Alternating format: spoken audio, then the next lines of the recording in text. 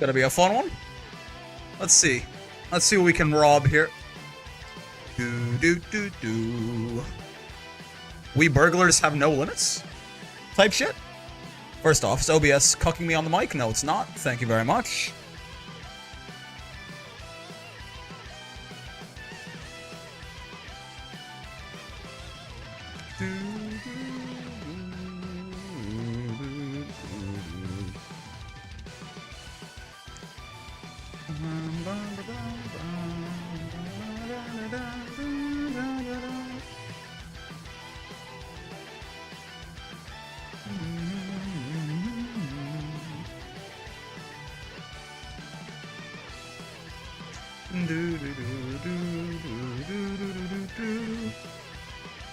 Let me just do this real quick.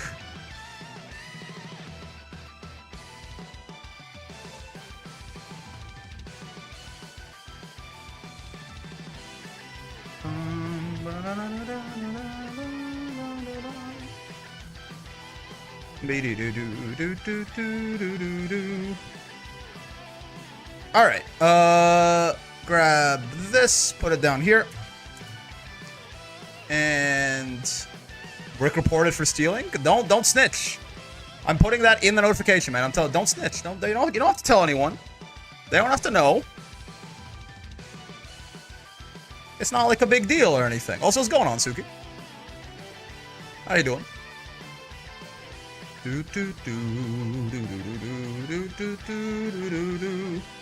My goat's up to nefarious activity. When I find out my goat washed. Listen. We burglars have no limits. It's... Listen, the idea is really simple, okay? Hopefully, for real this time, now that I'm actually in the mines, I can have a better idea. Hopefully, I'm almost done editing that What to Learn at Every Rank video. I'm gonna put it up. I'm gonna say it's gonna be the 12 p.m. like the noon video for Saturday. I'm gonna put that timer on myself, and I think I can do that. Problem is, what the fuck do I do after that? I ain't got no ideas, man. That video I think is gonna be really cool, but I don't know what the hell to do afterwards. So that video, actually, originally I saw that and I wanted to make something not quite the same format, but I saw this video that Diaphone made, this Street Fighter video. What to Learn at Every Street Fighter 6 rank. Now, slightly different where he actually just goes through and like basically smurfs his way through the ranks here to figure it out. But this gave me kind of the inspiration to make the video that I'm currently working on. So I was like, you know, I stole that idea. Let me just fucking see what else we've got going on here. Go to a bunch of much bigger, much more successful fighting game content creators. Broski's a great one, actually. I can't believe that I did not have him on. Hold on, we got Broski's got cool ideas. I gotta pull Broski up here too. But just have a bunch of you know, much bigger, much more successful content creators, and then just get up there and shamelessly write down in this little notepad here ideas basically for content that we can, you know, do a little yoink and twist on. It's not a big, it's not illegal. You know, a lot of the time, this is not going to be Grand Blue content, or we're going to turn it into Grand Blue Kites. It's, yeah, you learn from your betters, right? These people are better than I am at this. They're more successful. Well, what's wrong with a little bit of punching up? Okay, what's wrong with a little bit of punching up and learning from your betters? I don't think there's anything wrong. So YouTube videos and streams are also a different thing. We're going to be looking through Twitch as well, trying to see if they have any cool stream ideas or things like that, because what makes a good YouTube video and what makes a good stream is not necessarily the same thing. Though I think a lot of fighting game creators, usually the streams are a lot more chill, and the videos are where, you know, a little bit more of the effort goes in, but we'll see. So I got Diaphone here, I got Sajam, I got Lord Knight, I got Broski, I got JM Crofts, Max, who is much more casual, but I mean, the greatest to ever do it, so you might as well, maybe we'll find something in there. We got Brian F, Rufelmonger, and Justin Wong as well, the GOAT. We'll see. Maybe, how about Chris F? Ooh, Chris F's not a bad, yeah, actually that's a good point too. I do not watch a ton of stuff from Chris F, but I have seen a couple of the guides and shit, and it's a very, hold up, let's duplicate this. And we're just gonna, the Wosler, that's right, we're just gonna go through, and we're just going to shamelessly write down ideas of shit that looks cool. Yeah. We're just gonna shamelessly write down ideas of shit that looks cool and go from there. So I think for YouTube videos, the easiest thing to do is probably straight up just go, go to their videos. You can sort by popular, which is great. Just take whatever the fuck worked the best for them and write it down. And see if we can convert that shit to Gramble. Sounds like a great idea to me personally. Ease of use tier list after you get everyone to master. There could be a bunch of stuff. So, I mean, yeah, something like this, for example. I mean, Diphone's most successful video ever. 3 of his 4 most successful videos ever, actually, are just easiest and hardest to learn characters in 3 different video games. So, I mean, if you think, again, we got this. If you think I'm not writing that down, easiest, hardest, Granblue character. I mean, that's a nice one. We're on the precipice of getting every character to master. We've only got 2. We've only got 2 characters left.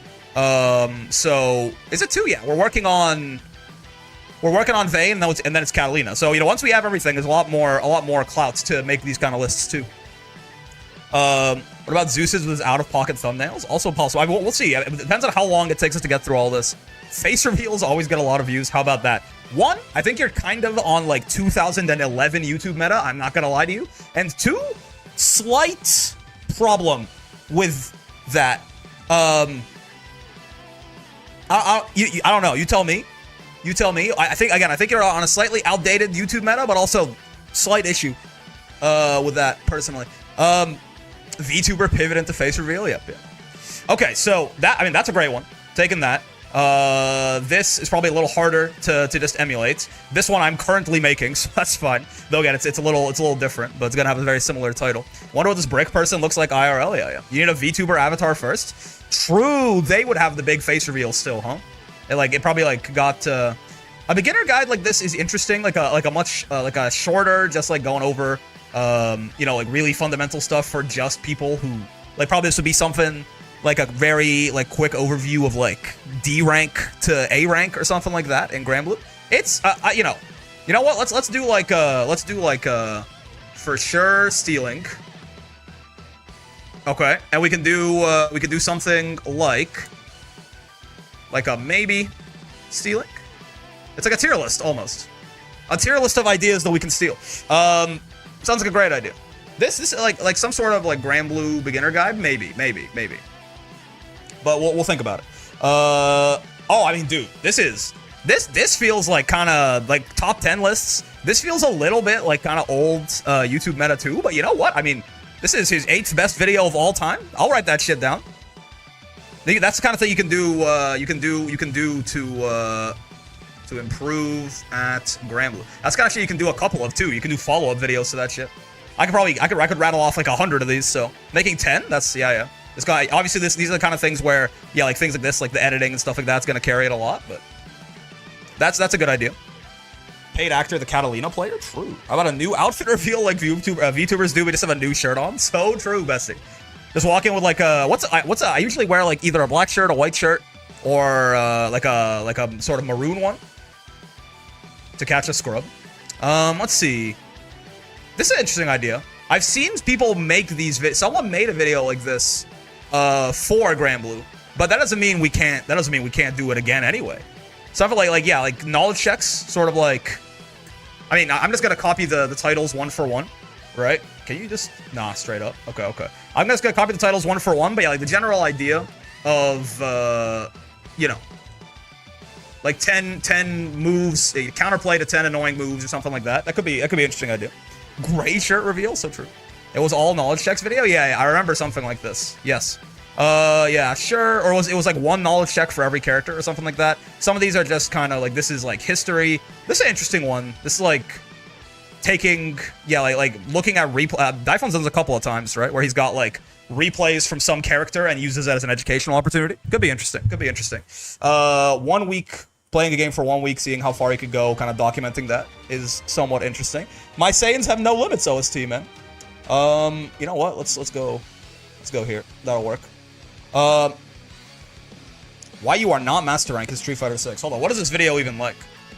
I love old knowledge checks videos, so they're completely wrong. That I think, confidently being incorrect is better than hesitantly being a pussy about it, I need that knowledge check video. I remember you throwing me out of Yule Auto 22L, and I was like, he's a knower. I mean, again, playing every character in the roster does help with that. Excuse me, YouTube? Hello? It's dying.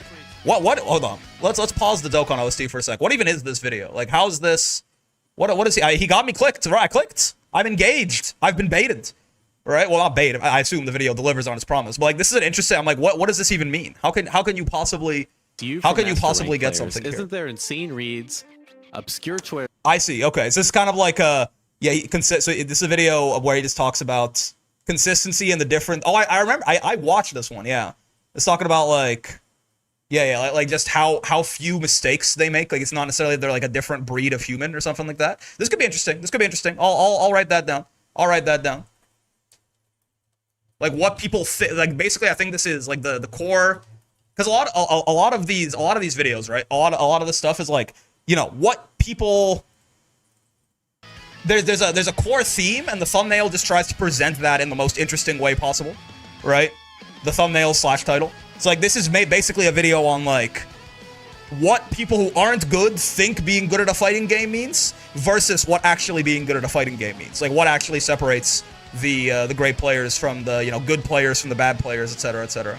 A guide on option selects is interesting. A guide on option selects is interesting. That's like a maybe. I'm down. I'm interested in that. Like a OS guide. So that's not bad. That's an interesting idea. People are still stuck at S++. I mean, yeah, absolutely. Over 80% of the game's not even there. As you might expect, there are lots of people stuck at A. Are you actually confused? You can't be serious about that, Dragon, right? 50% of the game isn't even in S+. It's because of you guys? No, it's because rank is hard. In fact, the new rank system makes it a lot harder to smurf, generally.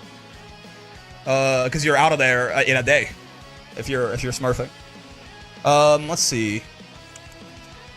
This kind of like, yeah, like an explaining like what high level play looks like. It's an interesting idea. It's an interesting idea generally, like explaining, breaking down high level play, especially with Arc World Tour is gonna start ramping up. It's gonna be more tournaments and stuff like that. That's not a bad idea actually. Guessing ranks, I'm not super interested in doing personally, because it's got to be something that I also find interesting to do myself, right? DSP is the infinite content farm, the forever lolcow, that's fine. Sure, it's a tier list. This is again another like kind of breaking down things from a high-level perspective, which again, Daiphone is obviously very well suited to do as like a high-level player himself too. It's like a risk-reward guide. This is really like this is again, see this is something that I think is a really interesting skill too. Right? This is a really interesting skill of, like, this is a guide on risk reward, essentially, is what this video is. But it's titled How to Guess Correctly in Fighting Games. That's very cool, right? This is like a skill that I need to figure out, is how to put a concept into a more interesting title that's not technically lying.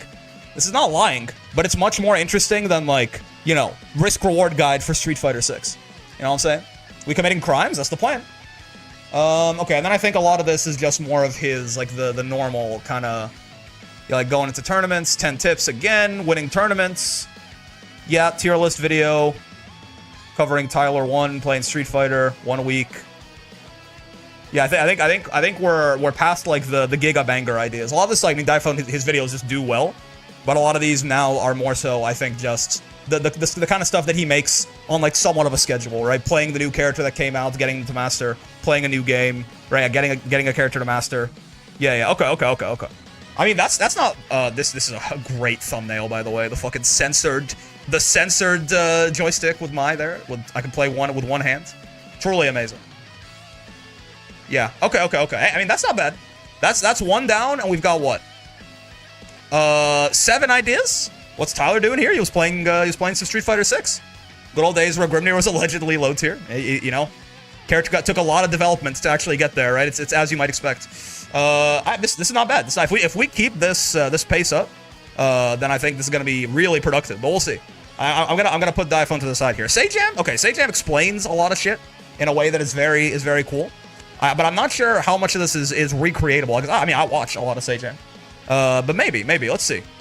This is kind of like a history lesson, right? I mean, someone made a video like this for Granblue already, kind of, where they sort of went over how ridiculous the game was on release. You could do a game where you see a move and you try to see if it's plus or minus on block, perhaps. I don't know what you mean by that, but it's fine.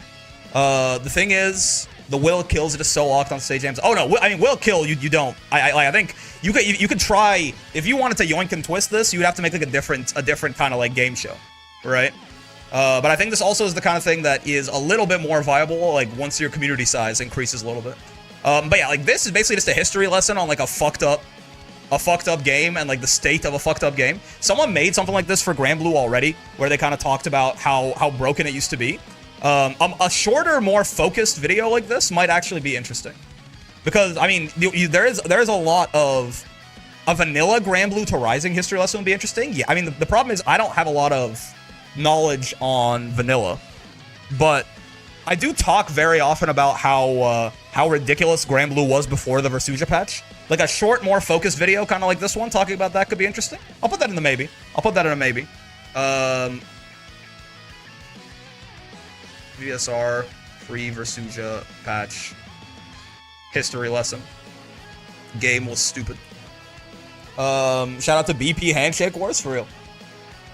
Sajam's not worth it to copy. The hair gel cost will bankrupt you without a sponsor. He's got some nice hair, doesn't he? Yeah, obviously, will kill. This video is really cool, because I remember seeing this video pop up, and I feel like it did not do super well on release, but I guess it's just the kind of video that people, if you look to buy a leverless, you go watch this, right? So this being his third most successful video. It's also crazy this fucking doubles it up, huh? Assassin's Creed 3 all Animus hacks, gotta steal that one, for sure. Yeah, there's a lot of these, I think, right? Yeah. There's a lot of these, like, shorter videos that are just explaining kind of one concept with an example, which is pretty interesting. Right? Like, he does, like, this, your neutrals have to be clean to be effective. This is what really bad matchups look like. There's a couple of these that I remember, like, things like this. Yeah, I mean, this is about cheating. There's a couple of these that are just, yeah, like, new games, learning how to learn, zoning is cool. Yeah, like, these are just short, focused breakdowns of a single concept, too, which is very interesting. Pat Sajam was onto something with the AC content. I mean, look at that. That's his 6th most successful video, even 12 years on. I bought a levelist because of that video. I mean, this is one of the, like, this is his 3rd best performing video ever. This shit did fucking numbers, man. This is, like, I'm gonna make like a more general / vague,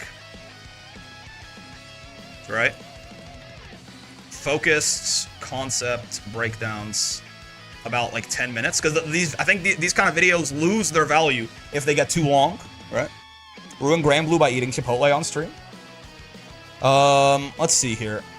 This is Will It Kill. Roster ideas / suggestions is an interesting one, but you know. Oh, Will It Kill, dude. Will It Kill. I mean, not surprising that most of his best performing videos are Will It Kill, right? I think that's most like these sort of concept breakdown ideas, and then. Like especially he jumps off of discourse a lot, right? Like he's plugged in to what people are bitching about on Twitter, and then goes from there. So like using discourse as a jumping, like stupid discourse as a jumping off point for like a learning experience is certainly an interesting idea, right? Like possibly based off of silly discourse. Ranking Ladiva's normals vid? Yeah, we could definitely do that too. I assume you consider Will It Kill already? I mean, this is a really hard, like, this is a hard thing to emulate generally, but you could, I mean, again, some sort of game show like this where people can bet on things is an interesting idea, but this will require a little bit more thought to go into how to recreate something like this, you know? Oh, this is definitely something I can do. Yeah. Huh. I mean, there's a whole... Because something like this move busted or mid, vote on the move's viability based on a small sample. The problem with that is, like, what's the like, so with Will It Kill, there's an objective answer. The combo either kills or it doesn't. You know? Viable is, or be like busted or mid is too subjective, I feel like. It's gonna be hard to, you have to come out with, like, there has to be a correct answer. You know what I mean? But this I could do like a whole series, honestly, of shit once we get everyone to master. Of just talking about the whole roster, but what exactly does he talk about in this video? I wonder. That way, the fun with it will be a community thing. I think it would just end up with arguments. I think with something like that, where you want it to be like a vote now on your phones, you want there to be a correct answer. I think all that would be is people being like, what? I mean, how do you define busted, really? We got Broski's Combo Doctor. That's a good one, too. It'd be more towards the arguments, and hey, maybe that's the point, right? But it will not be the same thing at all. That'll be a different, I don't know what is that? Is it ad block these days? I know, that's why everyone's views are down, apparently, on their videos, right? Is ad block doesn't count as views anymore, and my dumbass using ad block here is causing problems with the player. I did it. So yeah, he gets everyone to master.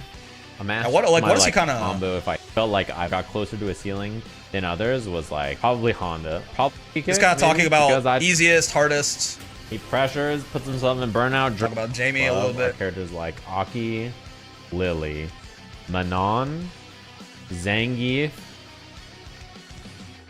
and Jamie. But all of them don't even feel like they need a lot of change. Yeah, okay. So it's a discussion of the roster, basically, with the backed up clout of like, well, I got everyone to master, so I know what I'm talking about. Combo Doctor would be way easier if Granblue had replay takeover. That's true. That's true.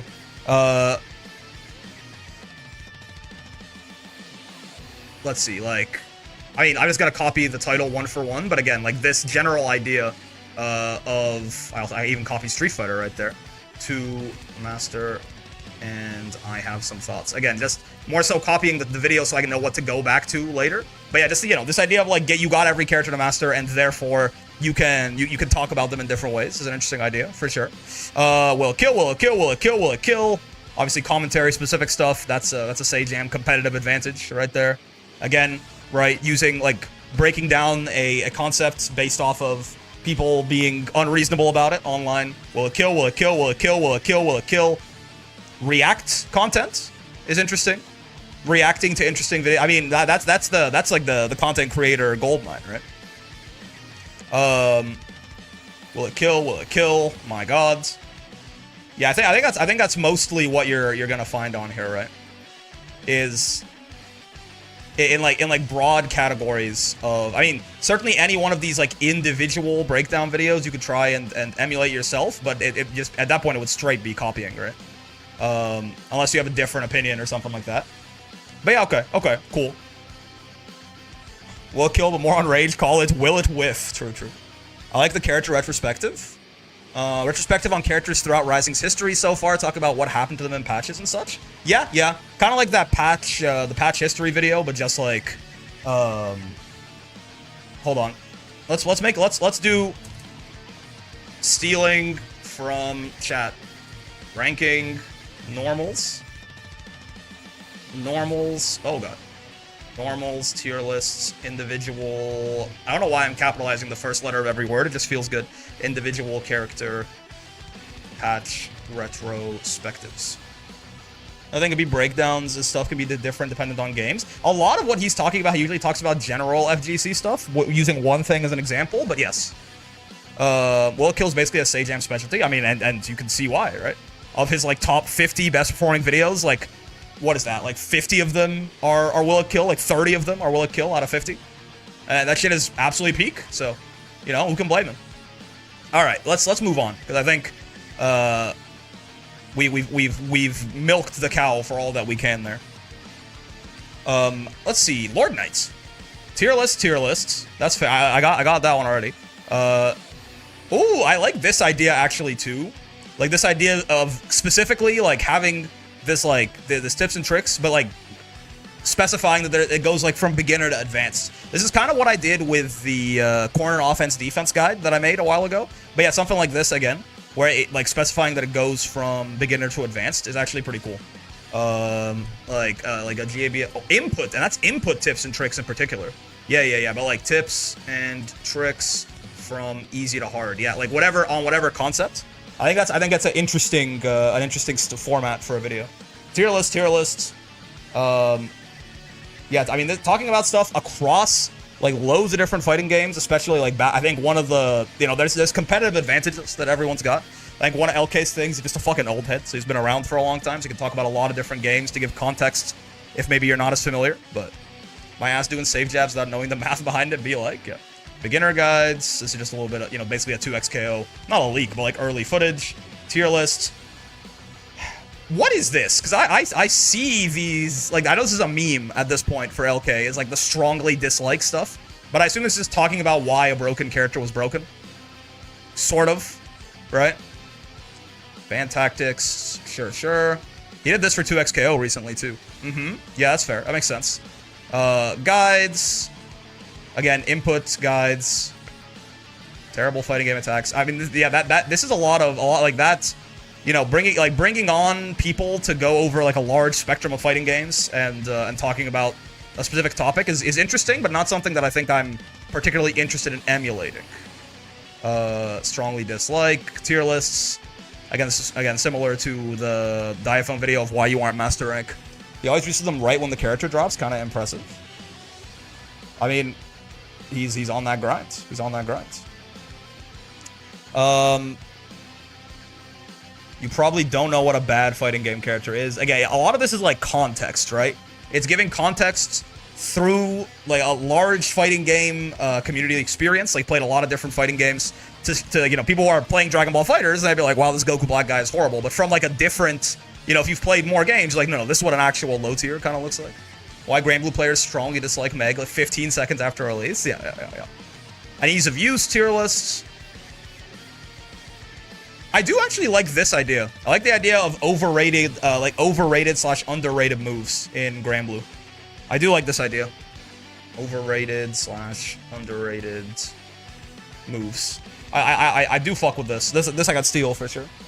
Why Granblue players dislike Granblue? Every fighting game player dislikes the fighting game they play. Okay. Why Rising players hated Nier? There's certainly like a well edited, because yeah, the point of these is I want these to be more of weirdly content farming. Absolutely, and I'm farming my own content farming for content. I'll tell you what. The general idea is I want these to be things that I can actually, you know, put a little bit more effort in and have it be justified. Overrated and arm flip, underrated Cat 2M. Yeah, something like that for sure. Brick's farming and I'm farming on the farming, something like that. Content Ouroboros? Yes. That's good for me, personally. I did want to do, at the end of this, depending on how long this takes, I did also, like, something I wanted to do today is just, like, a little meme tier list about which characters Saudi Arabia will allow, which Granblue characters Saudi Arabia will allow at EVO next year. But we'll see. Okay. This, I get the idea. They aren't allowing Galleon. I think they're not allowing a lot of them. We'll see though. We'll see. Working smarter, not harder. Sometimes you gotta do a little bit of a yoinkin twist. How to beat a cheater, the most blatant cheater. Interesting. I did not realize. It's also cool. I mean, as someone who watches these people, it's cool to see what, like, I did not realize that both of Broski's most viewed videos were about cheating. Huh. I watched this one to completion. This again, like, this is a very in-depth breakdown as well on, like, why a broken character is broken, why a bad character is bad, things like this. Make a 3-hour Ladiva guide. I don't know if there's that much hunger for that personally, but just like either, I mean, it's because LK does like the quick route. He makes like the 5-minute video. Broski makes like the 50-minute video. Me personally, I feel like I'm probably better at the sort of longer breakdowns. I'm not super good at being concise, certainly for some things you want to, but like, yeah, just like breakdown of character strength, weakness. We kind of do these already at the end of the Road to Masters or the beginning, but like there's usually a lot of context assumed from the person who just watched the Road to Master, so having it be more of a standalone thing could be interesting. In case of Strive, there's also a channel called Fraud Gameplay. You ever done a fully scripted video, Brick, or just Yapathons? I don't think I've ever done a fully scripted one, no. Little history lesson, guide content. Well, basically also sort of a guide on inputs in particular. Again, cheaters, huh? Tier list, history. This is a cool idea. I'll steal this too. Hold up. That's a cool idea, actually. This is just more of a specific thing. There's quite a lot of cheating ones. I mean, they do well. Again, yeah, and this again, a breakdown on Ken. Obscure punishes. Huh. Maybe. Every video built on one another. Yeah, and then he had the response, the guy who responded to this. This was funny. I do remember this. Little history lesson. Again, tips. This is tournament. Yeah, the best, worst moves. I don't think I recall an instance of cheating in Grand Blue. I mean, not really the kind of stuff that I'm interested in doing either, right? Just like a little character study on Terry's lane shift. I remember this one. Okay. Certainly seeing some, yeah, just patch breakdowns and tier list, stuff like that. Well aware. Cool. What the fuck is this? That I'm playing, that's my? That's amazing. I see. Or actually, cool. Yeah, it is. Okay. Seems like, okay, most of this... And then, yeah, sometimes just like a quick video on something that's happening in the news, I suppose. Alright. Ice Dragon is innocent. He wasn't cheating, was he? He was just fucking rage quitting on everything. Let's see what JM... I have not actually watched some JM Crofts in a bit, but I am curious. Difference between Ryu and Ken in every fighting game. History. Yeah, okay. A lot of this history, right? This is just... Wow, this is a rank... Like, this is like a ranked gameplay. DBFZ was crazy, man. This is just a ranked gameplay video with 2 million views. Dragon Ball FighterZ was built different when that shit came out. I mean, it's a good title, and this is insane though. This is actually just a video of someone playing ranked that has 2 million views. Fighters changed so much. I mean, JM Crofts was moving different at the time, and also this game was moving different, man. That shit is insane. Worst characters in Street Fighter history. A lot of this is more of a beginner guide, sure. This is an interesting idea, actually. This is actually, this is an interesting idea. I'll take that one. Mistakes made by beginners in blah. Okay. Powering popular IP in a good, fun fighting game? Yeah. The Geef matchup video was great insight into SF6. Into tournament SF6. Are you talking about are you still talking about Broski that we just stepped past there? Yeah, a lot of this is, like, history and looking at a franchise over multiple games. Makes sense. Top 5 hype moments. So true, bestie. Again, a history lesson. Not really a history lesson, but sure. Yeah, I do. Now, he's got a lot of ones about just doing fucked up inputs. Broski's got, I think my stream's delayed. No, it's fine. That's fine. It is how it goes. Input shortcuts. Dude, again, TVFZ really was moving different, man. It's like, it's just a ranked gameplay video with 500,000 views. What about the time I played X fighting game for Y amount of time? Here's my thoughts. And then rotate, like, about compared to Grand Blue. Yeah, that could be interesting. Because that was like, I know we saw a couple of those with Daifeng. Like, I played this game for a week. Sort of like the 1 week Tekken challenge, etc, etc. That's not a bad idea. I think a lot of this is not quite my style here. Though obviously, a ton of super successful type videos, right? But that idea for like mistakes made by beginners is actually quite interesting. Have you watched Max's video on how there'll never be another fighting game like FighterZ? Maybe. I feel like that sounds somewhat familiar. But again, that shit, it was just, I mean, speaking of, that shit was a moment. Also, this guy's just fucking huge, right? 4.4 million on an 8-year-old video right there. Again, Max, a lot of this is a lot more casual. So, you know, who knows? But, dude, Modern Warfare 2? Whole 15 years ago? That's crazy. 15 years ago. Modern Warfare 2 domination, AC 130 new kill streaks. What the fuck? That's awesome. That's crazy. A lot of the rate the super stuff like that. We tried doing this once. I didn't really enjoy doing it personally, but it's obviously a cool idea. Yeah, I think a lot is just going to be like reactions of like big shit happening in the news. Yeah, I feel like bro, Def Jam Fight for New York is one of his best prank videos of all time. That's awesome. I did not remember this. What the hell? Yeah, I think a lot of this is slightly different style as well. I'm gonna move on. No way Modern Warfare 2 was 15 years ago? Yes. You know, I got bad news, man. Clearly you need a time machine in COD 2. Clearly I need a time machine in Dragon Ball FighterZ, man. Let's see what let's look at Brian here. This is awesome. Times Kids Challenge Fighting Game. The casually Masat's child. That's great. Forbidden costumes and stages. doing a fucked up combo as fast as he can. This really did end up being his 3rd most viewed video ever, huh? You're not gonna be able to pull from Max? No. Different. This is a different style of content. Awesome, but different style. Controller tier lists. Yeah, it's more so like talking about the tournament scene. This is again a very similar type video that we've seen. I actually copied this thumbnail basically when I got to Master with the Diva, which was very cool. This is fun. This is like copying that sort of like Ludwig style. I think it's Ludwig who I've seen first do like the Discord thumbnails of like, you know, this YouTuber thought they could beat me, so I embarrassed them on stream or something like that. This is a funny thumbnail too. Tier lists, explaining why a character's broken. I mean, we're starting to see the similarities, right? Actually, remember that thumbnail with the Diva? Yeah, that was copied from Brian F straight up. You need your own SK if you want to copy Brian F. You're saying he's riding the coattails?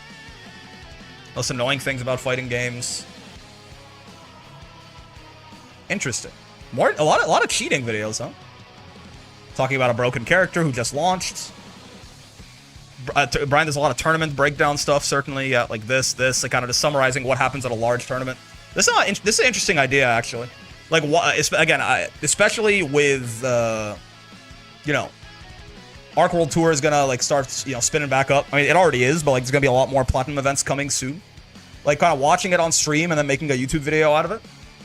His storytelling for tournament recaps is cool. He is very good at it. But I mean, we can try and you know, because no one is doing that for the Grand Blue ones right now.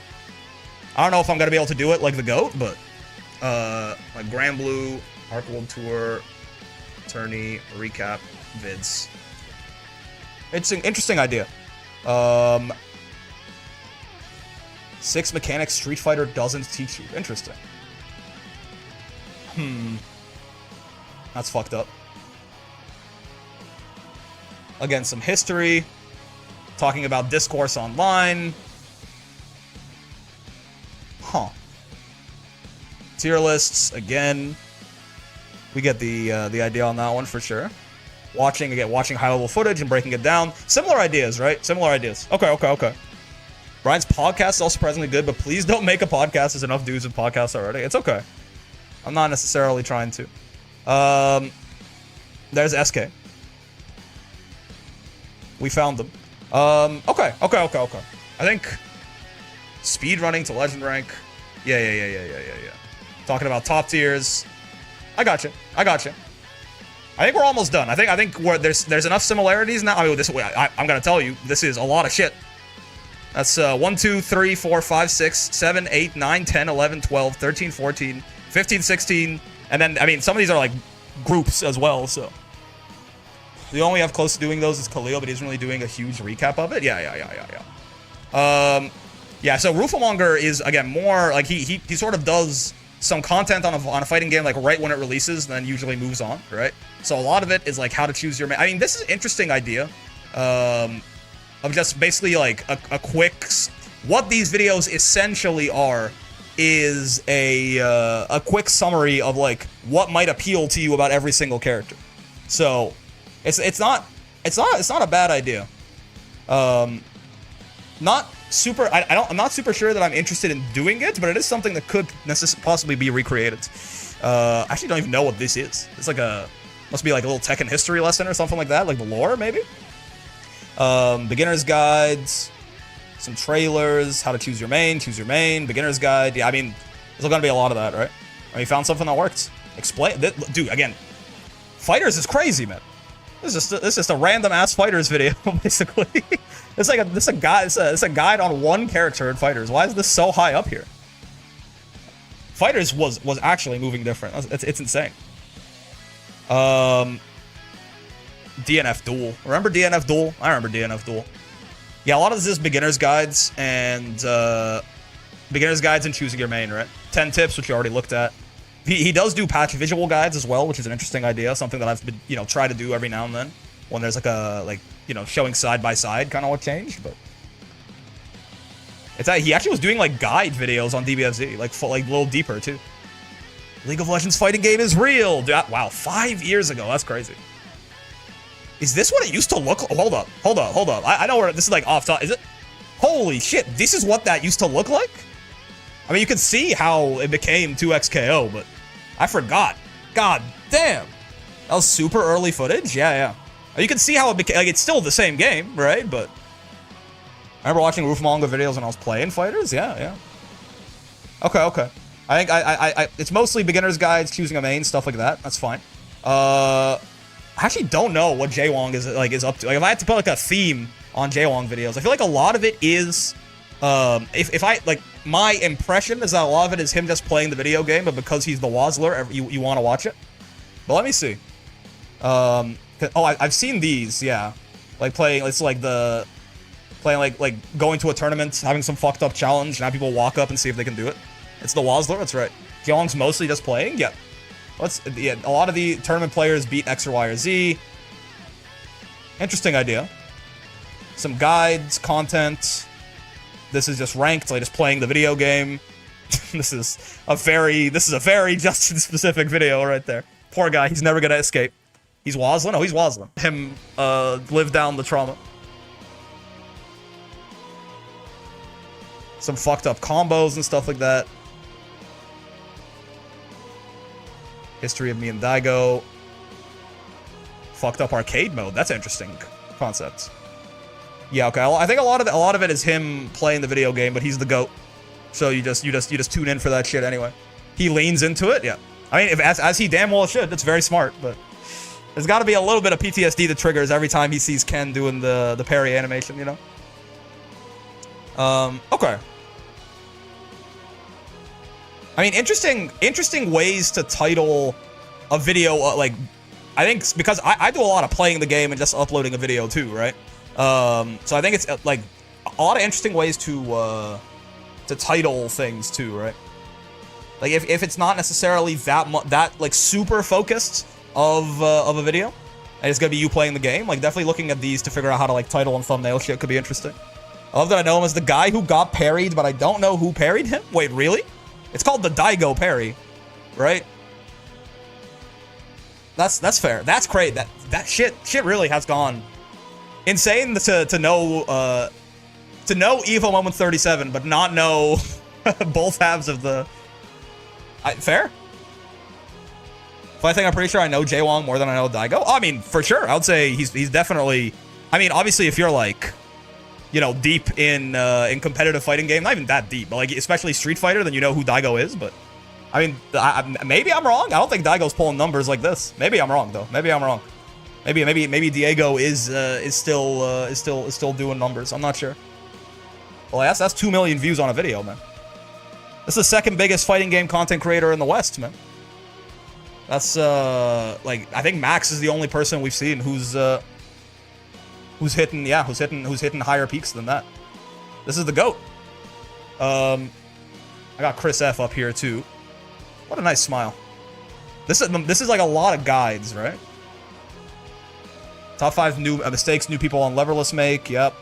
Quick little guide on a singular game mechanic. 2 minutes. Prove your defense with delayed throw tech. These are really interesting. It's so short. I want to watch like one of these. We can also look at I Heart Justice videos. That's one of the fellas in that Lythero does the lobby shenanigans with, right? I feel like I recognize that name from there mostly. Common bad habits. Oh, this is an interesting idea actually. It's like a slightly different thing than just like mistakes that new players make, but I actually do like common bad habits. Also, an Evo champ and a Marvel head. Fair. That's me not knowing Diego Perry, I guess. That's on me. I do remember that they are cracked at something, but I can't. I guess it was. Oh, because it was when Russian Badger tried to learn how to play Marvel. I think it was I Heart Justice who taught them, right, or something like that. The Maya one on corner pressure options was super helpful. I do want to watch one of these just to see like how the fuck do you actually like get something valuable in 2 minutes, right? So hold up. This is like genuinely, this is impressive. Like how the fuck do you get like a valuable amount of information across into like this one? I could kind of imagine with delayed throw tech, like you just explain, you know, what the option select is, how it works, what beats it, how to do it. But I am like, I'm sorry, Chris. I'm gonna watch I'm gonna watch your shit start to finish here because I'm super curious on how you actually do this. I'll show you a really easy way. Oh, he's got to improve your subtitles defense on it. with a technique. Oh, cause this. Oh, wait. When did he make this? No, 2 years ago. Okay, I was gonna say. This is in these days. This is a YouTube short. It used to be that YouTube shorts had a 1 minute max length on them. Now it's 3. You could make a video this short into like a. You could put it on your channel, but also make it a YouTube short. Put it on TikTok, something like that. So the subtitles there are much more prevalent in that too. The delayed throw tech. The Badger Imagine 50K tournament you're was a here. banger. Yeah. Luke takes you to the corner and throws you. Yup. How's he doing Then such a small he amount? throws you again. Okay, cool. This time, he doesn't attack just as you get up.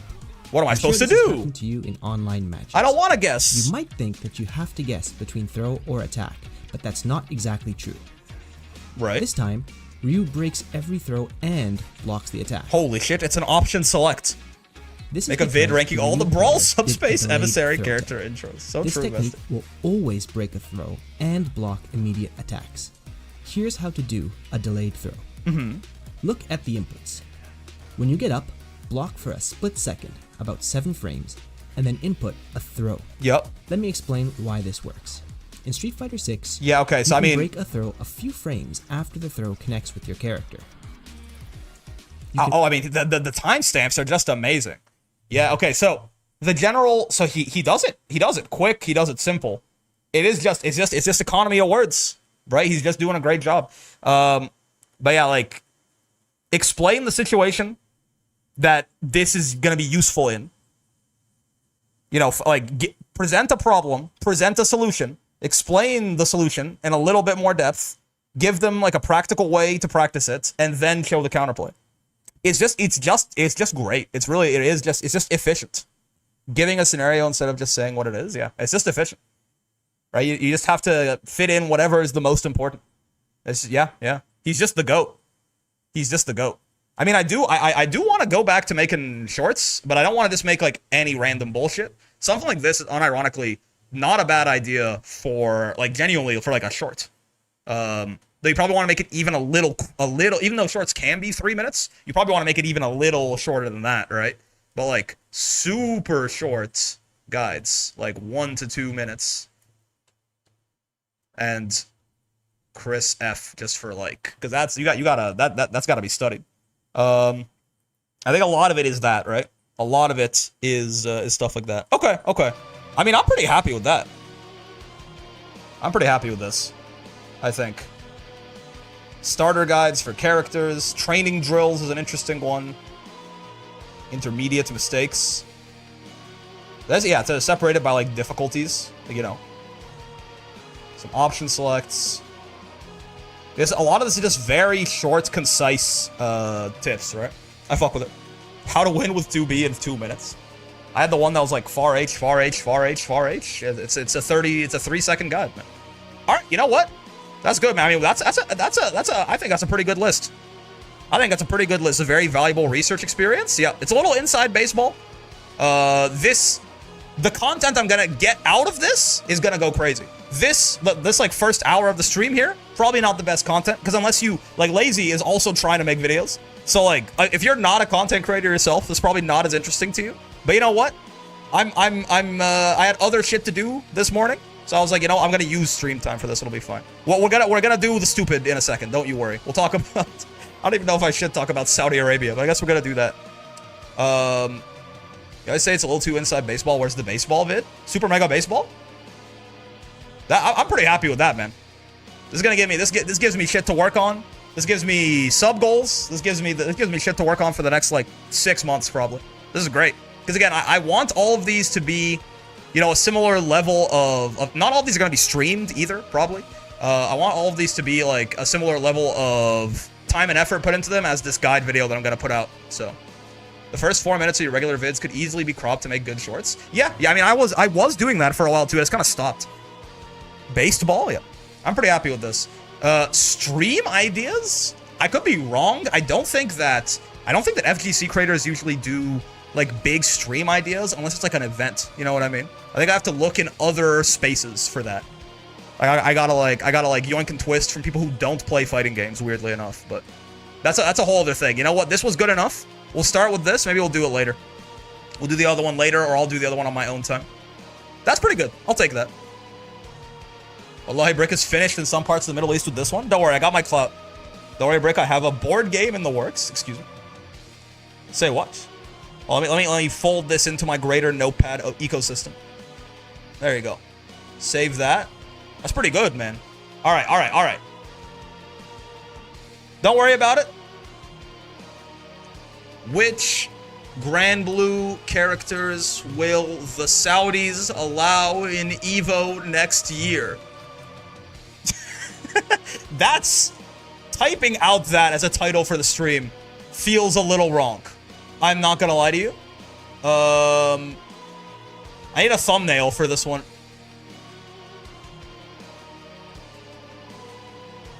Hold on, let me just find let me just find Mohammed bin Salman and use him.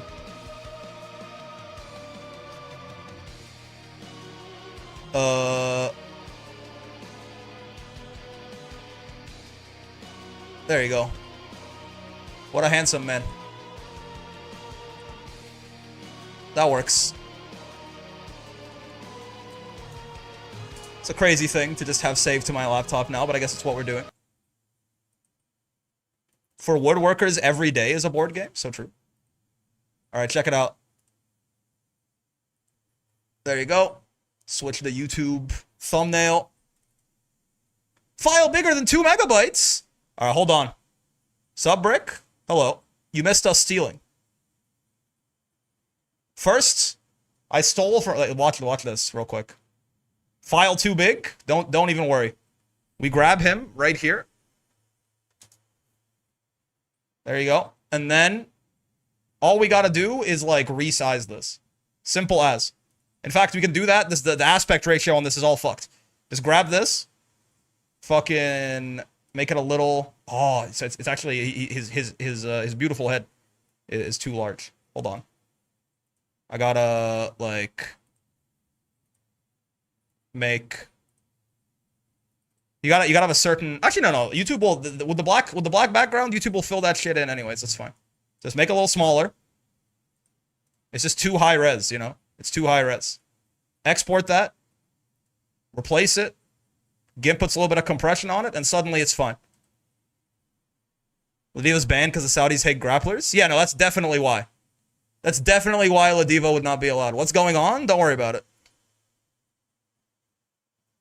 It's probably fine. Take a pride flag and put an X on top of it. Don't worry, whatever you're it's probably fun. Be cool to have a video on more advanced tech for Grand Blue specific OSs and interaction stuff. Possibly. Hold on. Stealing from chat. Advanced OSs tech. Possibly. All right.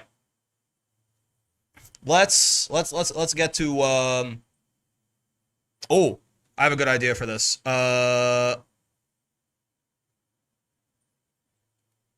Let me pull up Tier Maker first. I have the perfect background music. Tier Maker. This works. Oh yeah, right. I forgot this is what the tier list looks like currently. Yeah. So true. I forgot this is what this looks like. This is the most accurate Grand Blue tier list.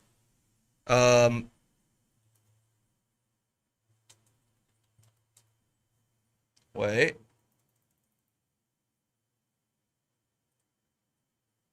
What am I looking for? This works.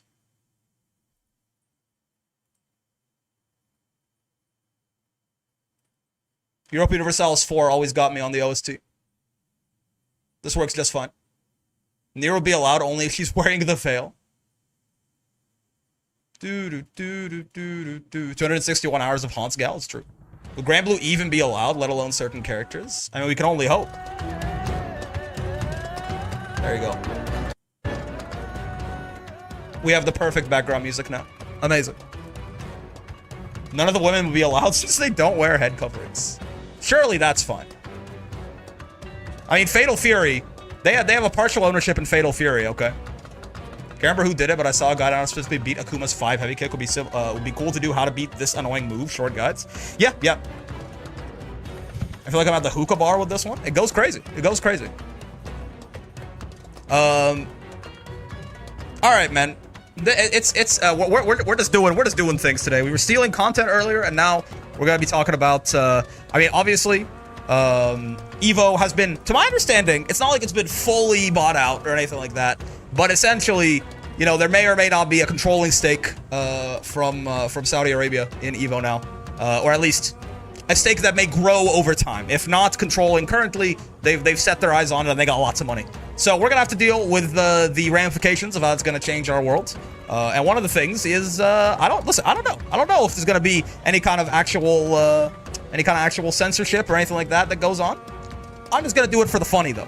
Okay, I'm just gonna do it for the funny.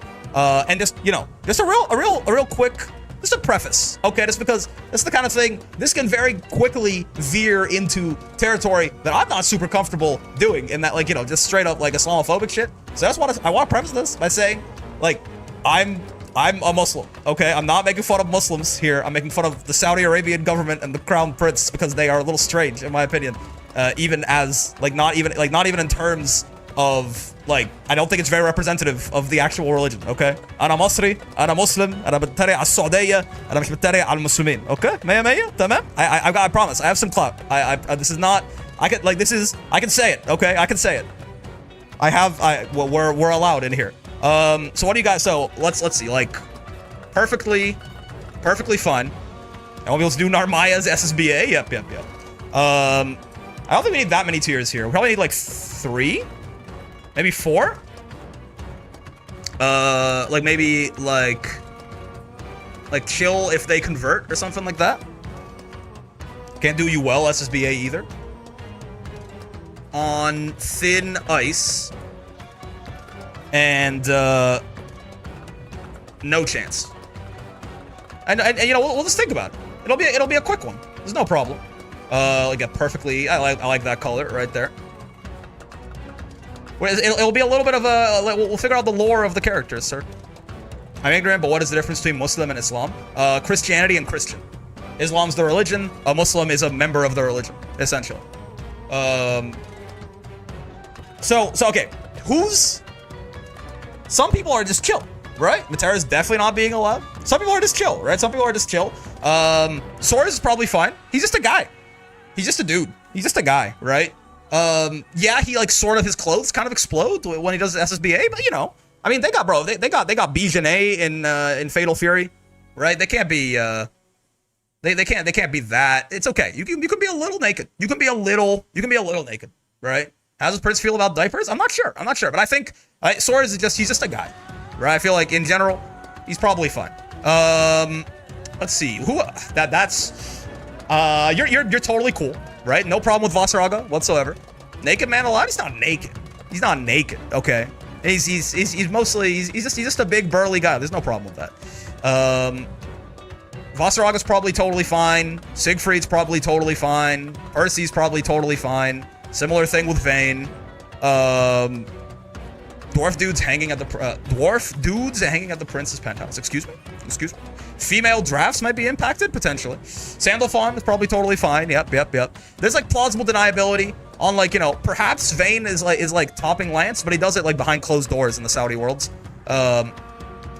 It will in that by that note. I mean, actually, probably it's the other way around, the fact I guess. But Lance is probably fine too. Gran is totally fine. Jita's totally fine, right? I would assume same thing with the EX versions. No problem. See, Sandy is far too gay, yearning after Lucifer to be allowed. But Lucifer is not in the game. Okay, maybe Sandy in the gacha, but we don't know. In the fighting game, Sandy's just a guy. Sandy might be a problem. You think so? I was thinking he's just a guy. He's just a guy to me. Maybe I'm wrong. Maybe I'm incorrect, but I think he's just a guy. Both Gran and Jita are bi. They're gone. Oh shit. All right, maybe not if they. Hold on.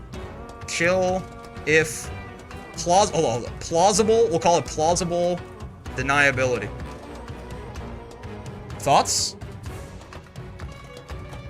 That's not how you spell that word, huh? No, it is. We'll call it plausible deniability. Sandy's wearing heels, so they might not like that. True. Sandy and the MCs going there. Yeah. Like, it's like both MCs are bi, aren't they? True, but they can, like, you know, it's not like they can pass. They can pass. If Gran really wants to go to Evo, he can be straight passing. There's no problem. Belial's on thin ice. Ooh, that's true, actually. Yeah. Catalina probably fine. Charlotta should be fine. Should be no problems there. I'm sorry, Ladiva. I think that one's Belial's. I don't think Ladiva's making it in. I think I'm gonna if I'm going to Evo next year, which I'm probably not. I think I probably have to. I probably have to switch to Wilness possibly. Rip Ladiva. Matera is a tough one. See, the thing is, there are capitalistic tendencies here, right? I think they understand that people want hot women. No, but there's certainly an argument here on thin ice. Yeah, like we're about to have an LGBTQ tier. Yeah, there's an argument here. There's an argument here, but well, I mean, with the moaning and everything, it's probably a little too much. I think Matera's probably no chance. I wanna, you know, it's kind of tough. Lloyd is he's probably fine. I think Lloyd's probably fine. They have Mai at EWC. Okay, it's probably fine then. It's on thin ice. It's on thin ice. Fairy's totally fine. Zeta's fine.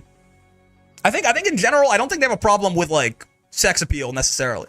You know what I mean?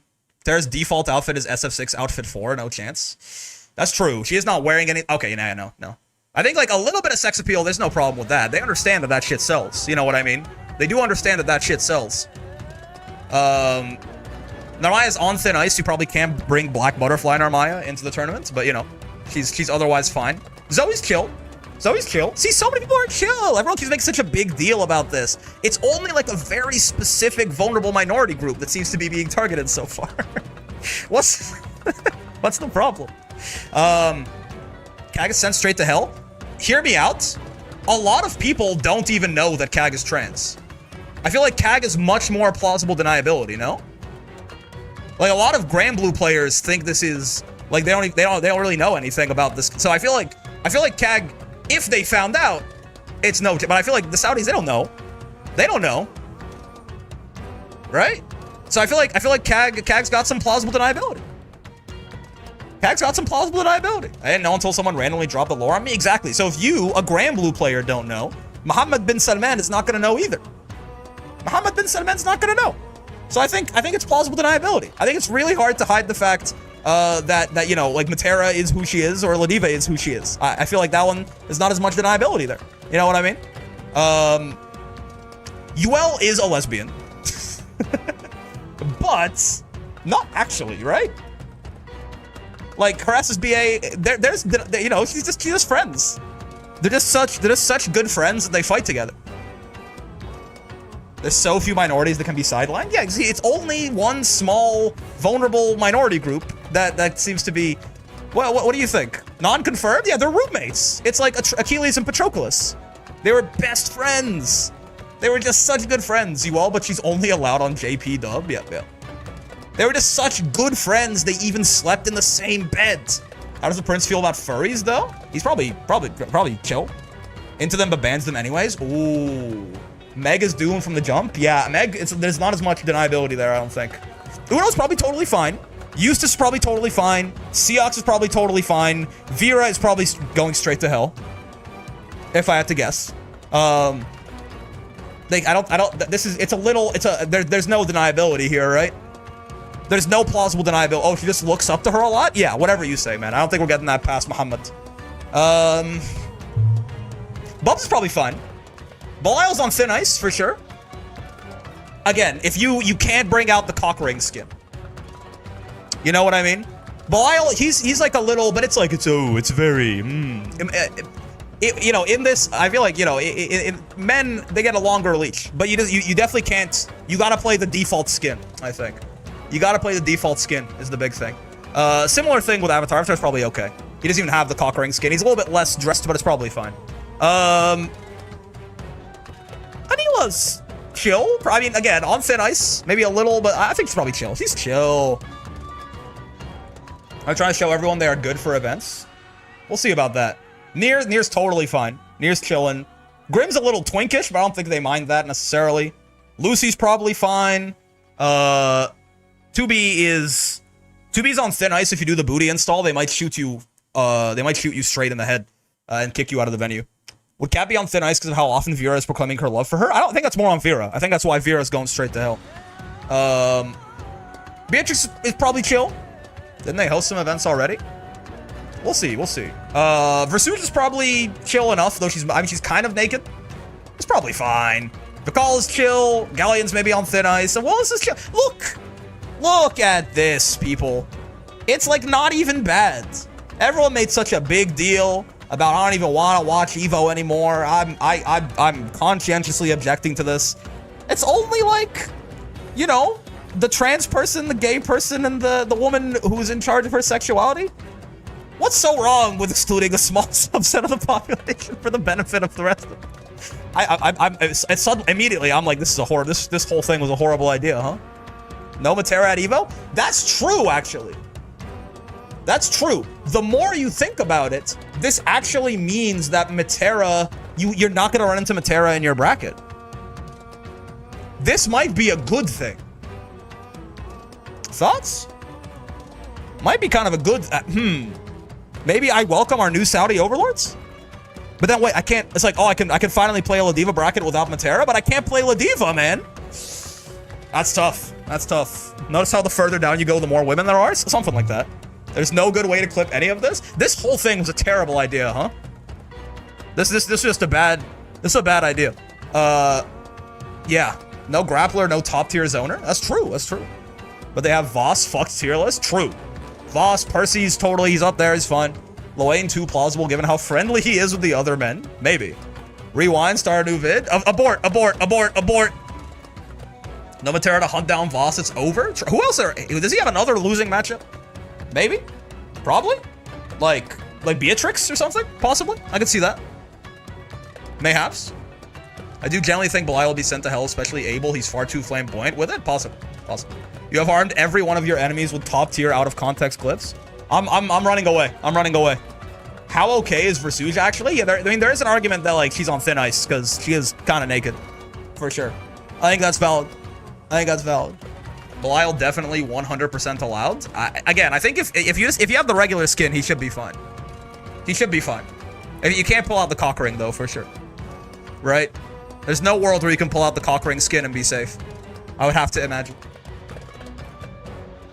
Are the air runes on thin ice with their exposed backs? Again, clearly some sex appeal is totally fine. They're trying to make money here. It's just, I past a certain point. I think Belial needs to get shot just like how Vera wouldn't be quiet, Belial wouldn't be either. Belial is not openly, like, he's super gay for Lucy, but again, he's not super open about it. Maybe unless you're fighting Lucilius. That matchup might be banned. That just might be a banned matchup. Unadulterated armor? Heck yeah, something like that. Just maybe keep the cock ring off of him. Someone picks the summer Zoe outfit by mistake and starts an international conflict. Yeah.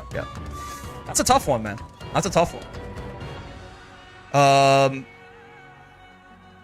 Yeah, I'm running away, I think. That's cool. That was fun. That was a good time, right? We enjoyed that?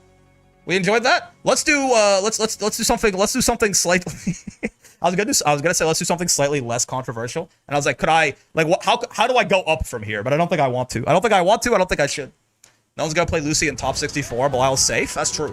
I think the idea is he's messing around with everyone, so he has plausible deniability on if he's actually into it. True. But it's like, you know, again, I feel like men get a bit of a longer leash in that society anyway. Well, at least in the governance of those people in particular. The crowd, the royal family. Someone picks the Belial summer outfit and the world war explodes. Yeah, this would suck because I can't play Vera. It will be tough. You know, I think we just had one of those we really shouldn't have done that moments. It was probably fine. It was probably okay.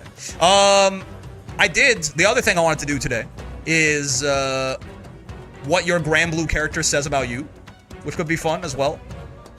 Because I wanted to just do this. I wanted to do this for a little bit. Today I was like, we're just gonna come on. We're gonna do a bunch of dumb shit. Let's see here. What the fuck? They killed my Dash Light attack shirt. Let's get the grand smirk. What does Anila say? We'll get to it. What your Grand Blue main says about you. There we go. Grab that, and I got the the grand smirk is just the ultimate profile picture, certainly. Less controversial than Islamophobia, just a little bit. I'm not Islamophobic, I promise.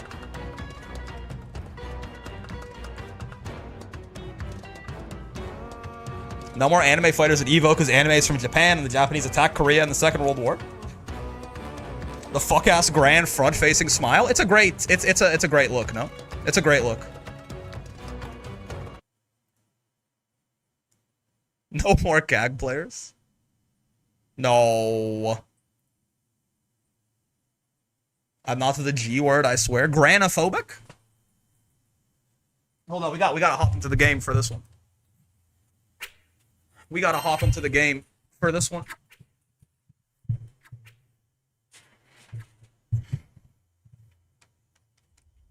Grand Blue Fantasy versus Grand Blue's haram? Rising. Possibly. That Belial dude certainly is. For B players, you just say the same thing as for Soul bad guy players? Potentially. Doot. Alright, wait. Let's go. There's gonna be some, it's gonna vary, okay? It's gonna vary a little bit too. It's gonna vary a little bit too, based on history. It's gonna be a quick one. Actually, wait, I wanted to look something up too. Hold on, you guys are just along for the ride today. This is the ADHD stream. ESR, Arc World Tour, Liquipedia.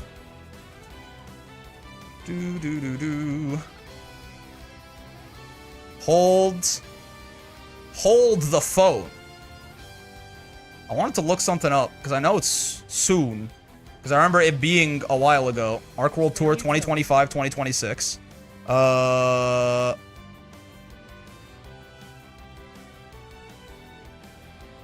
It happened already? Oh my god, I was like, when the fuck is UFA? UFA?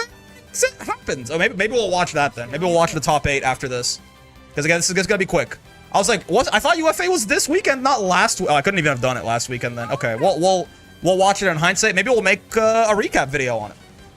Okay, but this is gonna be quick, okay? Grand Blue, Blaze Blue, coincidence? I think not, that's true. It's gonna be quick, but listen, if you play Grand, it's quite simple. Actually, there's gonna be some caveats here. You are either free to play, right? Or you just picked up the game, or you are a psychopath. I think there's really no in-between here. Gran is, you know, he's the most popular character. Like, if you're free to play, obviously you can always play him. If you're new, he's just the first. He's Ryu. If you are not one of those two, you need to go to jail. Very simple. That's all it is. If you're not one of those two things, if you're like in master rank and you're playing Gran, you need to go to jail. What about EX Gran? Honestly, even more so. Even more so. It's everything I just said about Gran, but even more so. Jito, honestly, just the same as Gran without the first two. You're either a free-to-play player or you're new to the game and you just picked you know, like Ryu but girl, because you're like, you know, you like her for some reason. However, if you are a Jita main and you've been playing this game for longer than a year, then you probably are a doomer. You probably keep complaining about the direction of the game's balance patches and stuff like that, despite the fact that overall, the patches have been pretty good, but they nerfed your character fairly, I might add, a year ago, and they have never really brought her back up to the level that she was. Or you just really like the pan. But probably you are a doomer who complains about the state of the game at all times. If you play Catalina, you need to die. No, that's not true. If you play Catalina, you're not free to play anymore. Who plays Catalina? You really... Is it just like if you I don't even know, man. If you play Catalina, you're just mean, I think. Nepo babies? If you play Catalina, you're just mean. You just like bullying people. You just like you like standing in the corner here and being like, do something about it. It's literally the stop hitting yourself of Grand Blue is the Grand Blue zone. And she's the Grand Blue zone queen, right? You just like to stand here and poke at people and say, come on, do something, idiot. What are you waiting for? Come on, do something, until they give up and die. I think you are probably just a mean person who enjoys to bully others. Or nope, that's it. If you play Charlotta, I'm sorry for your loss. But also, You guys are awesome. I'm not gonna lie to you. I know I've been mean to like everyone else, so this might be Charlotta. This might be Charlotta community upplay, but this like the nicest community of players I think in the entire video game. You guys just you don't really talk about how good your character is most of the time. You just kind of sit there and meme, and you just talk about you just talk about Sheriff. You don't think. You call her the potato. The Charlotta players, they're just having a good time. They're just having a good time, and I gotta respect them for that. They're also crazy, but like in a fun way.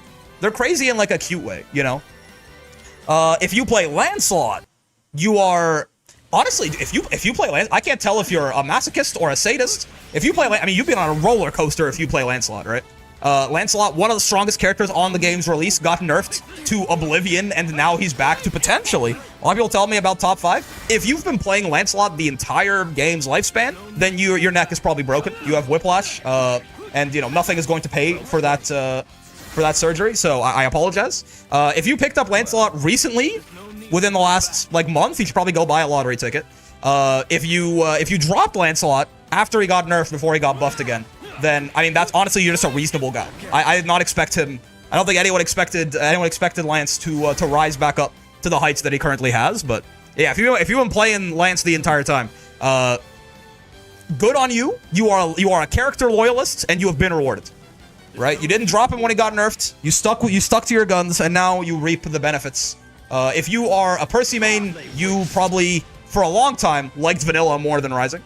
You were a tier whore in Vanilla, and because I mean no one plays this guy, right? This is like one of the rarest characters in the game. So you just liked the fact that he was so strong in Vanilla. And I mean, with that said though, if you stuck with him throughout that first little bit of Rising, I kind of got to give you the same kudos though. I got to give you that same kudos. This character was not very good when the game first came out, right? So if you play Percy, you got some staying power. You got some staying power. Also though, not really your fault. But I kind of want you to die just because of the existence of this move. That's me projecting though, right? That's not your fault. That's not on you. That's not on you. That's Cygames' fault. But the fact that you got buffed in this last patch makes me ever so slightly wish that you swerve into traffic. But neither here nor there. Obviously, if you play Ladiva, you're based. You're awesome. Funny, handsome, smart, charismatic, probably really tall and like well built. You're a trans ally, which is super based of you. Yeah, probably like just like super like humanist person. Did I mention smart? Oh, you're also really smart. And also you work super hard for all of your wins, where everyone else is just robbing them. Yeah, very attractive as well. You're just like a fair, honest character. It's just, I mean, really just the best people, I think. I think it's almost like a personality test. If you pick this game up and you play Ladiva, that probably is like a good sign that you are a good person. It really is just quite that simple. Yeah, just really, it really is that simple, I think. I played her a bit because Grab is too fun. Yeah, you just like having good, honest, clean fun in Grand Blue Fantasy versus Rising, for sure. I mean, it's just objective. This isn't even biased. I play Wilderness. I play Wilderness these days, so like that, it's not even biased. It's just the truth. Definitely don't fact check this. And now it'd be funny to be like, if you play Matera, you are the devil. But okay, listen. Honestly, man, I feel like a lot of people picked Matera just because she's the game's owner and she's hot, and it turns out that she's cool. So you know what, man? Good on you. I have not heard of a lot of people picking Matera up as she's gotten better and better over the patches. Like maybe, but like really, I think you just saw her. You're like, man, she's hot. She looks cool. I'm playing her, and you've been rewarded for picking characters the right way. It's how you should. It's how you should pick characters. Pick whoever is hottest. Pick whoever looks coolest, and go from there. And you guys have been rewarded for your intelligent decision making. So congratulations. I'm proud of you. All right, man. Listen, I'm sorry. Okay. I'm not even like, this isn't even like, if you're playing like Loane, there's nothing wrong with it, right? There's nothing wrong with it. I'm not gonna say there's anything wrong with it. It's not like there's something wrong with it necessarily, but like, okay, all right, but like, I know why you're playing Loane, and you know why I'm playing Loane, right? Or why you're playing Loane. Like I know that you know why you're doing this, right? It's not even like a matter. It's not even that he's good. There's a lot of characters that are really good in this game, but like, you're playing this character because you like to annoy people. Like, that's the dopamine hit that you get, right? You enjoy pissing your opponent off. That, like, it's you know, Loane players don't even play him because he's good. I'm pretty sure they will play him even if he was like the worst character in the game. They don't play him because he's good. They play him because they want to piss you off. And you know, obviously him being good makes him a lot more effective at that. For the whimsy, no, I don't think it's for the whimsy. I think they play him for, like, the sadism. You're just a sadist. If you play Lil Wayne, you are a sadist. Even if he was bad, the value you would get out of it would be those moments where you just get to completely ruin someone's day and have them rage quit against you. You, like, the dopamine triggers in your brain when that happens, right? Are you ready? Listen, man, if you play Fairy, I feel like I just want to say I'm sorry is one of the first things that I want to lead with. Again, you like playing a zoner, you like the cute girl with her cute pets, and then one of you motherfuckers went and won Evo Japan, and now they broke one of your buttons and nerfed your character. Probably, I mean, more than they nerfed Matera, which was crazy. And now here you are. You guys got to be good. You guys got to be good for something like, when did Sanathon come out? February? You got to be good for like 6 months. So happy for you there, but you probably will never be good again, and you weren't good on release either. So I don't know, man. You guys just have fun over there. I don't. The main quality that I associate with Fairy players is sadness. Now and previously, in the middle, I feel like they were pretty reasonable. But yeah, Fairy has just always felt like he's kind of gotten the short end of the stick. If you play Zeta, you probably have a degree in differential calculus. You probably have an advanced mathematics degree, or you dropped out of high school and are a rhythm gamer. And you've been spending the past like 18 years of your life honing your finger dexterity, and now you can actually do these fucking bullshit ass one frame link Spear of Arves extensions. Congratulations. You're either the smartest person in the world or like a complete burnout who just spent all their time practicing the one combo. Happy for you. If you play Vasaraga, we know this one. You're 45. You, honestly, you probably have like a 401k. You probably are like, you know, your life's in a good direction. You might own a house. You have like at least 1 to 2 children. You probably have a good relationship with them. Maybe you work a little too late into the nights sometimes. And remember, you know, at the end of the day, if you work late, no one is going to remember it except for your kids. So like maybe just think about that. But yeah, you know, like maybe you're starting to have some back problems, something like that. Overall, like generally like a good person. Just like a good, you definitely don't really know what the fuck the kids are talking about when they go 6, 7 or anything like that. But just like an old guy, just like an old guy goes to bed at 9 p.m. right? Probably like maybe like a decent like workout routine. Nothing wrong with playing Vasaraga. It's just, you know, you're just a member of the previous generation. It's very simple. I really got nothing bad to say about you. Works at 9 to 5? Yeah. Vasaraga, they work an honest 9 to 5 so they can come home and rob you. It's honestly, when you think of it like that, they spend. Bro's calling out my day to day and I'm scared. I don't make the rules, man. I don't make the rules. It makes sense. They work. They get an honest day's pay at work, and they come home and play one of the most bullshit characters in the game. Can you even blame them? It's like the 2 hours of free time they get every day between when their kids go to sleep and when they have to go to sleep to go to work the next day. You know, what's wrong with that? Yeah, maybe you had some questionable voting decisions. Maybe you still do, but like, listen, product of your time kind of thing. It's not. What can you say? All right, if you play Narmaya, kind of similar to Zeta. You picked this character because you liked that she had really big tits, probably. But the ones of you who stayed, you like that she has big tits, based, you know, totally fine. But also, you like a little bit of complexity is the word. God damn, you like a little bit of complexity in your fighting game characters. You're like a gooner, but you're like an educated gooner. You know what I mean? You hold your dick with your pinky out when you're jacking it. Like you're like a gooner of class, a gooner of high society. I think that's fine. I think that's probably okay. If you play Sorias, you're also kind of based. I think. I really have nothing. I don't think I have anything mean to say if you play Sorias. You're just kind of awesome, and I love you. I think you're great. However, maybe you gotta stop saying it in private with your friends. Okay? That's all I'm gonna say. Because, like, you know that you can't say it, right? Like, you know you can't say it. But, like, you kind of, like, it's my friend group. Like, whatever. Yeah, maybe, like, stop saying it in private with your friends. That's it. That's all, but, like, that's it, right? otherwise, I really got no problem with you otherwise, okay? I think you're probably otherwise completely and utterly fine. Because, like, you know that you can't do that. Okay, you can't do that, so you're like, maybe don't. If you play Zoe, you're right here, actually, right in front of me. Can you see them? Can you, wait, hold up. Wait. If you play Zoe, the Zoe players, they're right here, guys. Okay, look. Are you prepared? These are the Zoe players. They're the entire Zoe player base is right here. What do you mean you don't see anything? What? Must be some sort of weird weird bug or something like that. We'll talk about Cagliostro, I guess. Talk about Cagliostro.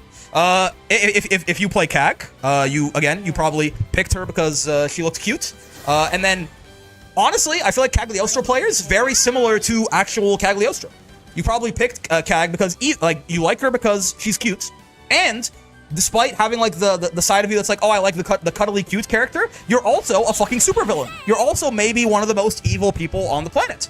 The shit that CAG players discover and find and what they keep doing, you probably like it's both. You are exactly like Cagliostro.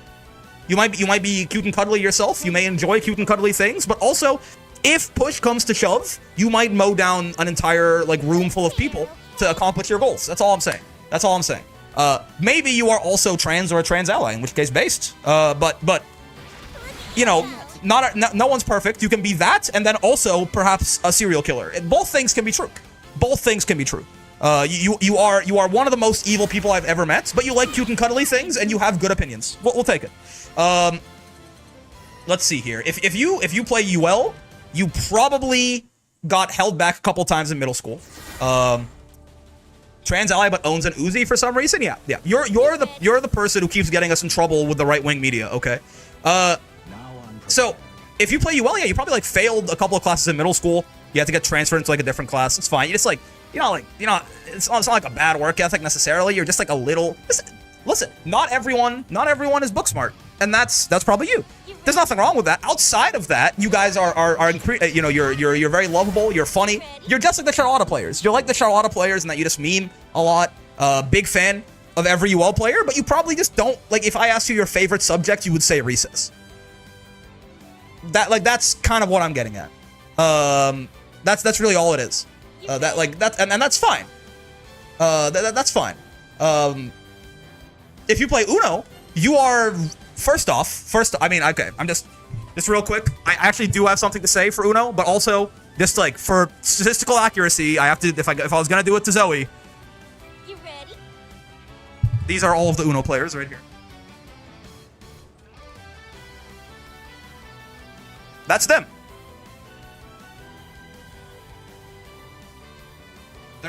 Every single one of them is right here. That's the whole community. But also in like a non-rehashed original take, you are probably about 35 to 45. You probably own a home, probably have like 1 to 2 kids, like a pretty good life. Like you maybe you're starting to have some back problems, but like you have a good relationship with your kids. Maybe you work a little bit too late, but be careful because again, when you work late, no one's gonna remember that in the future except for your kids. But you're just like an older guy.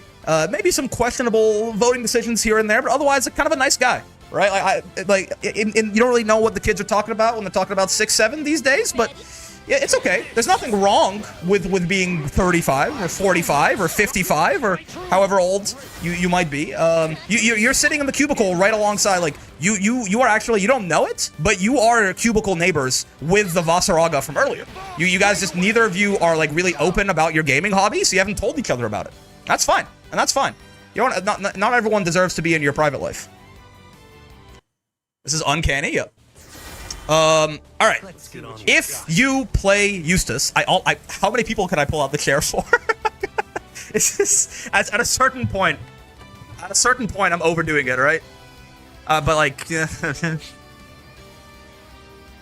Right? Like, but it's okay. It's you get the idea. You get Otherwise, very like you liked doing homework in school. When they assigned you homework. You would do it. You would go past the homework they assigned to. You'd like do extra reading. You were the kid who told the teacher they didn't assign homework in class. You just like, yeah, it's nerd emoji, right? If you play Eustace, it's nerd emoji, right? You enjoy and listen. You're the opposite of the UL players, right? And that's fine.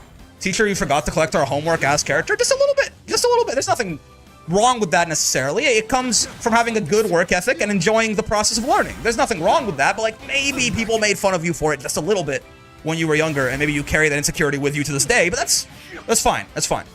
Maybe the popular girls talk to you like you were like an animal instead of a person, which is, that's fucked up of them. That's not your fault. That's, they hadn't learned empathy yet. If you play Seox, you are a liar, I think. This character has, are you a liar? No, I mean, I was gonna say, because this character kind of like, I feel like this character always got away with it a little, like, he's gotten away with it a little bit for the entire game's lifespan. Like, even when he got the health nerf, I feel like this character did not have as much discourse around him as a lot of the other early top tiers. Like, there's a lot of, like, pointing and being like, well, I'm not that guy. So, you know, in my head, you're like, not a liar, maybe like a slight, like, misdirector, you know what I mean? There's a lot of whataboutism going on here.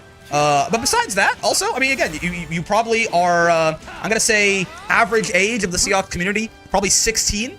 Big fan of Linkin Park, or whatever the modern 16-year-old equivalent to Linkin Park is. I just realized, I think I'm dating myself. I'm pretty sure, do 16-year-olds still listen to Linkin Park? Is that true? Is that, what is like the edgy band nowadays? No? Yeah, what, like, if you're like 16 and you feel like your parents don't understand you, what music do you listen to these days? I actually don't know. Is it like, actually, I have no idea. Is it like Joji? XXS Tentacion? Isn't he dead? I mean, I guess maybe. Linkin Park broke up. Oh no, edgy bands don't exist anymore. Beethoven? Yeah, sure, why not? You sit in your room crying, listening to, is it Mitski? You listen to Mitski? I feel like that's a more artsy kind of edgy, but you know what? Sure. You sit in your room listening to Mitski and crying. That's fine. I don't have my musical references up to date for the generation.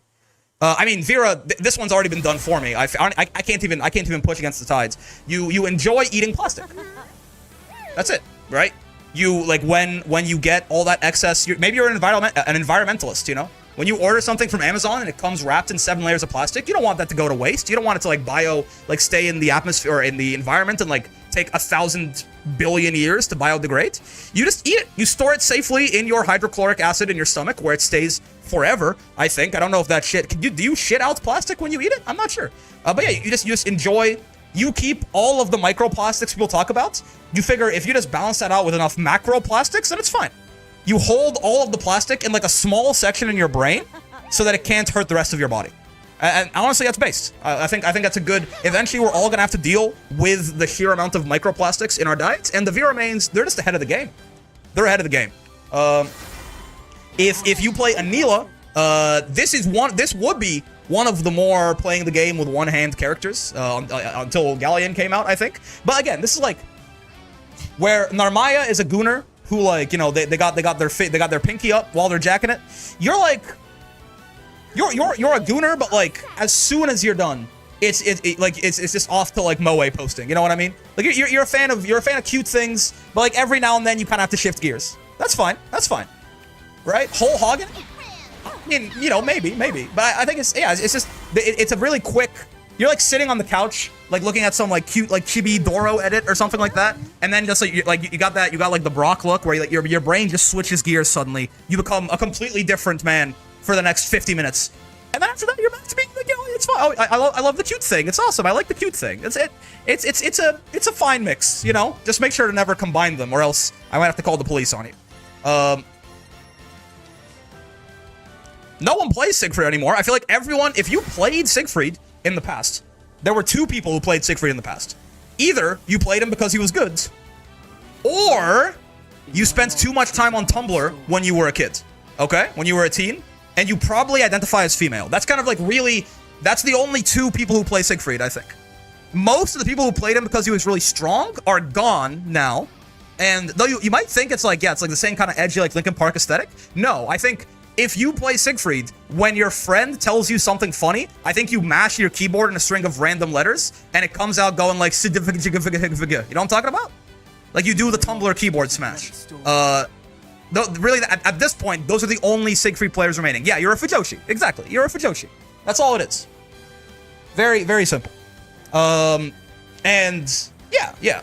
If you play Grimnir, You also don't anymore because I feel like everyone dropped him when he got nerfed because you wanted to play him for all the fucked up setups you could do, and now they're gone. You don't really enjoy him anymore.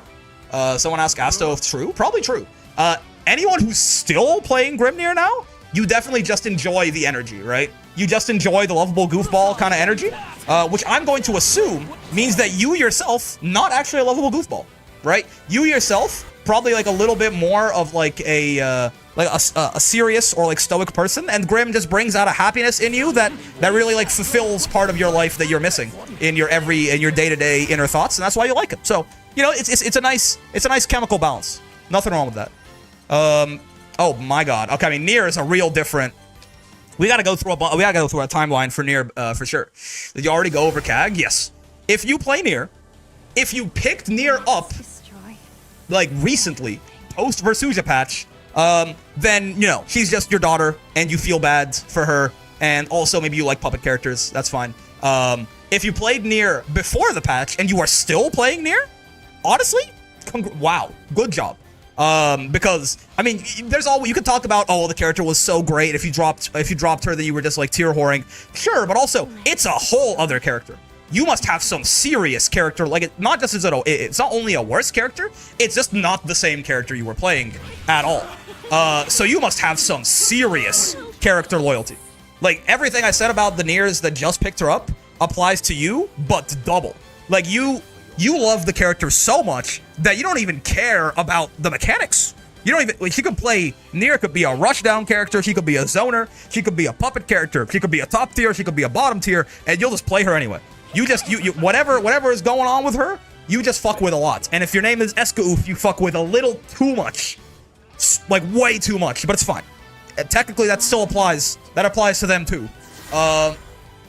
If you play Bubs, you either play him because you learned that he was voiced by Diavolo from JoJo's, or you just enjoy a little bit of a gay, flamboyant villain, like a good old classic queer-coded villain. What's wrong with that? What's wrong with that? Nothing wrong. I mean, I don't even know if Bubs is necessarily canonically. I don't think so. Maybe is it gay to love yourself, like a narcissist kind of angle? I mean, that is, you know, that is a same gender attraction, right there. But yeah, it's not. It's, you know, you love yourself a good queer-coded villain. No, nothing wrong with that. Nothing wrong with that. Let's see. Let's move on. Belial and Avatar Belial. Esko doesn't even play the game. He just guestbook posts. But if he did play the game, do you know who he would play? I'll give you 3 guesses. If you play Belial, there's 3 categories here. Either you're just playing him because he's a top tier Shoto, in which case fair enough. Or again, you are just like the ultimate Fujoshi. Also fair. You also probably put, you know, a lot of emojis in your in your conversation. You probably do the keyboard smash thing. Or 3, you need to go to jail for a completely different reason than the Grand players. We talked about the Grand players had to go to jail because they were like violently assaulting people. You might need to go to jail for like for a different kind of assault, and that's okay. That's not hashtag not all Belial players. Hashtag not all Belial players, but some of you probably should be locked up. Okay? Some of you probably should be locked up. Some of you bought that cockring skin a little too quick. That's some of you play this game as Belial with only the voice volume on and nothing else. It's just you know. I'll wreck you. It's fine. It's okay. It's okay. You know what I'm talking about though. If you play Avatar Belial, you are a masochist. Yeah. If you play Avatar Belial, you're a masochist. You are a sadomasochist, in fact. You enjoy both just having rounds where your opponent never gets to play and you just kill them and everything goes your way, and you also recognize that not only are you damaging yourself at the same time, but like spiritually as well, half the time you don't get to play the video game. You're just, as long as there is suffering happening somewhere on the screen, whether it's your suffering or the suffering of your opponents, then you as the able player are pretty okay with that. You're pretty happy about that, as long as somebody is suffering. It doesn't even have to be the opponent.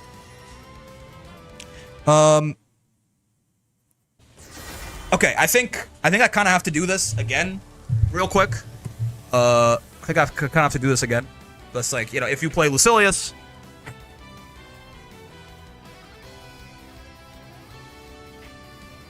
just a little bit. But there is a player-based lost angle going on here for sure. But it's not as bad, okay? It's not as bad as everyone else that we've talked about so far, but like it's enough that I feel like I gotta bring it up.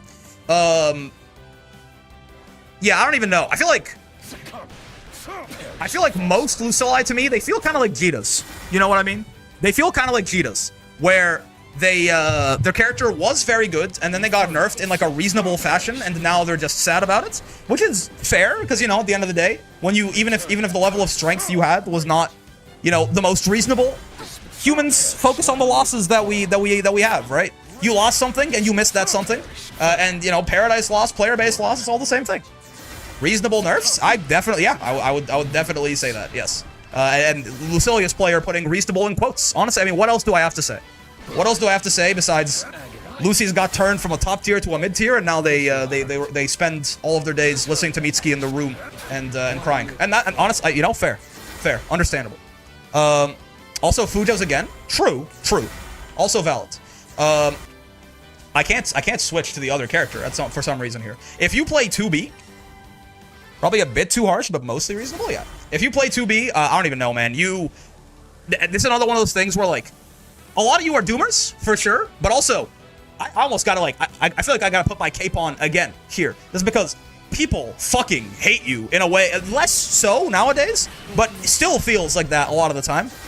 People fucking despise you, man. Like, I almost, if you play 2B, like, get behind me, right? If you play 2B, I'll like maybe you committed, like, a couple of war crimes, but like it always feels like it's a little too much, personally, right? I mean, maybe now that your character got buffed again, like maybe you're going to deserve it once more, but for like a while, people they just don't like you, man. So like I could say I could do all these like quips or something like that. Just get behind me, okay? Get behind me. I'll protect you from everyone who wants to hurt you in real life for your character choice. I'm sorry that happened that way. 2B players are the criminal without the CAG main redeemable qualities. See what I'm saying? If you play 2B, you're just, yeah, I'm sorry for the community has done to you. Whether you like whether you deserve some of it or not, it's just tough. 2B players in the meme of the school teacher that's a war criminal from 10 years back. Look at this. If you play Vayne, I'm not going to talk about the relationship with Lancelot, which you may also be interested in. Might be another Fujo thing. But also, I think you just like golden retriever characters, and you've been rewarded. He's much better than it used to be, right? Vayne has been bad for a long time. You probably do enjoy getting dominated, but that's fine. There's nothing wrong with that whatsoever. But also, yeah, or maybe again, you enjoy doing the dominating, and it's why you like the golden retrievers. There could be something sexual in there, or again, he's just like a silly himbo guy. You like your himbos, and you move on with your life. I think that's totally fair and valid. Vayne players, when they get called a dog in League, luck or dog, and they just type bark in all chat. If you play Beatrix, you are kind of, you remember what I said about the Grand players, where it's like, you either are free to play, or you're new, or you need to be thrown in jail because you're a psychopath? You can't play Beatrix if you're free to play. And I mean, while she is a good new player character, I mean, it's not like, she's not like the default, like, Ryu of the game. So that only really kind of leaves one thing. You kind of just want to kill everyone. And maybe that's like a dangerous mindset for us to allow in society if you want to go around like just constantly aggroing and sending everyone straight to the Shadow Realm. So maybe a little bit of jail time for you as well. Maybe like this ever so slight amount of jail time here too. But like at the same time, of all the psychopaths that could try to murder me, and there's a couple in this game, you're like the funnest ones to talk to. You know what I mean?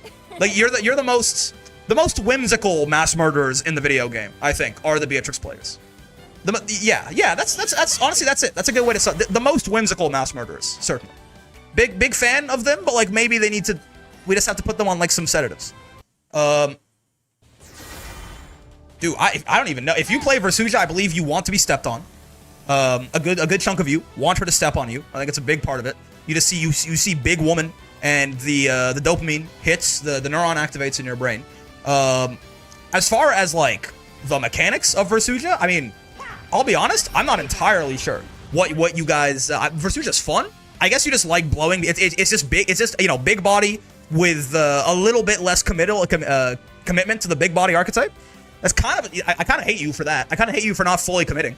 You just want a big body who can, you know, can still be kind of fast, who's got projectiles, things like this. I kind of hate you for not fully committing. You could have been a Vasaraga player or a Ladiva player or something like that. But like, you know, yeah, you're allowed, you're invited, but it's, you know, we kind of give you a little bit of like a side eye. You know what I mean? We give you a little bit of a side eye, and we move on. Half-ass ninja is like a little bit. If you play Vikala, you must, again, this is a very character loyalty kind of thing. She's adorable, she's your daughter, and you love her. Because I'm not gonna lie to you, there's no other reason to play Vikala. If you want to play a zoner, there's better options. There's more like fun zoning options too. If you play Vikala, you love Vikala. It really is. It's the only thing. It's the only reason to play Vikala. That's it. You love her because she's adorable and cute, and we all love her for that reason. But for you, it was enough to decide that you were gonna main her. I don't even know what to tell you. If you play Sandalphon, you probably make the jokes about Batman beating any superhero with prep time. You probably like the Wizard from Pathfinder 2nd Edition. You probably enjoy Prepare, Advancing, and Spellcasting. And you are also a Fujoshi. Again, you also like to see the boys kiss. In fact, you are probably like a Giga Fujoshi as well. More Fujoshis? Lots of them, for sure. I don't even know if you have to drink coffee or enjoy coffee to play Sandalphon, but you definitely find that an endearing trait of his. But yeah, I mean, mostly, I think you enjoy having a large box of tools, and you really enjoy watching the boys kiss. It really, sometimes it's just simple. Sometimes it's simple and straightforward. If you play Galleon, you are definitely doing it with one hand. You're not tricking anyone. If you play Wellness, you're also, so basically, you know, you're based, probably handsome, smart, tall, funny. Just everyone likes you. Great vibe coming off of you. People like your aura, you know. Comforting. People feel like they can trust you. Probably very smart as well. Probably make a lot of money. Probably really just great, like good opinions, you know. Just really smart again. Just want to like really hammer that home. Probably handsome too. And also, you play, yes, with both hands off the controller, jacking it at all times. No bias, of course, factual. But yeah, you also, again, are probably jerking it. But the thing is, you're so smart that you can jack off with both of your hands while playing the game and control your controller psychically through your thoughts. And you're still gonna end up making top 8 at these majors. That's how, like, you're so evolved. You've hit, and yeah, you have to dual wield because we know you're fucking packing schmeat, right? Obviously, you're dual wielding because you need both of them. You need both of them. But again, it does even get in your way because you're such an evolved life form. You're such an evolved life form that you can just do it with your mind. The analog stick, the D-pad, they just move through like the force of will that you exert on the world. Your sheer charisma convinces the inanimate object to bend to your will. That's really all it is. That's just the facts, really. That's just the stone cold facts of it all, if you ask me. Wellness players spend half the round jorking it, then press a button and somehow win. It's simultaneous, bro. It's simultaneous. Has Wellness been the new main? Yep, him and Ladiva. They could never get me to drop Ladiva, but I've been trying to get the Wellness up to speed. This character is fun as fuck.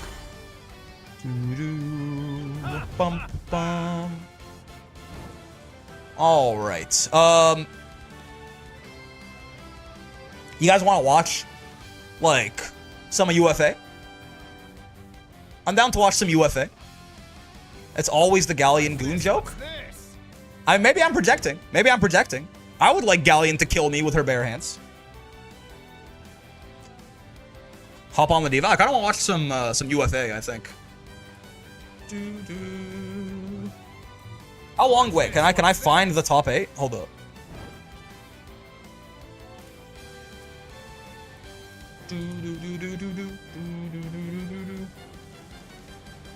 Let's see.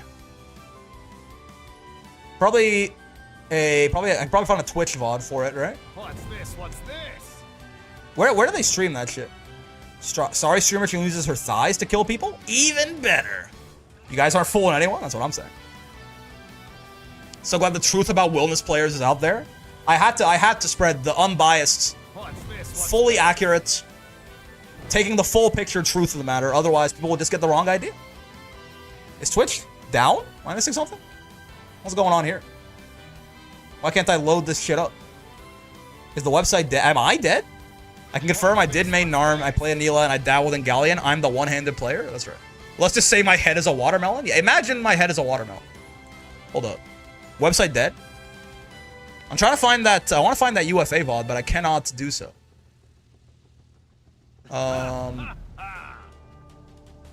Any idea who streamed that shit when it was live?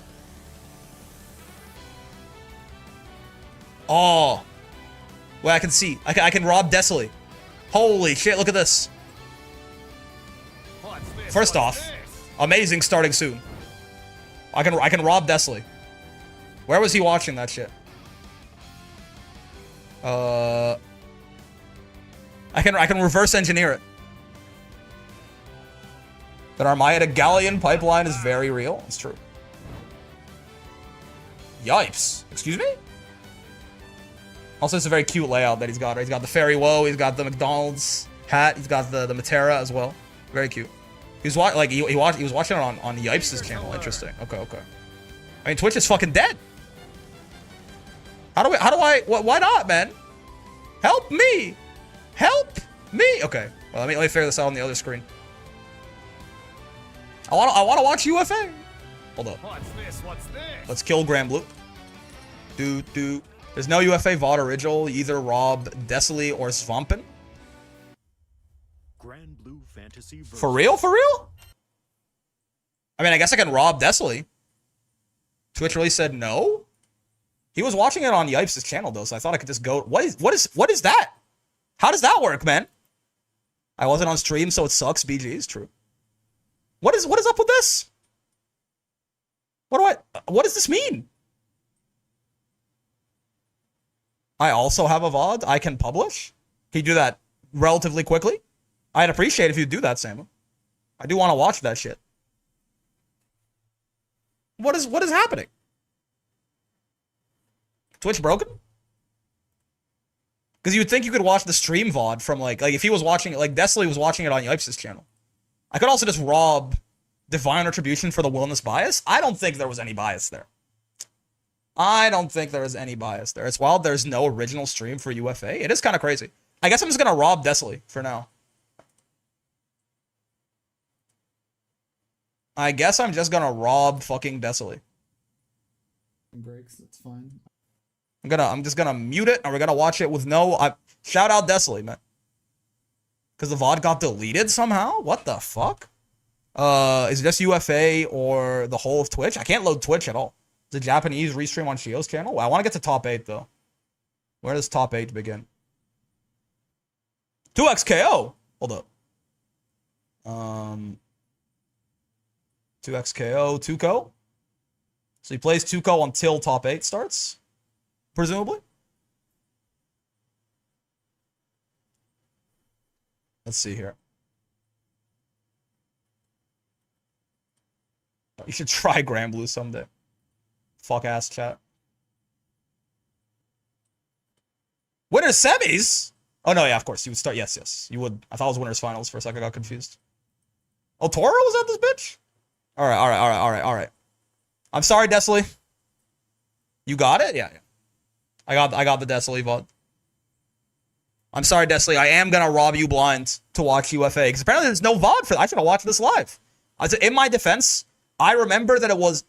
In my head, it was either last weekend or this weekend. So I thought it was this weekend. Turns out it was last weekend. She was the whole bracket. This doesn't have top 8. Wait, but this is top 8 right here. No? Look, it looks like top 8 to me. Is he on Grand Blue the rest of the time? Yeah, I think you're a liar, Luca. I think you're a dirty, filthy, stinky liar. And perhaps you should also be killed. That looks to me like that's top 8. So we got Toro, Citizen, Poulet Robot, Chicken Robot, Skill, S1, Saki, Space, and Release Bogus. What is XX? Oh, no, it's the... never mind. Well, actually, no. These are the countries. What the hell is XX? No country?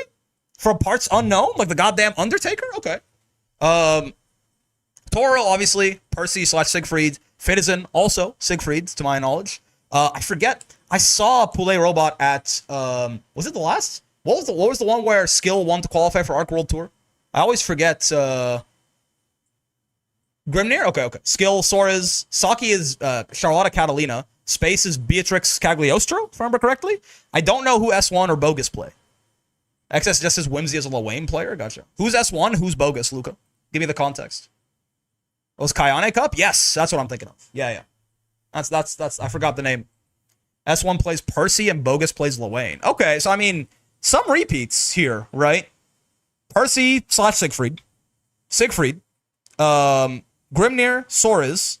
Percy, Charlotta / Catalina. Though I think mostly Charlotta from Saki is what we saw at the gold events, versus fighting. Beatrix / Cag, and then Lil. So I mean, mostly just the Percy, I guess. Percy, Siegfried. Not too bad. Bogus is Lil. Gotcha. Release Bogus is a great name, by the way. All right, so let's see how this how they get down here. Unfortunately, I'm gonna let's get some background music. What's like? Honestly, bro, it's been a crazy day. We've done some stuff. Maybe some things that I shouldn't have done. Let's just get the Poke Village theme, huh? Let's just calm down for the next like 2 hours. Let's have some nice, chill. Oh, not on double speed though. Just some nice chill music. Can't have some nice chill music nowadays. SMHing my head, man. There you go. Just some nice chill music. All right, bro. Full screen that shit, Desley. What are you doing to me?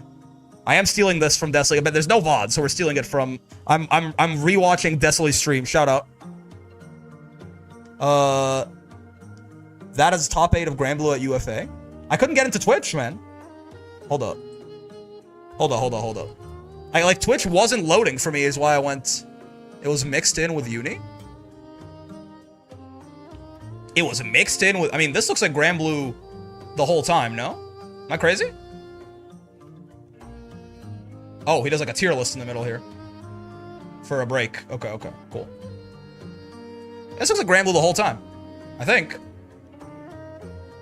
Yeah, Twitch does not want to load for me right now, so it's fine. This music from Monster Hunter? Yes, it is. Yeah, Twitch just isn't loading for me right now, so we're just gonna go. Don't worry about it. This works well enough. Sometimes, you know, I should have watched it live. I thought it was gonna be the 20th, it was the 13th. Do we know why there's no VODs? No idea. Apparently it got deleted? Who knows, man? Who knows? But here we are. We got Desley's chat on screen. Okay. The auto using I am curious as to, I guess it's just a heat check. Using the auto combo high-low, you'd imagine that most players, when they see that second hit of the auto combo, they might start fuzzy high-lowing it, but I'm sure Citizen's got an idea there. Yeah, there's that Percy. Dude, those Percy hit confirms. They hurt so much, and Flame Carpet is a combo extender. You're going straight to hell. Twitch is starting to be funky when you got an ad block? Maybe I gotta turn off my ad block, man. It's causing problems with YouTube, too. At a certain point, maybe I just watch fucking 10 seconds of ads and support the people. At this point, I mostly have ad blocks because I've had it since I was a teenager, but... As a content creator myself, perhaps I should, That DP, goddamn. Perhaps I should, stop using it. Be the change that I want to see in the world. The whole pool stream was quite scuffed. As a side note, Toro is the coolest person I've ever met. That's cool. Yeah, side swap off the... Whoa, what the hell? I guess he called out the throw there, right? Fuzzy matched. Fit is in fuzzy matching there, calls out what looked like a throw attempt from Toro. Or pay for YouTube Premium. Also fair. I have killed a lot of my subscriptions recently, so I do have some extra money in the pocket. I do also... I spend my whole day on YouTube. So if it'll make my experience better, you know, maybe. Like, YouTube is my primary entertainment source. Okay, cool. Whoa. Dude, that is a... Yeah, I mean... I guess the idea, yeah, the DP, it'll beat strike, it'll beat throw, right? Obviously, it's risky if he just runs up and does nothing, but... That is... I mean, Toro did just get bomboed for that. In the corner, there would have been so much damage, too. Very brave to just say, fuck you, you're not going to bait it a second time. You're not going to do that. I don't think you know ball like that. Yep. That Sieg 2M, it's like one of the nice parts of that shit is -3 on block, right? So even if he just throws out the 2M, doesn't cancel into anything, he uses the poke. It's much closer to just being his turn than you would expect for you having just blocked a very good normal of his. A lot of those very nice poke normals are usually, you know, much more minus, like -5, 6, 7, something like that. Safe, obviously, because they space you out, but... Brave counter, sure. Yeah, I mean, Toro using the Brave Point. At this point, like, the round's not going to last long enough. The next time you get hit, you're dead anyway. Yeah. You might as well use your Brave Points to try and get out of the situation, though Brave countering on the jump in right there is a bit of a panic option, right? A bit of a panic option just because, I mean, the odds that you can get your Brave counter blocked there is really high. If they hit you really high up, then maybe you could do something, but disable on specific sites, just too many random sites to have 1,000 autoplay ads. That's true. Disable it on like Twitch and YouTube. Well, like, yeah, if you're going to like TCB scans or something like that, keep that shit on because it's unsafe. You can get an ad that says download here and then you're gonna die. Citizen did not care for that flame carpet, he just ran through that shit. I mean, yeah, when you like in the mid screen, it could still be good, but it's not nearly as oppressive, obviously, as when he gets you in the corner. Yeah, it is that interesting note from Desley Chatter right there. Toro is Toro the only kind of like big traveler to this? Because everyone else seems like they're, you know, from the general like European area. Obviously, I mean, it's a platinum event, so if you win, you auto-qualify for the finals. So if you have the time and the resources, nice backdash for the throw bait right there. Gets the side swap with the U charge. I mean, it's nice because, again, Percy otherwise does not have amazing corner carry. So you get that side swap and you get 9 stocks. So now the next hit that he finds, even if it's a command grab, is going to do a shit ton of damage, right? Very, very nice there. Toro arrived alone and isn't going to Evo France. Curious.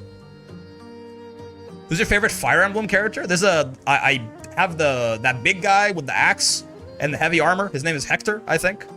One of my friends showed me him and I was like, I think that's him for sure. If you watch a lot of it, it's giga worth it. Lets you download videos directly from the site. Interesting. He's already back in Japan since like 2 days ago. Yeah, I mean, I guess he was just there to try and maybe he was in France for another reason and UFA happens to align. I don't know. I don't know. Good choice. Ike is forever my goat. That's fair. Ow, ow. Oh my god. Oh, what the? No conversion? A little bit of panic from Citizen right there. That's definitely, I mean, that should have been dead a lot of times, but yeah, didn't get the hit confirm on the close H, and disaster struck. Good extension for the flame carpet. He tried to go for the plat. Most likely can't afford to stay in France for a month. Oh, I forgot how far away Evo Japan is. Actually, that makes a lot of sense.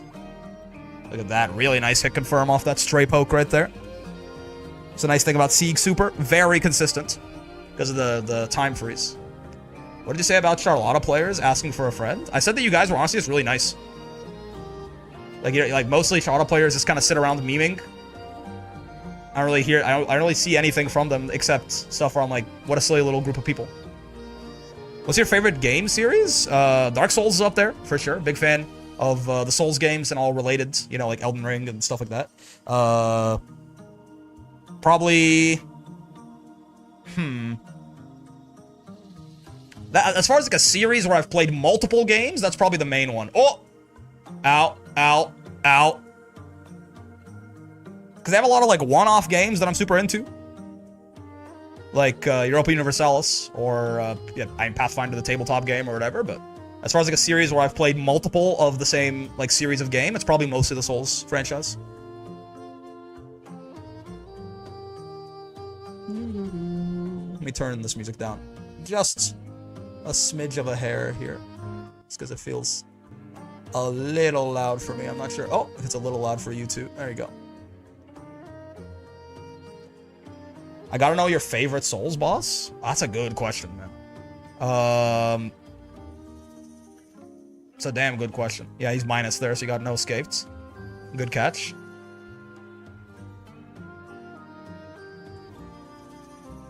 I mean, I could do like by game. That might be easier. I could do like by game.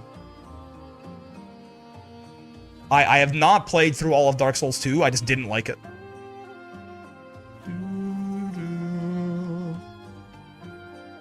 I think it's pretty basic though. Like, I like Artorias in DS1. I like Gale in DS3. I don't know who my favorite Elden Ring boss is, actually. Garamond is mine from Bloodborne. I'll play Bloodborne when those cowards put it on PC. I still have not played Bloodborne. I gotta play like the fucking PCSX2 emulator version of it. Okay, yeah, sweep into Raging Strike, classic Siegfried shit. Especially now that Siegfried can't do, he can't do 2U into Orkin anymore. So 2U Raging Strike really is his only option. Right? Hello all, how are things? Pretty good, pretty normal stream today, definitely. Don't like go back in the VOD or anything like that. And now we're just watching UFA. My favorite is Sister Frida. Frida's awesome too.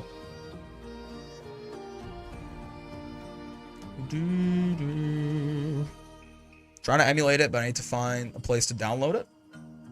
It's fair. My favorite Elden Ring boss might be both Radons, actually. Both Radons are just peak. Of course, you tried Elden Ring? Yep. That enlightenment from other content creators? Yeah. PCR was goated, indeed. Fuck the DLC one? Nah.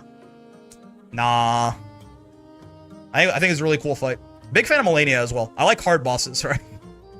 I liked like the like discovery period of like figuring out how the fuck to deal with Waterfowl Dance and just like the like countless attempts. It was fun. I liked fighting Melania's like Melania or one of the two Radons. I mean, the only like there's also like regular Radon is just aura. He wasn't that hard, but it's just aura. And then same thing with like Godfrey as well. Godfrey is aura. Ow. Get thrown. Bale? Ooh, I loved Bale. That's true, actually. There's a lot of good bosses in Elden Ring, man. It's actually really hard to... Bale was... I loved Bale. Bonk. Okay. Some of these pokes not landing, but it works. I like trying to go immediately for the throw bait on the minus frames right there, but Toro doesn't fall for it. Sure. Rare footage of Siegfried JM missing. Ads? It's okay. Oh, wait, I'm watching Desley's stream. I can just skip the ads. Sugoi. I guess this is the one problem with, what in the world? This is the one problem with the VOD. Is that we gotta sit through the ads. We're gonna miss some stuff, but it's fun. What?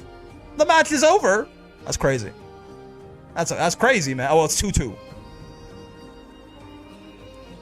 I don't think I have a favorite base boss for Elden Ring. I mean, for me, it's Melania, for sure. We're watching UFA from Desley's stream VOD? There's no VOD! Well, I mean, okay. Wait, hold up. What if we find that that Yipes VOD and I turn off my ad block? Is that gonna unfuck me? Is it ad block? Is that the problem? Like, if I turn that shit off on Twitch? Does it load now? Is it actually the ad block? No, it's not. Something's just fucked. That's the one. Yeah, I mean, I'd you know, what can I say? You're gonna have to watch ads anyway, though. True. For base, Malekith is cool too. Malekith is cool. Mesmer is cool. Rolando was okay. I mean, cool boss, but not favorite material for me personally. Can you play Wordle? So true, Bestie. Okay, so I mean, it's 2-2. It's okay. They wouldn't run an ad break in Game 5. Siegfried JM being amazing again. Let me lock in. I like to watch what these players are doing and see if they can, if I can see anything that I didn't already know about. Siegfried 668 is amazing. I already knew about that one. Interesting that he got counter hit out of. He mashed on the second hit of auto combo. I wonder why Toro was doing that. Because then normally you're gonna fuzzy block the high low, or you're gonna get ready for a throw or something like that. Not sure. He does love that auto combo high low a lot. This like another mental stack thing, I guess. You're trying to get Toro focused on like fuzzy high lowing that versus dealing with anything else you might do out of auto combo. Understandable. Are we having the Minesweeper stream again? Now that's an idea. Most important part is that this Game 5 doesn't have an ad break. You gotta lock the fuck in for this. Alright, hold up. Siegfried does not have his crazy chip setup anymore, you gotta remember, so it's gonna have to. I like the Brave counter right there before you get put on chip.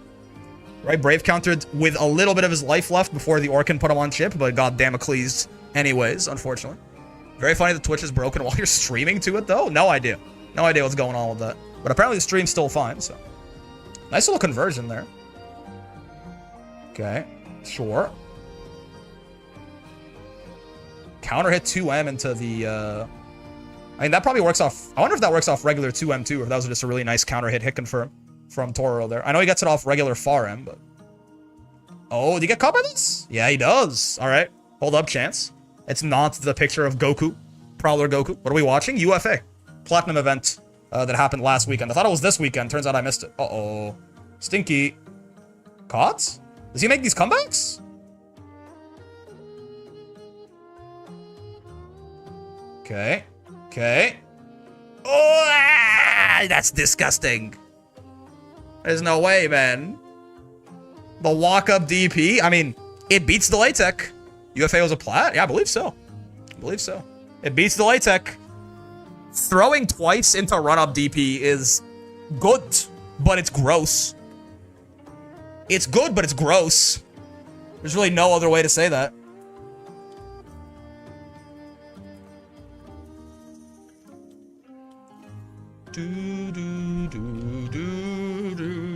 Classic? Again, it's like run-up super or run-up DP is much less of a meme than you think it is. Because it beats both delay tech options. In fact, it beats all three. Even if you backdash, it'll kill you. It beats every option that you can do. The only thing it doesn't beat is doing nothing. Which, guess what, man? If you're like in the shit and it's, you know, you're in that that pressure, the odds that you do absolutely nothing, especially after he throws you twice, not very high. Not very high. If it could happen to Toro, it could happen to you too. Yeah, it's a real option. So mean, I love it. Hit people with that shit all the time. Yeah, yeah.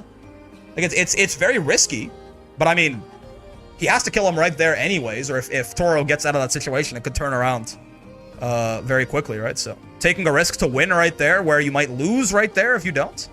The trolley solution. Oh my Jesus! What are you looking at, Desley? What are you doing? Get me back. Exhibition 33. I gotta finish that game. Get me back in the game. There you go. Poulet robot and skill. It's a shame if you love baiting DP. I mean, you're not gonna be. You don't bait DP on your own on defense, right? When you're the guy blocking, usually. It's not really top of mind. It's the nuclear option, and like, you know, if you try to hard call it out, you just die. You just lose to like a throw. Okay. Always fun to watch more of this new Soras. No one is baiting that. I mean, you can, but you have to hard call it out and be like, if you throw me, I'm just not gonna do anything. Oh my lord. Oh god. Oh my damage. Okay, cool. Could have extended that shit a little bit too, I think. I just wanted to save the cooldown. That's important. Cool.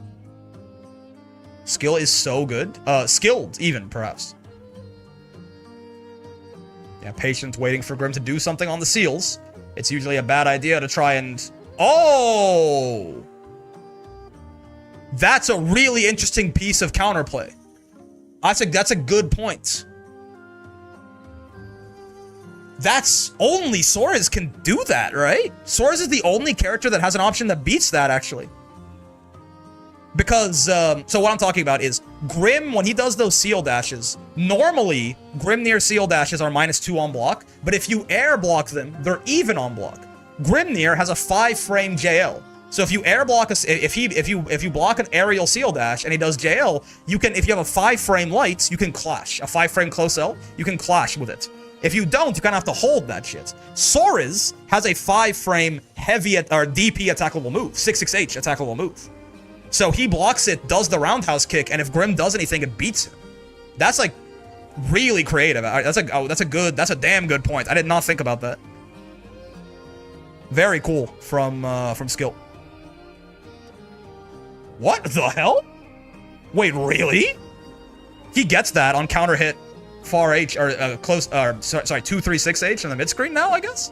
He gets it into far M. He doesn't get that normally. That's the buffs they gave him where they made it knock up higher. I guess that's plus the counter hit effect. Means you can actually just extend it with a normal mid screen on counter hit into you punch. That is so much damage. God damn. His health disappeared? Yeah, Soras hits really hard. Soras is one of the especially like his average damage. Even like his damage off like a far M and shit like that is always crazy. What was the Grand Blue main thing for Galleon and Grim? Galleon was just, you know, classic Gunnar shit, and Grim was that you enjoy, that you are probably, well, I say Fujoshi? I don't think I said a Fujoshi. I think I said you just enjoy. Oh, I said the whimsy. The whimsy. You are a non-whimsical person, and Grim unlocks the whimsy within you, and you enjoy that. That's why you play him. These players suck. Twitch chat, please. Listen. People will always... It's the Dunning-Kruger effect. Oh, delay attacking with 2H. I fuck with it. The Gunnar thing is accurate. Yeah, yeah. Okay. Grimnir makes me grin? Exactly. You play Grim because he brings you happiness that maybe you don't get somewhere else in life. Okay, good DP. Risky, but I mean it worked. Inherently risky. Oh, not great range on that thing. Not great range on that thing. He was pretty far out. In defense of Grimnir DP, most UDPs are not getting him to block anything there. Woo! It was just a bait. It is still so weird to me every time I see Grim's 214U not wall bounce anymore. Using all those plus frames. God damn, plus into plus into plus. Ooh. Yeah, Sora's 2-2U, the throw bait. It's good, but it's not, I mean, it's okay. But he is not airborne, like, immediately, right? Because it's not actually him jumping into an option. He's not, like, frame 1 immune from throws. So you saw right there, he got thrown out of his throw bait, which was tough. Yeah. Grim can do that as a throw bait without the seals. Where with the seals up, he just jumps and instantly dashes down. Without them up, he has to, like, set them and then dash down. It's not nearly as good because of the extra time that you have to dedicate to putting them there in the first place, but it works. It's still a throw bait. It's nice that he has the option, even if he doesn't have the seals. Sora's has command grab super. You gotta, obviously, you know, it's more of the threat of it than anything else, because it is very small, but you do have to watch, yeah, you have to watch out for that if you're, oh, Mr. Gromner here. Especially off, like, a Brave counter or something, if he picks his moment. Yeah, you want to keep Sora's the hell away from you. Oh, nice! With the triangulation right there. You don't want Sora's anywhere near you when he's got that that SSBA on deck. So immediately, you don't let him get the plus frames. You just immediately hard knockdown Brave counter him. That is one of the weaknesses that Sora's has, certainly. While he does, I mean, he has a lot of good plus frame specials, but they're all very vulnerable to getting hard knockdown Brave countered.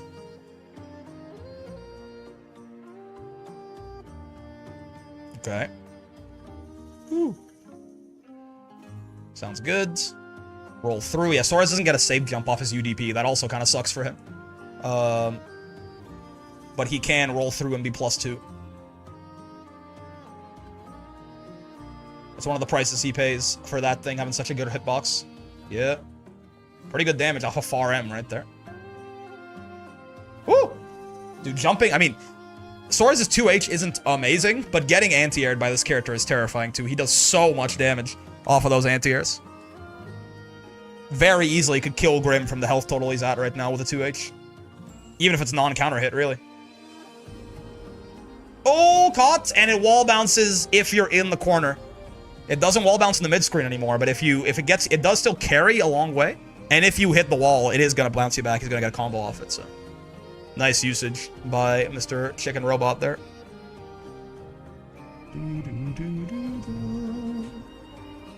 Cool nerf. I mean, it's definitely a nerf, right? He doesn't get that like 90% of the time. I'd say it's a big deal. Sure. Ow. Yeah, he's minus there. I guess he was hoping that Mr. Robot was gonna respect possibly the roundhouse kick. But he's got mashed on it. I'm a gigantic fan of UFA's tournament stream overlay. It's very stylish, for sure. I like that we have the Decily, the double woe as well down there, too. Really pulls the whole thing together. Yeah, just kind of got bullied. That round happens.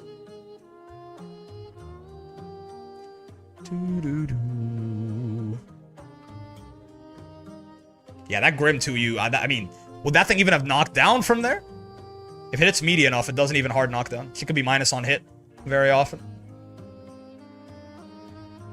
-2 there. Felt like skill respected it for a second, but then he was like, wait a second, there's literally no threat, because there is none, right? If you block a grounded seal dash like that from Grim and he doesn't end up on another seal, he's just minus. Especially without 50 meter, that's just your turn. There's really no No ifs, ands, or buts about it. Oh!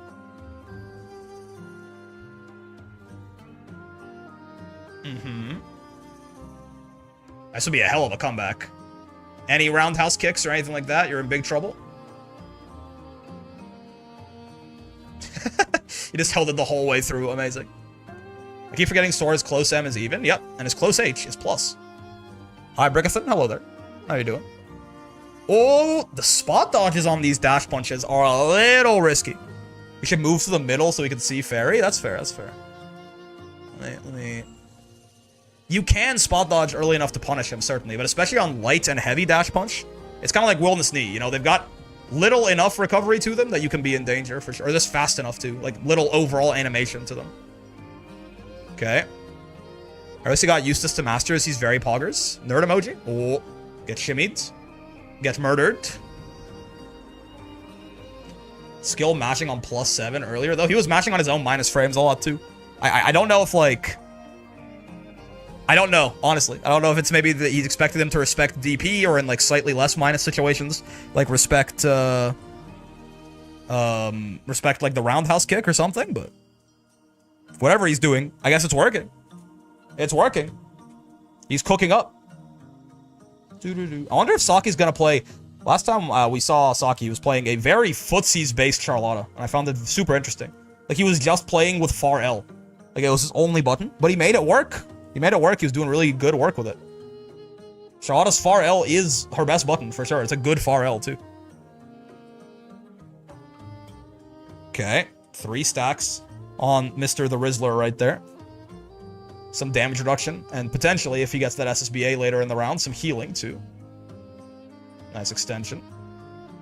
Good old seals. Missed the meaty. My dumbass preemptively brave counters there, for sure, but... Skill built a little different. Bonk. Oh my god. There's no way he's dead here, right? Could he? Can he extend that with 2M? Because that's the second time that he's missed that. Can he get 2M into Roundhouse and have killed him there? Or is that a frame kill? I feel like he could have done Roundhouse there to extend at the very least. Maybe I'm wrong. Probably? So Grim was dead? That's insane. I mean, I know it's a counter hit close H, but it's a lot of damage, man. It's because he gets the raw, he's plus enough on that to get the raw U punch. I'm not sure if that's crouching only, but chat's saying they should buff Ayla's 2H anti-airs. Is that just Twitch chat being silly? I feel like her metered anti-air damage is good. I'm not sure. I assume you're talking about the big Desley chat on the screen there. Anila's 2H as a button, though, is insane. And her anti-air conversions with meter are also pretty good, yeah. I don't think, like, you could definitely list off a bunch of buffs you could give Anila. I don't think she needs that. I don't shit, but since he tried twice, it probably can. What do you mean by that? What do you mean by I don't shit? One of those chatters is rage baiting hard? Happens. Could just be, you know, long-time Desley chatter freaking their shit in there. It could happen. I can't 2H for my life with Anila. You're gonna have a much harder time with most of the cast, I'll tell you what. Oh, interrupted. I don't know shit. Oh, that makes much more sense. I thought you were just, like, sharing the fact that you had a bowel problem. Like, it could be relevant.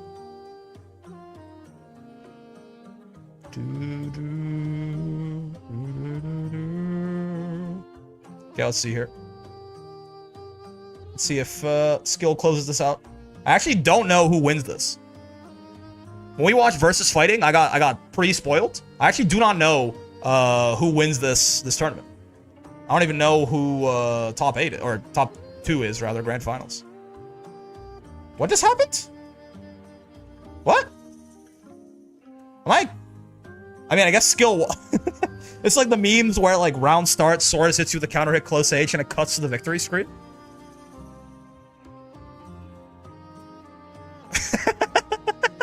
It's actually, wait, it's King Crimson. It actually was, it's funny too, because he like blocked a 6XL and it cuts to what I assume is skill winning. It's actually the meme. He just did 6XL and instantly won. What the fuck? What does that mean? Okay, I assume skill 1. Because it was... That was game... That was set point right there. Huh?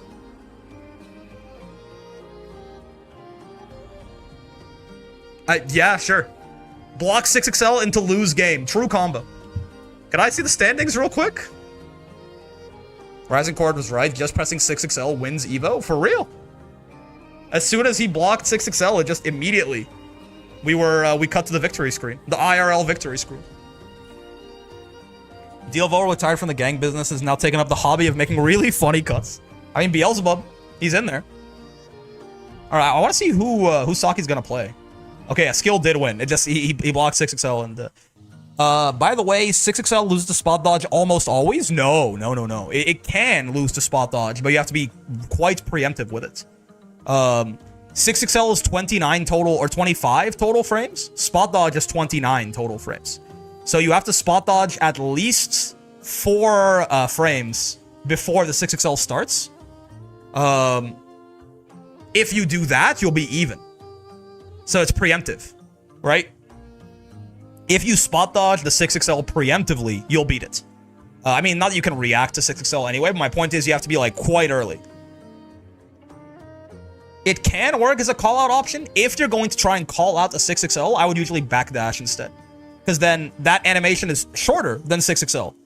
And leaves you in a much better position to, like, have the 6XL whiff and then you punish after. And it's also a lot less committal than just spot dodging in neutral.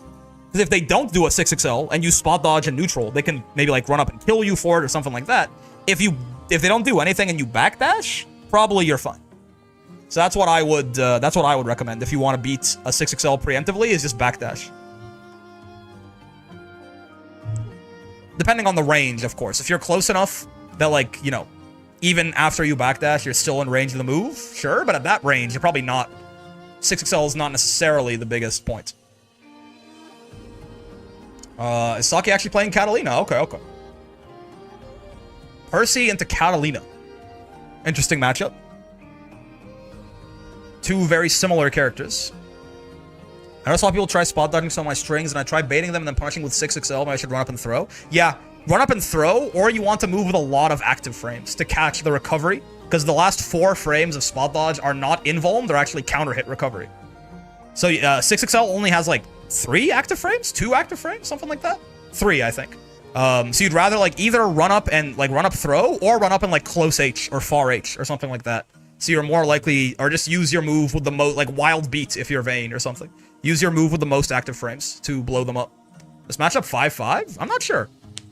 They are very similar characters. Catalina has a fireball, which is really nice for her in, like, the longer range neutral, but also that means Percy will just stock up if she's trying to do that. And Percy has flame carpet, certainly. They both have really good buttons, too.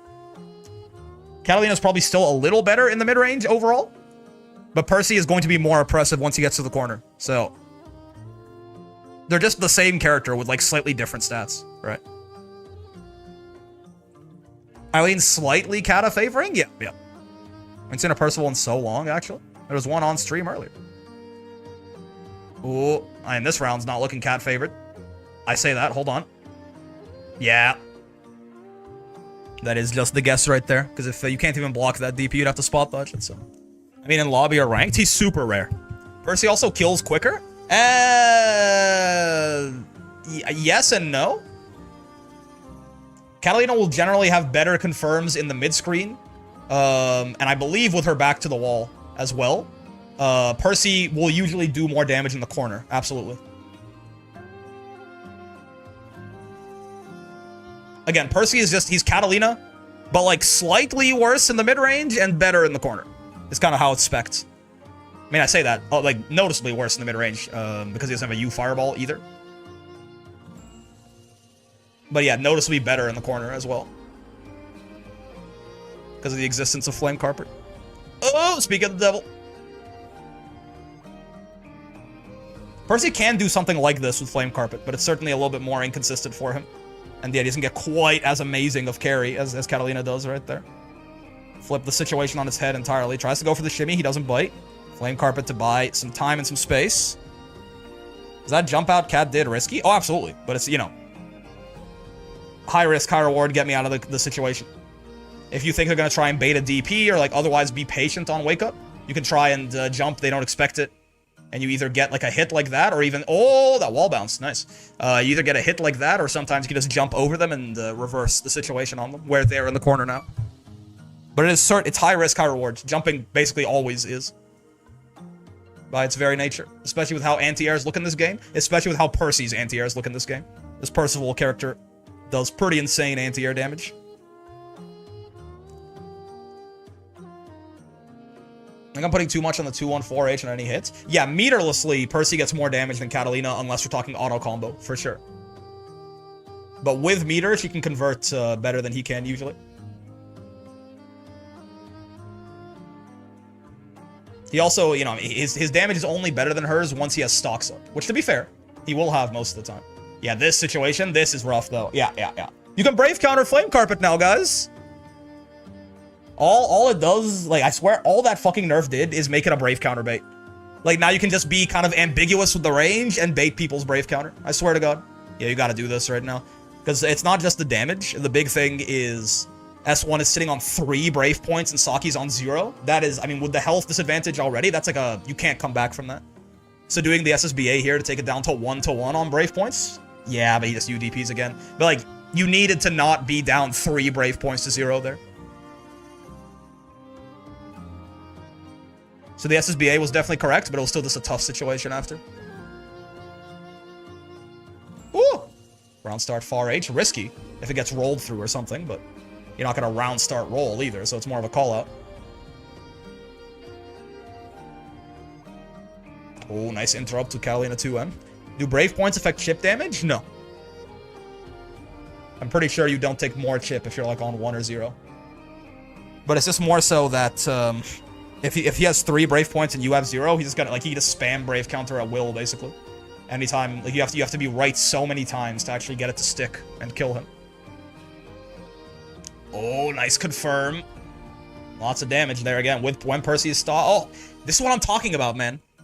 Like, I mean, to be in Percy's defense, I think Saki could probably doing a little bit better of a job gauging what ranges you can Brave counter this at. But I swear all that making this Brave counterable did was give Percy like a place where he can be ambiguous and bait your Brave counter. It's wild. Ooh. Confer from any hit with RC? Yeah, true. Though in that case, 1 RC confirm is probably the same as 3. It's more the deluge of Brave counters versus you not having any. Sitting in the carpet. Not our favorite. Dude, that lasts. I did not know. I've just now realized how long Percy Flame Carpet lasts, too. Yeah. Better fireball, bigger person.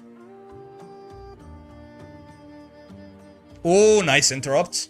Big damage, and Flame Carpet as the delay tech bait right there is gonna seal out game 2. Funniest thing is that even if you could always BC it, U-Carpet would still be a really good move. Yep. Yep, and that's why when I saw those nerfs, I thought that's what they did. I thought they made it extend his hurt box, you know, so that you could always Brave counter it. But nope. Nope. If anything, again, the move is arguably side-graded. Arguably side-graded. I don't know, man. And they gave him compensation buffs. I don't know what they're compensating for, but they did it. They did it. 50 meter for a BP? It's not even 50, it's 32.5, because it'll, 37.5, because it refunds 12.5 on block. So, yep. 37 meter for a BP. They love Percy? I guess so. Ooh! Oh, the trade combo. Good job. There's a lot of hits done on those counter hit anti-airs, and they're air untechable the whole way down, right? Good wherewithal to pick up the trade combo there. Yeah, this is just tough. I assume, I mean, again, I don't know what happens in this tournament, but I assume Saki's gotta die here. It seems like S1's like a step ahead of him on a lot of these interactions. He's got the momentum. You know, Saki's making some misjudgments on that new flame carpet BC distance. This round looks not unwinnable, but getting out of the corner there is huge. Can start a little bit of a snowball, perhaps. This is, you know, good damage. Still needs like 2 more hits, though.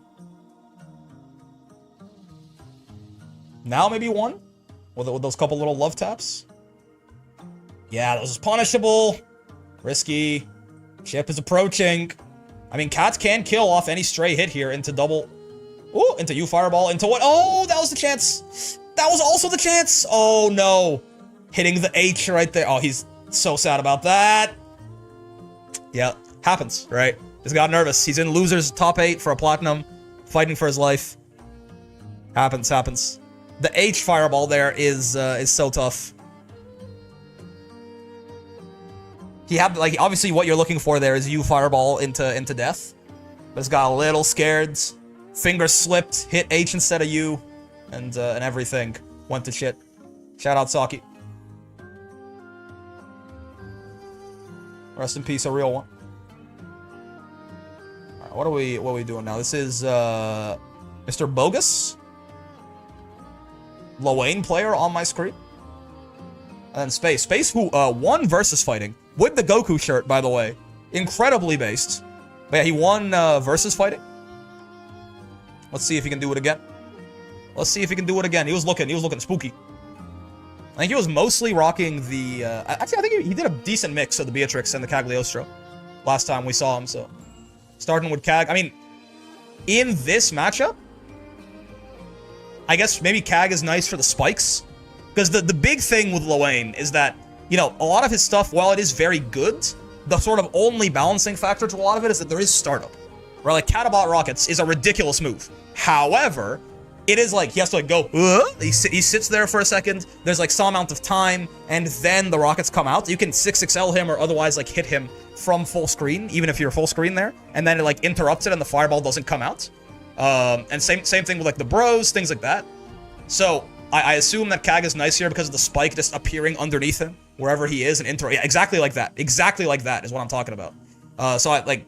And then he has U-Wheel? Yes. But, like, a lot of his really good neutral stuff, besides this right there, is probably dealt with well by Cagliostro because of the spike. Again, primarily the bros, except for you, and then Catabot, are both, especially H Catabot, they're probably both dealt with pretty decently by Cag spiking. So I assume that's why you would pick Cag over Beatrix here, is to kind of hold Loane down a bit. A little bit of anti-Loane zoning. You obviously can just do Catabot off a knockdown, and then, yeah. If he does H Catabot off a knockdown, it gets way harder. But at least, it should be really rough for him to ever do H Catabot in neutral in this matchup. Could he have killed there? Obviously, you know, I'm sure Bogus is, he knows his routes. But, like, doesn't Loane have some sort of 2H extension combo where he does a shit ton of damage with Human Pyramid? I think he could have, like, with how much health space was left at the end there. Part of me feels like he could have done that, like, 8k Human Pyramid extension combo and just killed. But, again, the expert knows the breakpoints, I'm sure. Nice spot dodge, yeah. Oh! Cag has a 5-frame light, too, so she actually, you know, it is her turn. Yeah, you Spike in particular feels it's going to be very, very nice in this matchup. It's a nice, quick, full-screen call-out that appears, you know, can't be blocked by anything. Can't be body blocked by the bros. I think he was some percent off? Maybe. Oh, nice. The run-up low. Yep. That's why, I mean, I assume, I'm not sure if, oh, the teleport beating the DP. I'm not sure if Bogus is, like, delay teching with close L against Cagliostro there to try and beat out her throw bait. Personally, I would rather delay tech with 2H for the exact reason of what just happened. If you're ever going to stand up for a second to delay tech, that means you can just get run-up loads. He might have just stood up for a different reason, too. I mean, it was a very scary situation with the traps set up and Cag running at you there. But yeah, he is. That's what he's doing, right? He's delay teching with close L, which works. But I personally would rather delay tech with 2H. 1, higher reward, and 2, less exposed to just run up low. Of course, the problem with delay teching with 2H is you can get run up backdash if they do it preemptively enough, and you have even more throw recovery than your even more whiff recovery than your throw. Is the problem, right? Look at this extension. Holy shit! Almost got him. So there's obviously counterplay to that too, but it can also catch backdash a lot of the time.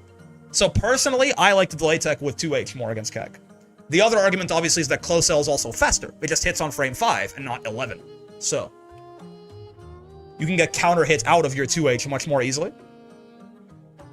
But like against a character with a low hitting 2L, which I think all of the characters that you would want to delay tech with close L against, instead of 2L, I think, again, all of those characters do have a low hitting 2L.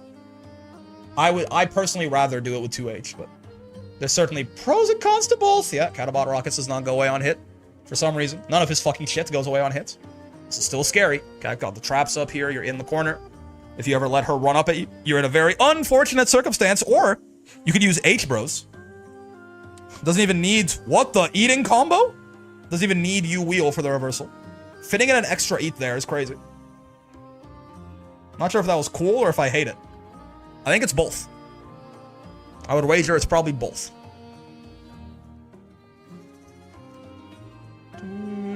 Space looking strong so far, though. Yeah, only -1 off that M spike for Kag is so nice. Ugh. Good extension. Not gonna wall bounce, so opts to save the cooldown. Odd that he's not zoning. I mean, the spike is gonna make it really hard for him to do that, right? Could have gotten a side swap off that. The eats was an interesting bet. I mean, I'm sure it's a route that plays out the same way every time, right? But yeah, he just got kind of unlucky. He got the worst outcome, which is the salad. Spot. He's actually doing the spot dodge and shit. Oh, didn't punish it. Okay, still plus after, and counter hits him with the run-up low again. This run-up low has been incredibly valuable for space right here. How many side swaps are in this combo? Don't fucking ask me. Boink. Boink. Again, it is that Cagliostro situation. She's got 1 or 2 traps, sometimes 3, set up in and around your anus right there. If she just runs at you and you can't interrupt her on the way in, everything sucks. You throw tech, you get counter hit and you die, or you get shimmied and you die. You don't throw tech, you get thrown and you die. You do neither. Like you try to like DP or something, she can sometimes TP and you die. It's just a bad place to be, man.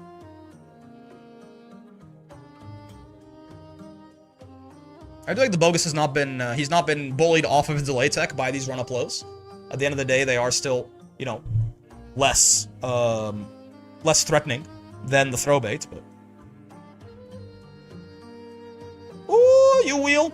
Wouldn't have gone away even if he got hit, but Far H barely didn't reach right there, regardless. Trying to shimmy in the mid-screen, interesting. That's, I guess, assuming, no confirm, assuming that Bogus might switch up his tech there. Because he has not really been teching with the throw button at all. And he hasn't really been switching it either, but maybe just on the assumption that he might, or just to put a little bit of mental stack on him. Doesn't bite, though. Doesn't bite. Yep, this is just basic CAG stuff here. She's got really good anti-airs on the counter hit. I say really good. Pretty good. Good damage. You can do a lot of fucked up stuff with the traps.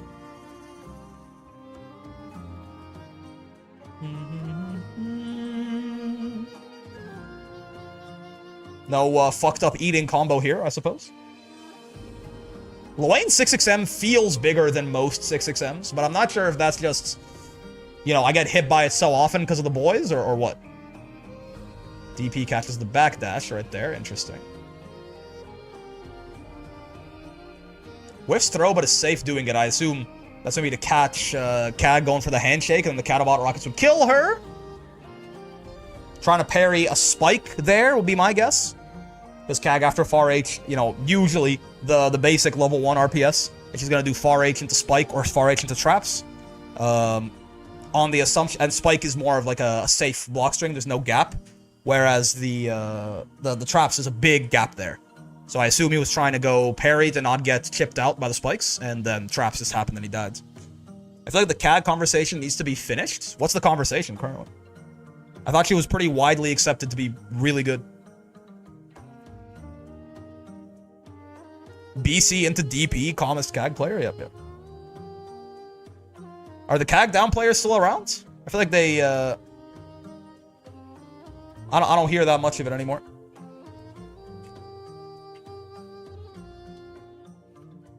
The Cag conversation been had. Holy shit, it's Northern Lion? Oh, Netherlands. That makes much more sense, actually. That's my bad. Oh, a little too far. Cag down players are always around in the darkness. That's fair. Grim versus Siegfried, huh?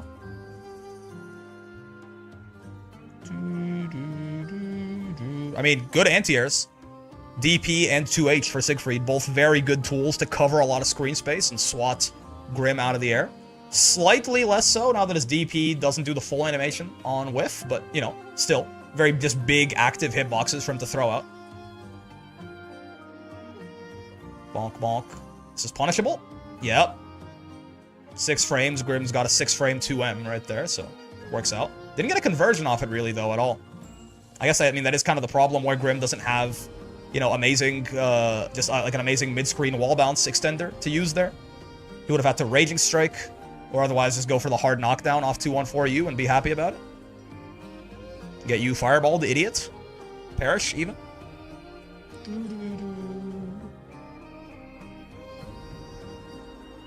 Yeah, not a lot of whiff recovery on that Siegfried JU. It always looks like it should be easier to punish than it is. It is -5 on block most of the time, so... You know, a lot of characters... Well, not a lot of characters. Usually you can space it out so that only really Ladiva, Sora's, or Belial is punishing that, but... If he gets lazy, a lot of characters can just close sell him and send him to hell. On block. But on whiff, it always feels hard to punish. Cool. Keep him in the corner. DP on offense. I mean, you could argue that, like, why would you DP on offense when you're already at advantage? But exactly for that reason, it's kind of lower risk, too. Much less likely to expect the guy, oh, who's pressuring you, to throw out the DP. The whiffed Raging Strike.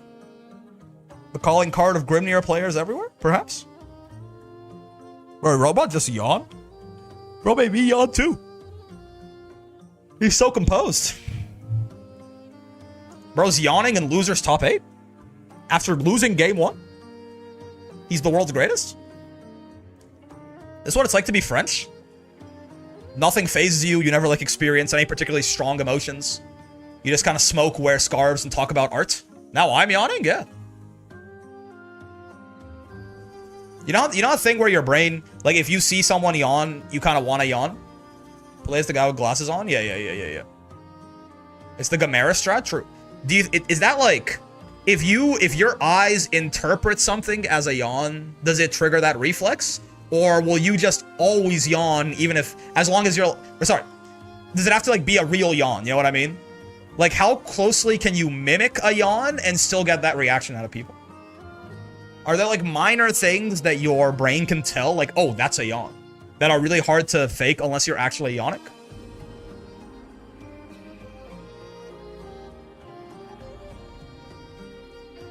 How, I guess, yeah, the question at the heart of this is how accurate is your brain's yawn detection mechanism? It doesn't have to be real. You can just go like, or something like that, like a better impression, and, like, get people to yawn. Why'd you spot dodge? I mean, he thought it was you Fireball, I guess. I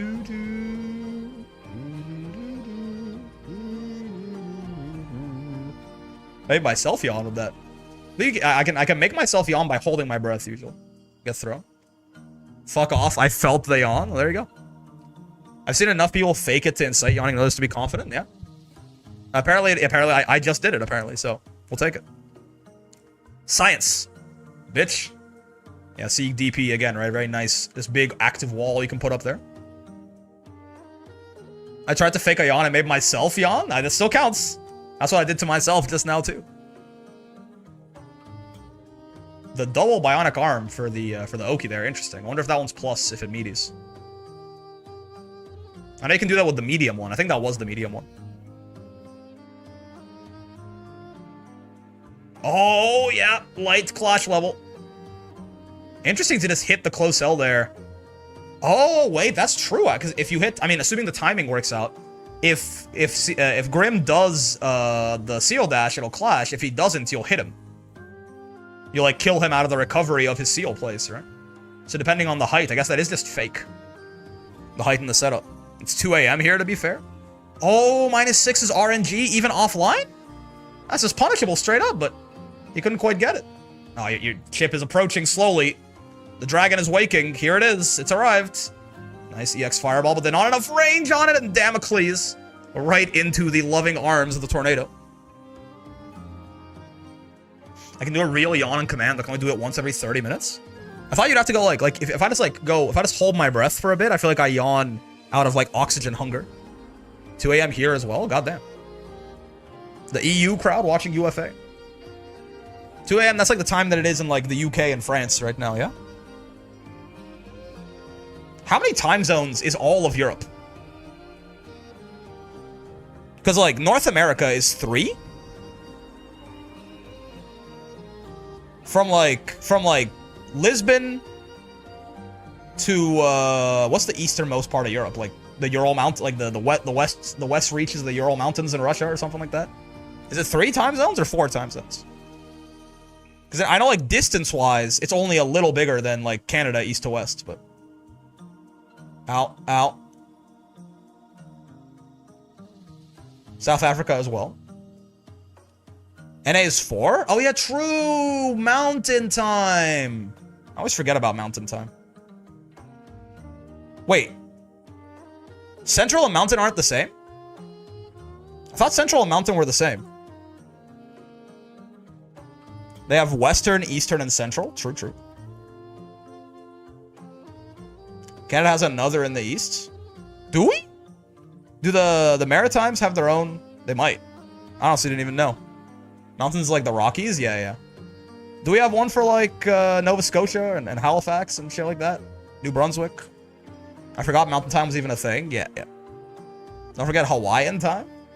I mean, Hawaii is not continentally North American, though. Hurry up! I almost went to timeout. I just realized, goddamn. Central's around the Great Lakes to Texas. Yeah. And then Mountain is Rockies. I guess I'm surprised that Mountain and Pacific are different time zones. Look, it's pretty close geographically. Like the fact that like, you know, British Columbia is Pacific time, but like Alberta is Mountain time. It's time zone for one province. Ow. Always so weird to me when I don't see that wall bounce. I always expect a bigger combo out of that. I mean, it's still a good combo, right? It's still like good. It gives him like a knockdown, gives him Oki. Eastern is just extra big, I guess. I guess so. Woo! Yup.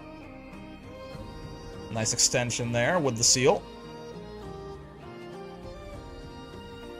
Time to guess, asshole. He guessed correctly.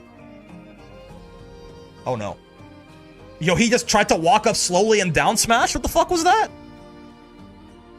Siegfried is so slow on the forward walk, by the way. I believe him and Vasaraga are tied for the slowest forward walk in the game.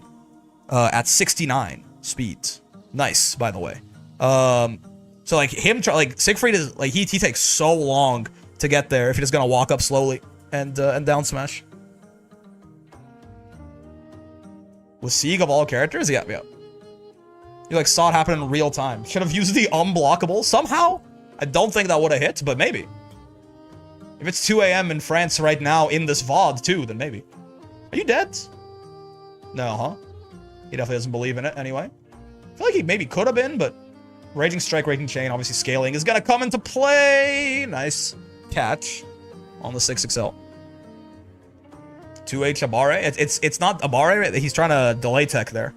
Right, he's trying to 2H to beat out the potential throw bait from Grim. Just a nice, and it's also similarly like to his DP. It's just a nice big active wall in case Grim comes in with the seal dash on Oki as well, right? 2H active for like 6 or 7 frames on Siegfried, I think 6. So yeah, this big vertical wall you can put up as a no-fly zone if Grim's not gonna meaty you. Sure. Ah! No overdrängen for you, good sir. Yeah, geez, Grim, how come your mom lets you have 17 seals on screen? This guy's supposed to be good, but he hasn't used 214U even once. SMH my head. I mean, oh, camera Oki. Oh, the reset off the camera Oki. What the fuck, man?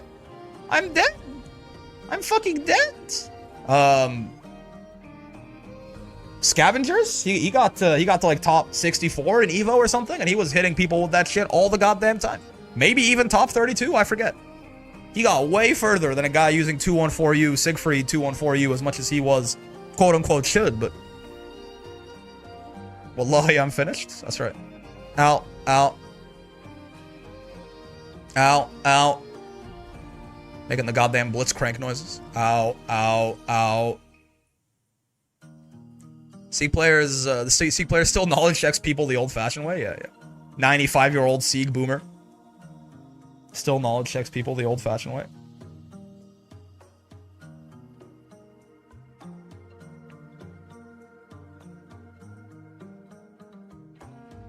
White boy shocks Siegfried Discord by ordering in fluent Fujoshi.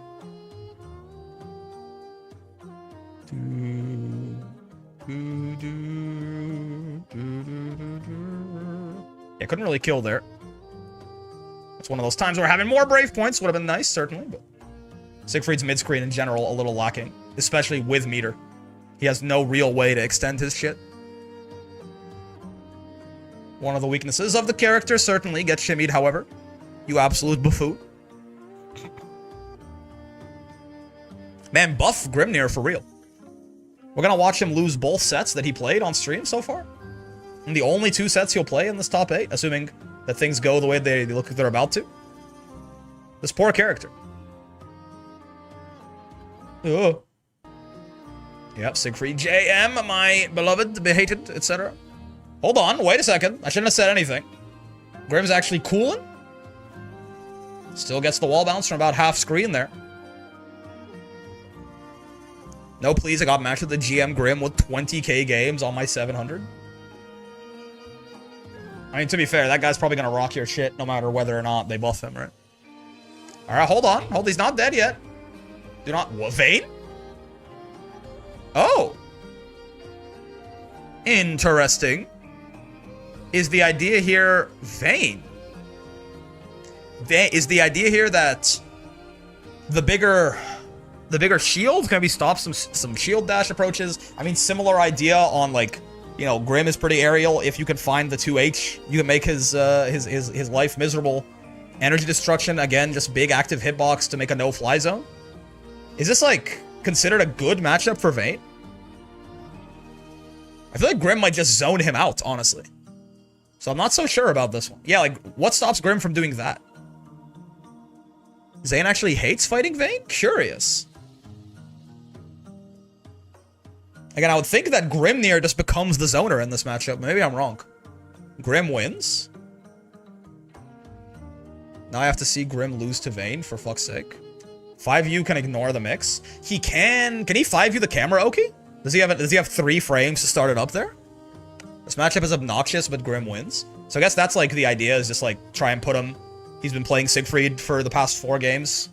So just give him, what the hell? No punish? He just let him go? What the? He just let him go. Oh god. He just let him go and now he's gonna lose. Okay, never mind. He won't. Not yet. Yeah. The backdash must have been a misinput. 5U isn't fast enough? Okay. So I'm pretty sure it's you media on that shit, right? That's super punishable on spot dodge. You do gotta be careful about that. Bakudashu? That's what I'm saying. Oh, yeah, I mean, that's nice. Grim's already ass 2U, made even more ass by the shield eating it. Octua. Standing on shield. Nice. That is a good point about Vayne's offense that got pointed out to me is, I mean, that's gonna do it. Whether it's the matchup or just the switch up or him being more comfortable on Vayne, whatever it is, the switch up worked. But yeah, something about Vayne putting shield down on you in the corner like that is it does force you to throw tech. Because if he positions it correctly, if he spaces it correctly, if you tech with 2L or 5L or 2H or anything, it just gets eaten by the shield and you die. So it takes some of your defensive mix-up potential away, right? You either don't throw tech or you throw tech with the throw button, which is very easy to just blow up. So, quite nice. You gotta have big balls to throw bait with 214M. Pretty sure you die if they react to that.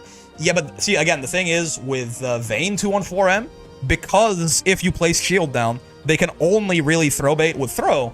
214M will get you a gigantic combo when you do actually land it. So like but it only really works on throw consistently. So like the risk reward ends up being relatively balanced.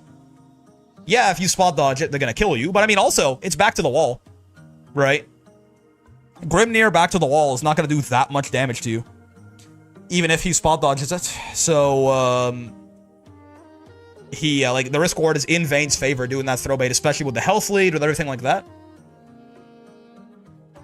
Who has the best 2H reward, excluding Voss? Including Voss, it's Vayne. For sure. Like, including Voss, it's Vayne still. So, after that, though, Vossaraga is certainly very high. Percival is really high.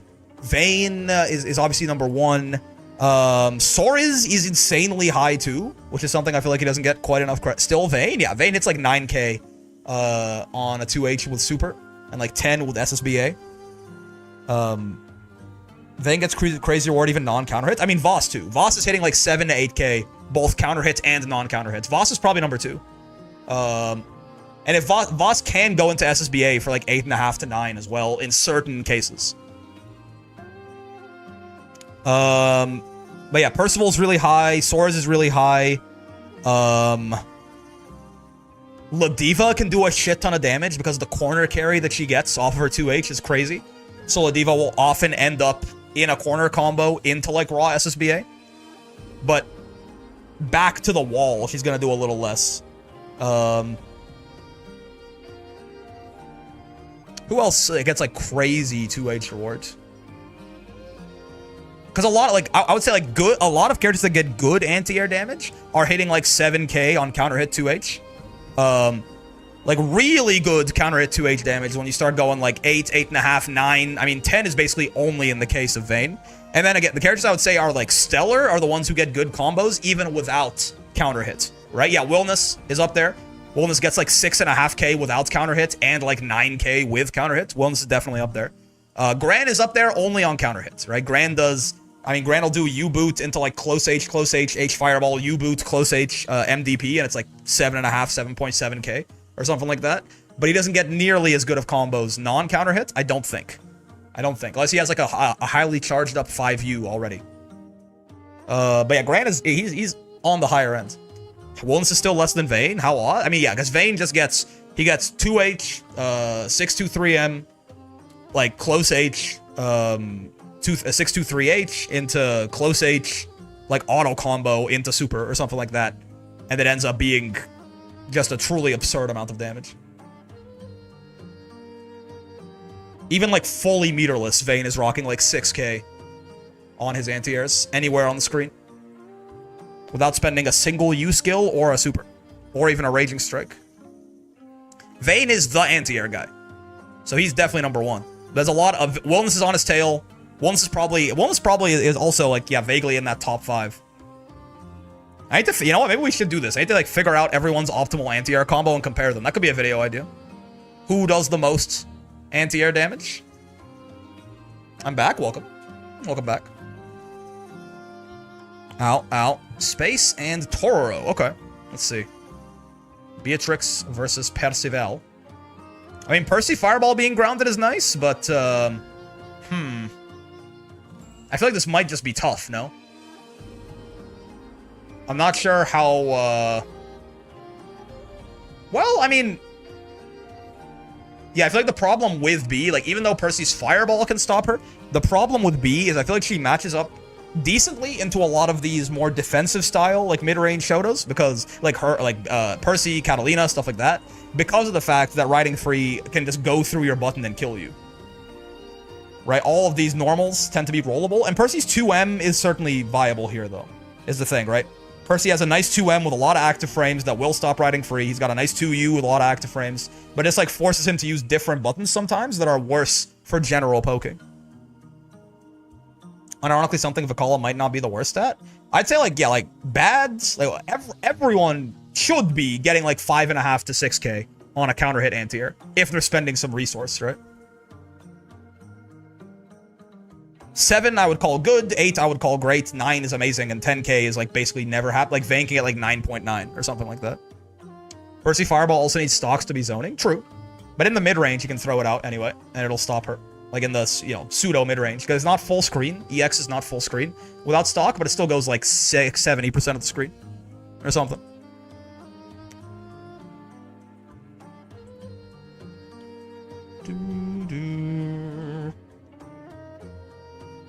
Yup. Nice ass 6XL too. That shit still feels like it wall bounces from super far away, I'm not gonna lie to you. Like, they made that range where, like, the amount that riding free shoots you back like that, they made it smaller in her emergency patch, but it still feels like she just gets the wall bounce a lot. No DPs coming out from Toro. I mean, Toro is usually a pretty patient guy. Problem is, of course, Beatrix has that command grab. The threat of that is ever present. There you go. Let that shit rip. Maybe he's, like, delay teching with DP. Who knows? I mean, no brave points. It's like a far H into the gun kills. Oh. I don't think he hit confirmed that. I think Percy might have been able to kill there. That's safe. Oh, no! Throw baited. What he was worried about there was Space running up and back throwing him to put him in the corner or just to kill him straight up. No, I wouldn't have killed, I don't think. See, he was worried about Space trying to run out and back throw him to get out of the situation. So he teched and died for it. I forgot Percy had a command grab. You said CG, I read it as cum gutters. And he'll can get like 9.5k in the corner. Okay, to be fair, in the corner is a whole other thing. Everyone should be getting... I mean, in the corner, we can start talking about, like, you know, 8k is, like, okay. You know what I mean? I'm talking more so in the mid-screen. Unless, again, you have, like, so much corner carry that, like, you're gonna get to the corner almost every time.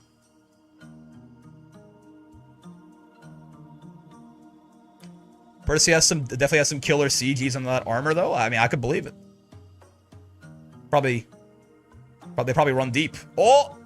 Look at that. Hit the extended hurt box so far that the riding free actually didn't reach. H riding free is not like a super big move, right? It's like a little under half screen, actually. Oh my god, what? What was that? That's fine, it's fine. That's a quick misclick. He like tried to hit far H or far M to poke, and he just fat fingered both of the buttons. That's not so wrong. It's not like a man can't make mistakes anymore. Oh, now a man can't make mistakes, I guess. God forbid. Nice interrupt on the far M. Again, lots of active frames on that thing. Percy's best button for my money, for sure, is that far M. 9 frames, but like, which is not even terrible. It's just a little slow. But like, everything else about it is great. 5 active frames, I think. Not a lot of recovery. Big ass range. Good confirms out of it. I just asked ChatGPT learning mode how to play Vicala, and it fully went down the path of Vicala as a grappler. Wait a second. Based? I'm guessing it also has to be constant damage to the anti-airs and get a 214M with Neil at certain heights after counter hit 2H. I mean, consistency would be bonus points for sure. If there's like a 2 combos, like I hit them high up and I hit them low down, then that's fair. But if it's like, yeah, very certain, like there's 8 different heights and spacings, and then, you know, depending on that, sometimes, guys, I can get a really good one. I'd say that probably is, that's some point deductions. Some demerits right there, to be sure. Toro checking the phone. Always with the phone, these kids. This is losers. I forgot the Toro. Yeah, true. He got cooked. Ow. Ow. Ow. Ow. Somebody save me, man. I've lost half my health to throws alone.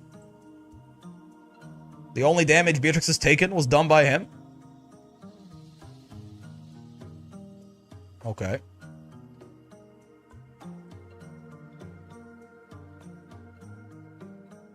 Nice. Again, that far M. Super good interrupt tool, right? That's why I say riding free is so good. It forces Percy potentially to have to worry about using that far M in case it gets riding freed. This is where, for example, them taking Beatrix's, you know, counter hit 2-2L, like L riding free, isn't a combo anymore. So that's a lot less, it's a lot less spooky in that scenario. Because now if you get counter hits light riding free, which is there's only 2 safe on block ones. H riding free is a huge risk to just throw out to neutral like that. Especially post-patch.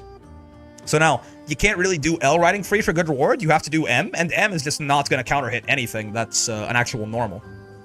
So, it does, like, you know, again, the Beatrix nerfs did matter. I do think this Beatrix character is still very good, but she did get nerfed. They do, like, meaningfully affect her ability to limit your options. Though, she still has that, which is really good. I do hope we get another season of characters, and I hope if that happens, Razia gets in. I hope so too. I mean, I don't really have as far as like a wish list. I feel like at this point, me getting like Wellness, I don't even like know about him before he got announced, but I got Ladiva, I got Wellness. I mean, Vasaraga is adjacent, Soares is there. Like, I have enough characters for me personally. But like, as far as I want another season, absolutely. This game's awesome. I hope they continue to support it for as long as they see fit. Financially reasonable. I hope it's a long time. Ow. Wake up throw. Guess for game, bucko? Yep. Newsflash, shithead. Command grab incoming. Motherfuckers be like, I have the rest of my life ahead of me. No, you don't. The Beatrix 5U is coming. No brave points on Toro's. A little spooky. Nice reaction. Holy. Smash throw, wake up. Ah. Save me, man. Save me. Okay. It's fine. Fearless. Fearless. Got DP'd through their fireball, then just mashed 2-0. I mean, hey, it was basically a guess. I mean, am I gonna throw? Am I gonna mash? Or am I gonna meet you? Toro went for the throw, and I mean, he could have command grabbed as well. There was a good bit of, I mean, not that Percy does that often, but it was a tool in the toolkit. There were a couple of different things that lost to mash right there, and Space did get it correct. Can you do wake up 5U? I mean, you can, but it's got a lot of startup frames, so very easy to get counter hit out of it. It's also not the biggest range, so it could whiff, but you certainly, like, there's no rule that says a dog can't play basketball. Is it a good idea to do wake up 5U? Totally different discussion. But, like, can you? Absolutely, man. For sure. Ow. I hope we get EXs for every character eventually. Yeah, I mean, we'd have to get probably at least we'd have to get 3 EXs per patch, like we did with Wellness. And we'd need, like, 2 more seasons for that or something. But we could get there. It's possible.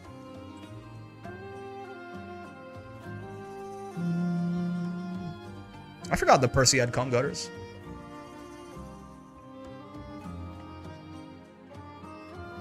Oh.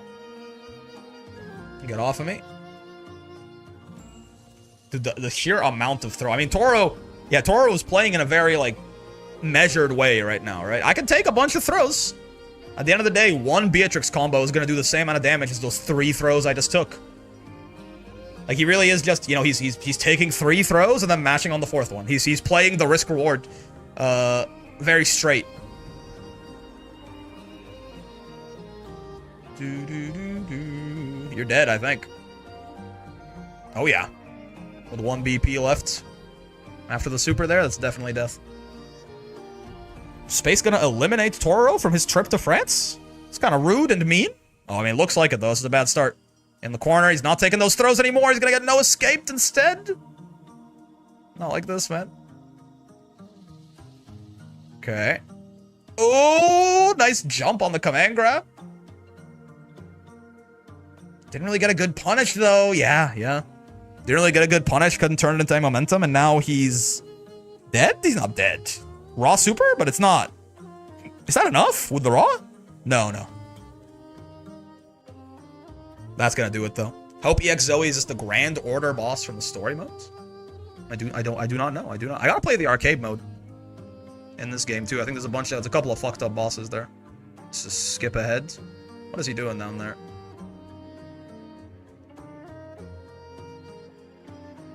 Damn, that's crazy. I don't even know what this tier list is anymore. What's he doing over here? What are you doing over here, Desley? Did they announce new EX characters? No. But I mean, hopefully, with the Meg patch, we'll get at least 1. I would love for at least 1. They've kind of the EX characters are really cool, but they kind of set a precedent of like work for themselves now, right?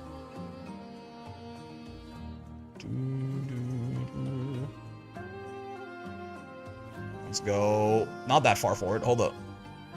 Brick, wildly unrelated, but now the cancer's on the horizon. It's a crazy way to say that. Now the cancer's on the horizon. Have you decided which team you're gonna run? I think I'm going to run double late surger, 1 end closer. Get grabbed, comma. I think I'm gonna run. I'm gonna run Ogre Gold Chip again, just because at this point that's just the fucking team. I'm gonna run them if they're runnable. What is this? That's the first active frames. Is this like... Is this Anila 2H downplay? Oh, there's no... Okay, hold on. I gotta unmute for this. What are they doing? Is this showing the first active frames of Anila 2H and being like, oh my god, look, it's even worse than Vicala's? That's not what's happening here, right? What are you talking about over here? Pushing skill to the edge, and then it was Shocky finally. No. aren't they so cute together? Like literally. What are we doing here? Yes. And that is the terror. Look at them. They're so cute together, though. Because one, you're in a frame trap situation. Leslie's not even Aren't they so participating. cute together? On a chip dance. Likes the press. This is crazy. Makes This 2H, by the way, for reference, is like 3 times the size of this. It just grows on the second and third active frame onwards. But the Collins does not move. This is already like her finished 2H. Yeah. This is Vical's full one, yeah.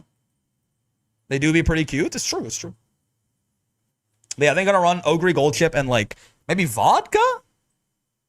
Maybe vodka? With Ryan and Maruzensky as parents, I think is the plan. Bro, please tell me skill wins this shit. I just want to see as much Swords as I possibly can. Swords Beatrix, huh? I don't know who my third Hans is gonna be. Haven't decided yet either. Thinking of trying Vodka Scarlet for cute points, but I'm at a loss on shorter tracks. Yeah. I mean, Vodka just has like some nice, like she comes with Slick Surge, I think. Or no, I'm mixing her up with someone else. She comes with Breath of Fresh Air, so I can get a little less. Though you want the stamina for the speed buff anyway. So I guess not. I guess the stamina, maybe not Vodka. Problem is I can't use the Vodka card if I'm training Vodka either, because I'm borrowing an MLB Vodka for the runs. So. I heard a friend say Anila has stubby normals once. As an Anila player, it baffles me people that manage to downplay a low tier. Yeah, I mean, I don't even know. Yeah, I don't even know. It's like the one thing. It's like one of the main things that's good about her is her normals.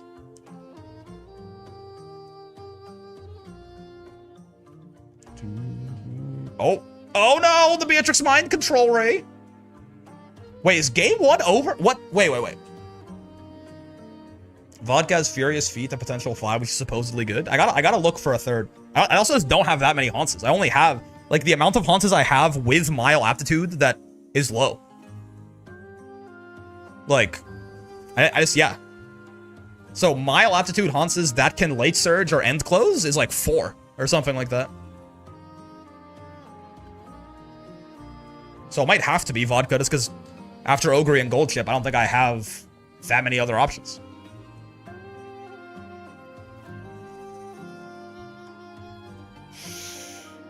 Oh, too late. Too late. Yes, Far L, so stubby for sure. Yeah. 2U, 2M, Far M. Honestly, all of the buttons, like, if anything, you could, like, if you wanted to complain about Anila's buttons, some of them are very committal. Like, they have a good bit of recovery to them. Right? In terms of, like, her Far H, her 2M. Her 2M's, like, okay, but... Actually, is her 2... I forget. Maybe her 2M's fine. Her Far M and Far H, though, I think have quite a bit of recovery frames to them, if I recall. In the original Old English. It's been the fastest 2 games in the world, by the way. How the fuck are we on game 3? I mean, I know it's Beatrix Soares, but, like... What is happening? I feel like I was talking about Uma for, like, 30 seconds, and now we're on game 3. Maybe I just got lost in the sauce. Very possible. Nice crush. Oh my god, they're just swinging, man. Roundhouse kick on minus frames into wake up DP. Far H is a commitment? Yep. I mean, 2U obviously too, but that button is huge. That button earns its right to be a commitment. Beatrix versus Soares. First person to get hits dies IRL. Pretty much. She got load by riding free in the block string? Oh my god.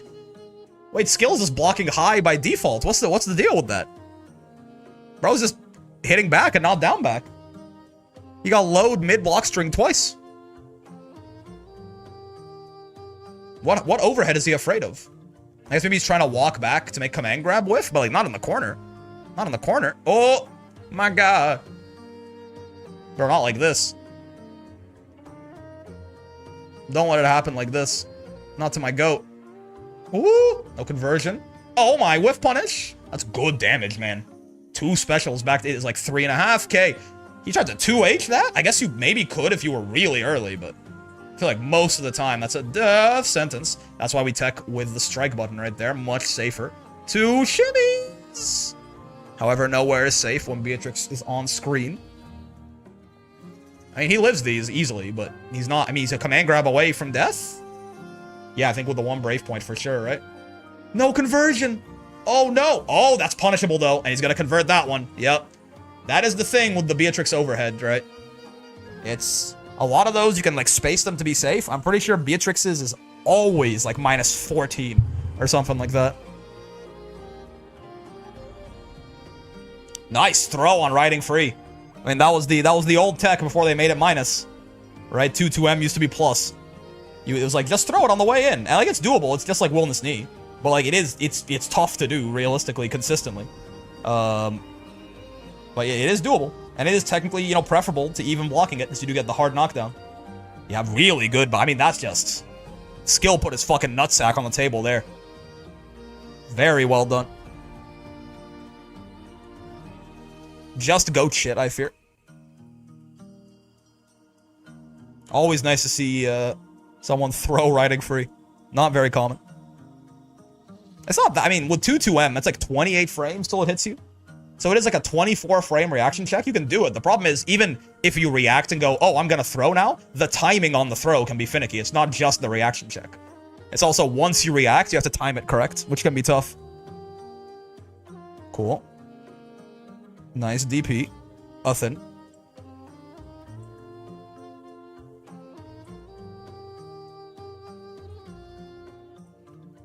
Oh!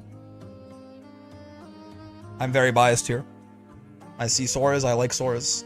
I don't have anything against Beatrix, but Soares is one of my my favorite characters to play and to watch. Hear me out, we got an EX near, so we don't need to rebuff her. I just want her to be usable again. I don't know, man. I don't even know what they would do for EX near. She's not a puppet character. Congratulations. We turn EX near as a Shoto. Death is just like a regular fireball. It's like a Neela sheep. Granted, EX near is a Shoto now. Horrible minds think alike. We could do that. I'm with it. So you just want near for near. You don't care about like her archetype necessarily. That's fair. Because I was gonna say, like, would you still be down to have near be usable if she was in a different archetype, or do you want her to be a puppet character? 100%. That's fair. That's fair. I mean, that is. You know what? My profiling from earlier is accurate. What your Grand Blue main says about you, I'm like, if you're still playing Nier now, you're just a Nier loyalist. You just love Nier for Nier. You don't even care what her... I literally did... Oh, no, man. I was like, you don't even care if she was a zoner, if she was a Shoto, if she was a rushdown. You just want to play Nier. I seem to make her like Silica from Blaze Blue. The doll just does all the normals and specials. EX Nier is just Lunalu. I played Nier and Vicalos here. 2 things about them earlier were pretty on points. You know? Valid. Make Nier a JoJo character. I like the idea of her being Lunalu. Like, she just sits on the sidelines and you just play death. Oh my god, the little delay on the 6XL there. Finizen has been trying to interrupt those. So, nice delay by skill to call him out. I would love to see... a Soares UFA win right here. Again, I'm not actually spoiled on this one. So, curious to see what... Oh my god, on counter hits he gets that extension. That's so nice, man. It's not a... Oh, my, he just got overheaded. Not like this. Just, like, didn't, like, panicked on the jump and just got over... He just got overheaded by a jump in. Really well done by skill. All right. Into grand finals. I think EX2B, where she plays, but the normal rules of the game would be cool, but I don't know how they would build that moveset. I mean, they just give her a 6XL. I think Desley has the Matera Woe. Okay, so this is losers semis, yeah? It's a button check? Yes, okay. Let's mosey on forward. Unless my shit dies, in which case we can no longer mosey. Okay, there you go. Loser semis, yep. So we have loser semis, losers finals, and then grands. That's not bad. Oh, fuck. That is bad. Not dead, though. She doesn't have super. Does she? No, she doesn't build this. Wait, what? He's routing like he can kill. What was up with that? 6XL move cooldowns, maybe stances or something? Huh. The curious case of Benjamin Button. Oh, nice confirm. Counter hit far M into 2M. That might only work on crouching too. No, far L should be +8, right? I think on counter hit there. So I think I heard 2M is 8 frames. Should be fine. Might even be 7. I think it might be 8 though. Far L. Now we're talking. Double white woman move. I like this. Make a guess for game at this point. Do that little, like cash out here, even though it won't kill. Now you have to command grab kills, throw kills, any love tap kills. Makes it a lot less comfortable to just be sitting there. I like catching them with the riding free as well. Counter hit no longer matters. What the hell? It's the non-remixed theme. I'm sorry, I like the remix. I'd like to stay on the remix. I thought I had it set to loop. I guess I did.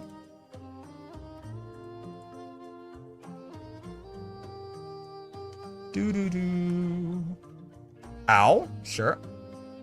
Dude, the amount of throws that Space does is terrifying. Oh, I hate it. I hate it. It's like all enabled again. I mean, Beatrix is just also having good movement, being fast, things like this. But it's just also, it's enabled by the fear of that command grab. You just get to do a lot more regular throw. As well. People, the command grab makes you want to mash. People don't want to mash because of how good Beatrix's counter hit close H's are. And because they don't want to mash, then they also end up not throw teching either. Right, they just die.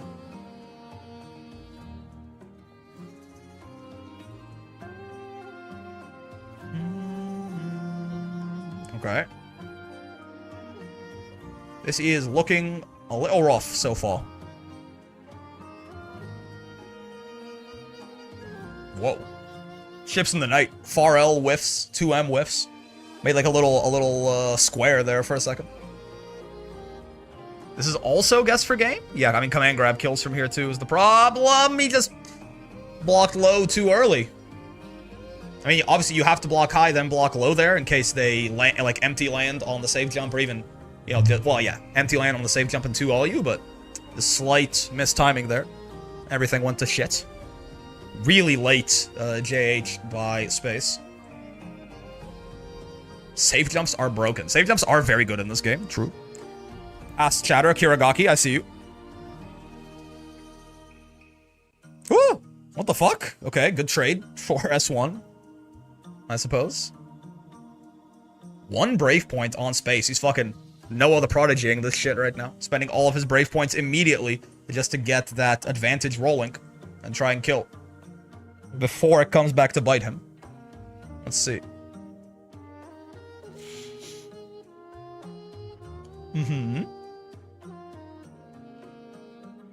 Ooh, yeah, it's a lot of damage with the 1 brave point. Works off counter hit far L there. 2U. The throw bait over the 2U. Can you meaty Percy's command grab? You can't really meaty any command grabs in this game because there's 9 frames of throw and vuln. Oh, well, 6 frames of throw and vuln post block stun and 9 frames on wake up. So it's impossible to meaty any kind of grab.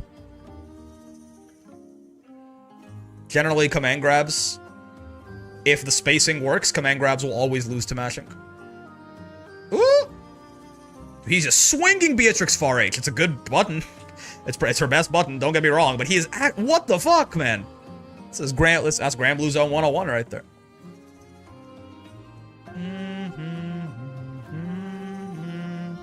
Just holding space with the button. S1 can't really interact or try to get out of it without walking into that range reversal super. This is bully. So active too. So I played Galleon, yeah. Thought he might since it's slow. I mean, again, it's just whenever it starts up, has to be 9 frames after they hit you.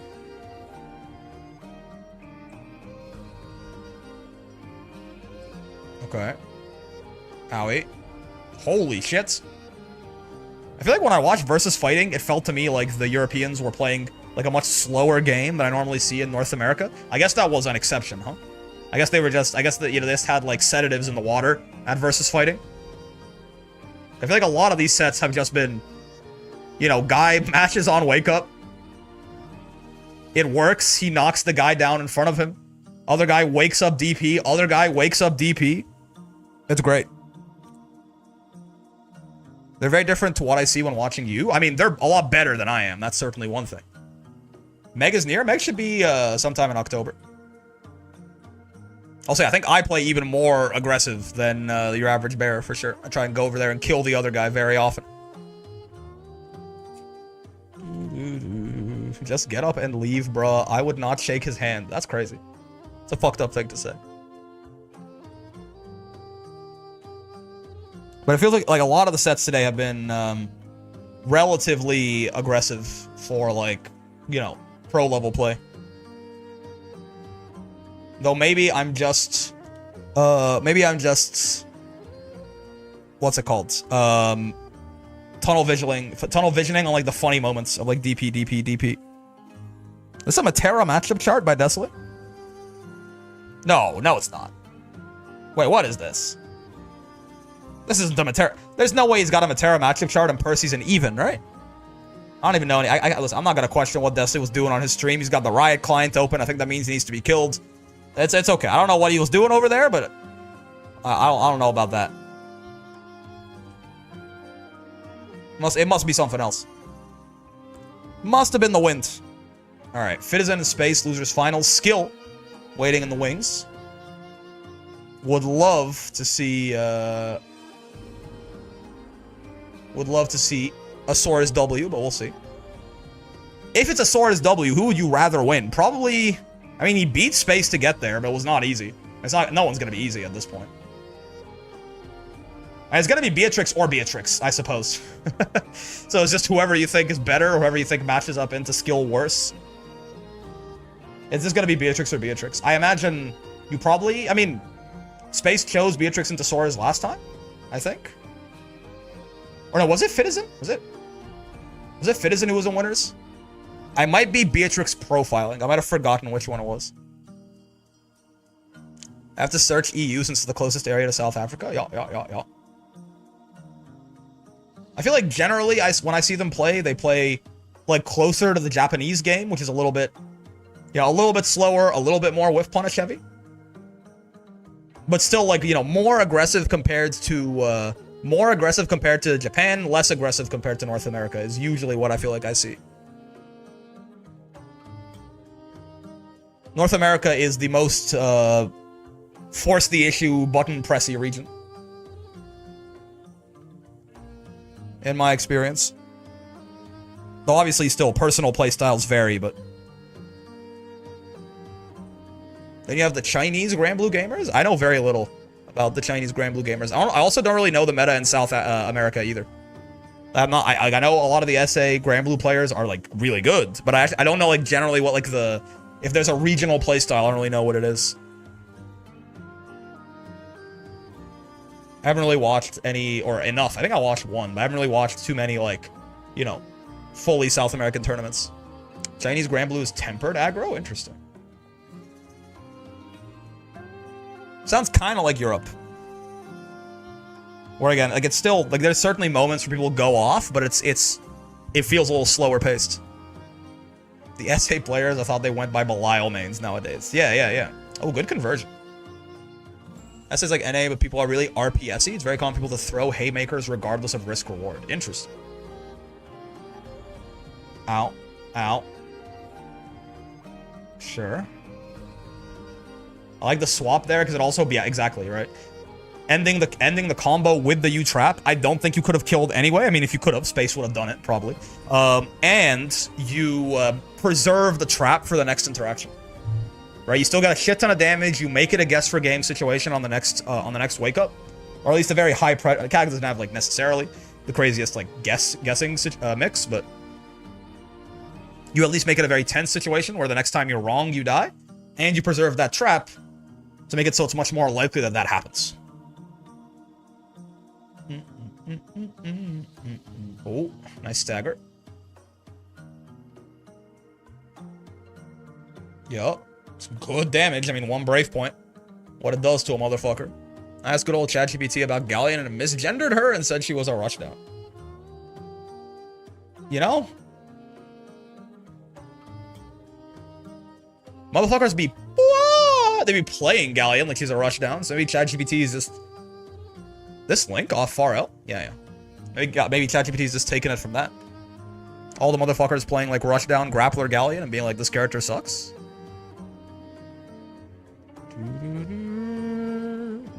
Oh, dude, the fact he just gets a combo off M Spike feels... That buff has been funny for a long time. Woo! Nice. Stop Thunderbird. That's huge. Yep. Good damage. And you get some setup? No, doesn't want it. Okay. Go straight for the Oki. Yeah, that situation is so horrible, man. Again, just that situation of Kag has... Hello there, Atriarch and Northern Light. I accidentally hit end on my keyboard. Wait. Let's not get spoiled. That situation where Kag has 2 traps down in front of you and is walking at you is... It's just nightmarishly bad, right? There's no good answer. You can't mash early, you can't mash late, you can't throw tech, you can't not throw tech. All roads lead to fucking death. Also, let's see. Is that 2-1? I feel like it was this right here. This is where we stopped. Yeah. Galleon has air dash, apparently. In many ways, she air dashes off her thigh grab. Oh my god. Okay. Fireball. Yeah, I mean, that's just... That is a full-on reaction check, but he didn't get punished for it that much. Wasn't that big of a deal. Yeah. Fake teleport back there if you get a little too antsy and you 2H. If she's got the meter for it, she can U-trap and send you to hell. No! Cancel it too late. On the close H, didn't actually get... Or maybe it was a range thing? But couldn't get the side swap he was looking for there. Oh, this is great, though. Kag loves throw! My god! Never mind, it's not great. It's ass. It sucks. Everything is terrible. Holy shit. Yeah, it's rounds, right? It feels like a lot of these European players feel like they have rounds where they decide, now, you know, I'm gonna turn it on. I'm gonna turn on the Jets, and they just start being more aggressive. But okay. Nice close H anti-air. Really well done. Back in the corner with you. Well, to an extent. Now, back in the corner with you. There you go. Again, yeah, I love using... So he's using the fireballs there to cover himself while he clears the nearest trap. Because, again, you can hit those Kag traps to clear them, but usually while you're doing that, you know, while you're busy swinging out a button in neutral, Kag can just send you to hell. So I really like, you know, normally you wouldn't want to do it from that sort of close to medium range, but Fitizen is, again, using the fireball blocks on those slight plus frames to cover himself. Very, very nice. Okay, so 2-1.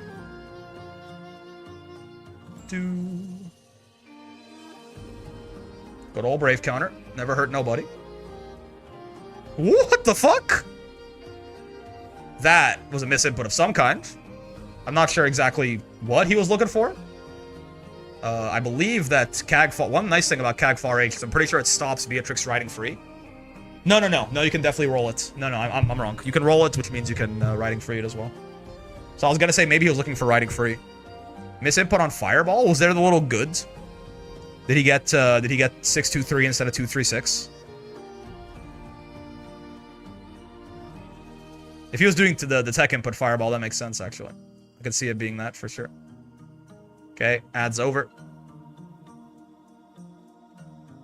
Looks like we're going to a game 5, though, I mean, things can turn around fast. Especially if Kag can build up the meter for SSBA. No clue, but that's how I fuck up fireballs? Yep, yeah. This is not gonna be enough. Gonna have to go one more time here. Alright, now this is one of them. It's one of them one-touch games. Yep, they both throw tech. And bonk. Nice. Again, that Beatrix command grab, such a nice thing for her to have right there. This is a... What the fuck? As a round closer, but as just a general pressure option. Oh, I mean, in a game where strike throw is such a huge part of it. An untechable throw? Even if it's kind of slow and you can fuzzy jump it and stuff like that sometimes. Turns out, untechable throw still really good. Still really, just really good. Ow. Oh my god, he has SSBA already? These rounds are so... I mean, he did round start DP, I guess. But he did like an SSBA 15 seconds into the round, I swear to god. Ooh, no conversion! Brave counter baited! Oh, that DP almost... I thought that hit late enough that she would have been able to combo off it.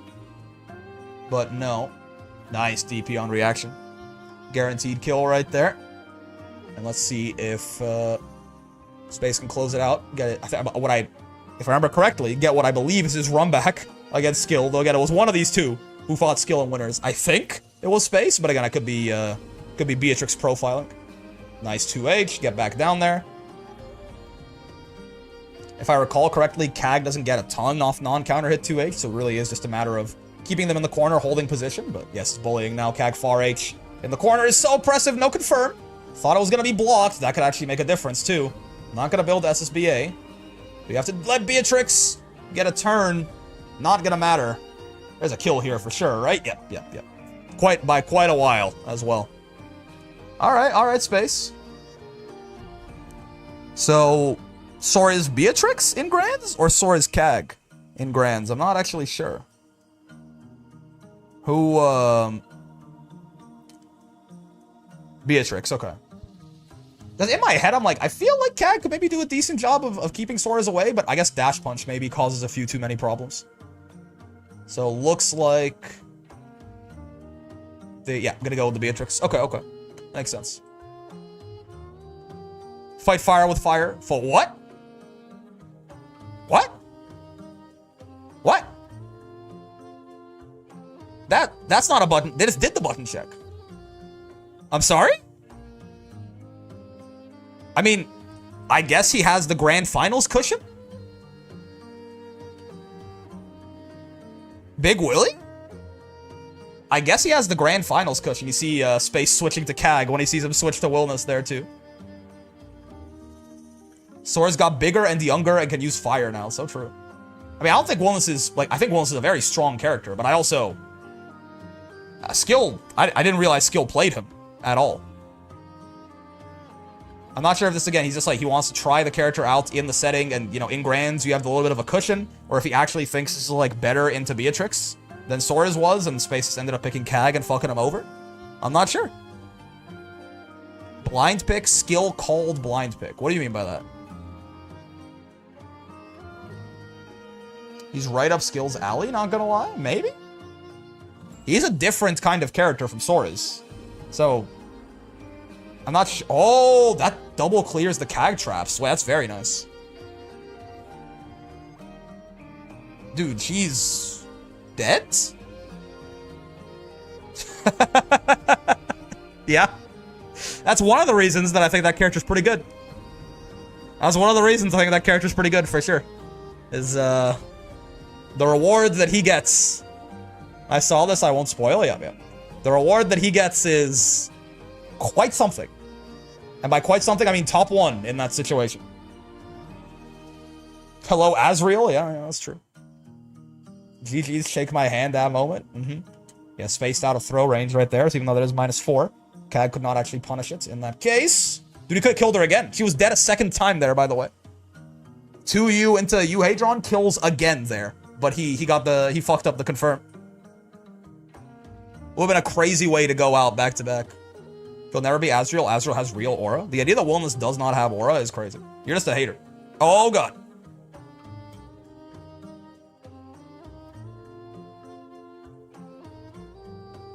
Bro does the fucking Inazuma dropkick in dragon form with no clothes on.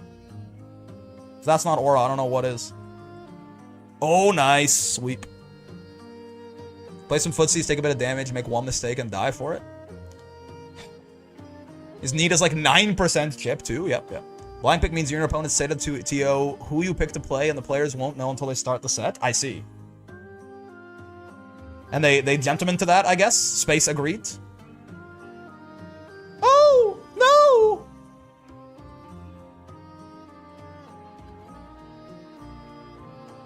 I mean, his Willness is cooking. You can't just, like, play a... He can't get through the trap, though, I'm pretty sure. Oh, Uni does? Well, no. No, it doesn't. Okay. Gentleman's agreement? That's fair. You can't just, you know, pick any character and even perform against Space's CAG, so... Clearly he's got time on the Wellness, but... Whoa! Oh, he was dead again, man. Oh. This is the thing. Wellness's combos feel like they're too good for my hit confirm sometimes, for sure. Where, like, every hit is death with this guy. Bro thought he's Common Rider and SSBA. Exactly. That's aura, man. That's aura. That's what I'm saying. He's, like... Oh, yeah. Just some unfamiliarity there, right? But, like, yeah, he was dead again on that 2L. I'm pretty sure counter hit 2L, even regular 2L, I don't think so, but counter hit 2L goes into Euhadron, and she was going straight to the Shadow Realm there. Wellness also speaks Grand Blue Dragon language, so that's cool to me. I agree. Going for the minus on block, but quicker low right there. Fuck with some fuzzy timing, potentially. Oh, no. Oh, she's... This is, I don't believe, the most damage that Wellness can do there, but, you know. Whatever works. That's dead. Should be dead, right? No. Could have killed. There was a kill there. That was not the best Wellness combo you could have done for damage. Uni is one of the most aura moves in the game. Has a swag walk built in. Yeah, but Wellness is one of those characters where, like, you almost, like...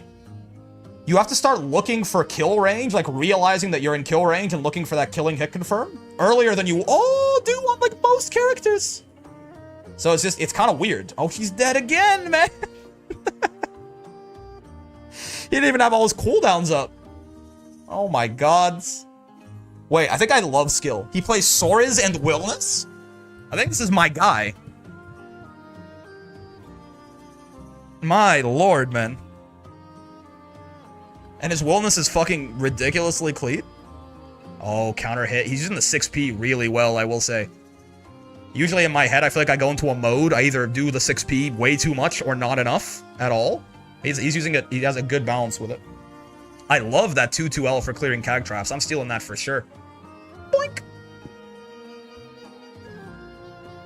Oh, nice close H anti-air. Well done. That's, it's gonna hurt a little bit, but she doesn't have super, so you still have the big Brave Point advantage. Yep. That 2U is a little risky, because, like, that's a very whiff punishable thing there, but... Swag walk it to the other corner, yeah. I don't think he can really do too much against this wall, besides that crazy 6P hit that he got the one time. Oh, too early! The rock is slower than you think. No reaction from skill on that is crazy. Or from space, rather. He definitely could have DP'd that on reaction, but I guess he wanted to wait out the plus frames, or he wanted to save the meter, or he was just too slow. Could be anything. Surprised I'm not seeing a lot of 2-2U from skill to close some of these. You make it safe on block, and it could be a nice way to catch someone doing something, but... Maybe it's too risky. I mean, normally it's punishable, but again, you can slow it down like that. Is he gonna stick on Wellness for, like, the first set of grants?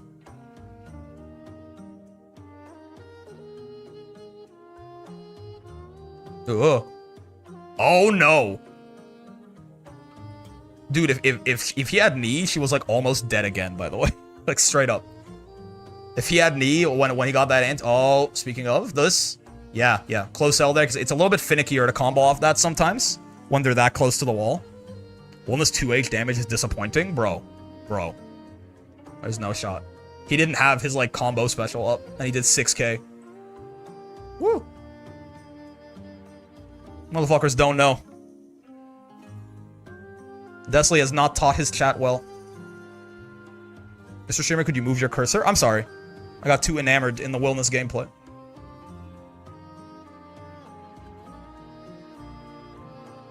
I love that 2-2L again. Got boinked by 6-6H raw, though.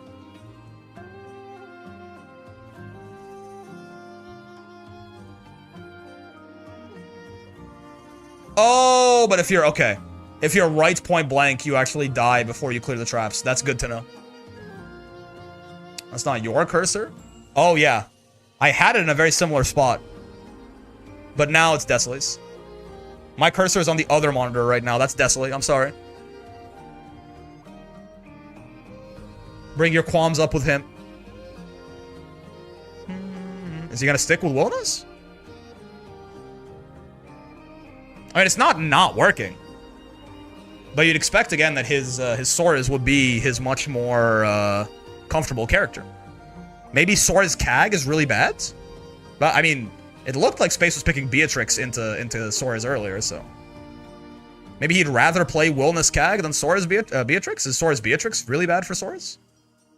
Perhaps? Oh! Okay. Yeah. Watch out for the 6P. Oh, it does beat it. Okay, as long as you hit CAG first, Uni is actually fast enough to beat U-Trap. That's crazy. Most things do not beat it like that. So if you get blocked, you'll die. Excuse me. Decily. Siegfried Soul Calibur. That looks a lot like Siegfried Granblue. Don't deprive me of any time, any Wilness time on screen. Yup. Woo! What if you wanted to play the game, but God said CAG far H? Nice overhead. No conversion. My goat is watched. Goat, you get far L into 2-2H off of that. Oh, there goes. Here comes the Hadrons. No, too slow to punish the TP. Horrible news, if I do say so myself. A little bit of high, a little bit of low. Space quite patient. He's not like reaction DPing or anything like that, because CAG, I guess he wants to save the meter, but... Oh boy, just barely didn't reach. What the hell? Why did you trap cuck him like that? I thought he would get a combo.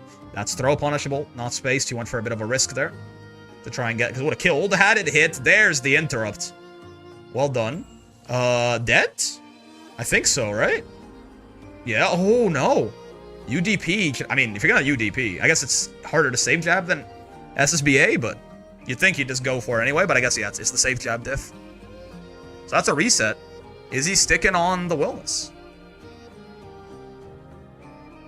It's a little interesting to try it out here. No. Okay, he's going back to Sora's. He's trying it out for the first set. I mean, his Wilness was good. Well, you're in the grand finals of a Platinum event. You'd think you would just stick to what you know. Using that grand finals cushion, though. We'll see if he regrets that. He might regret that.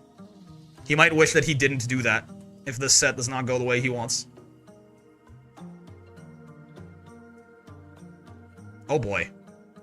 It's looking like a good start for Space.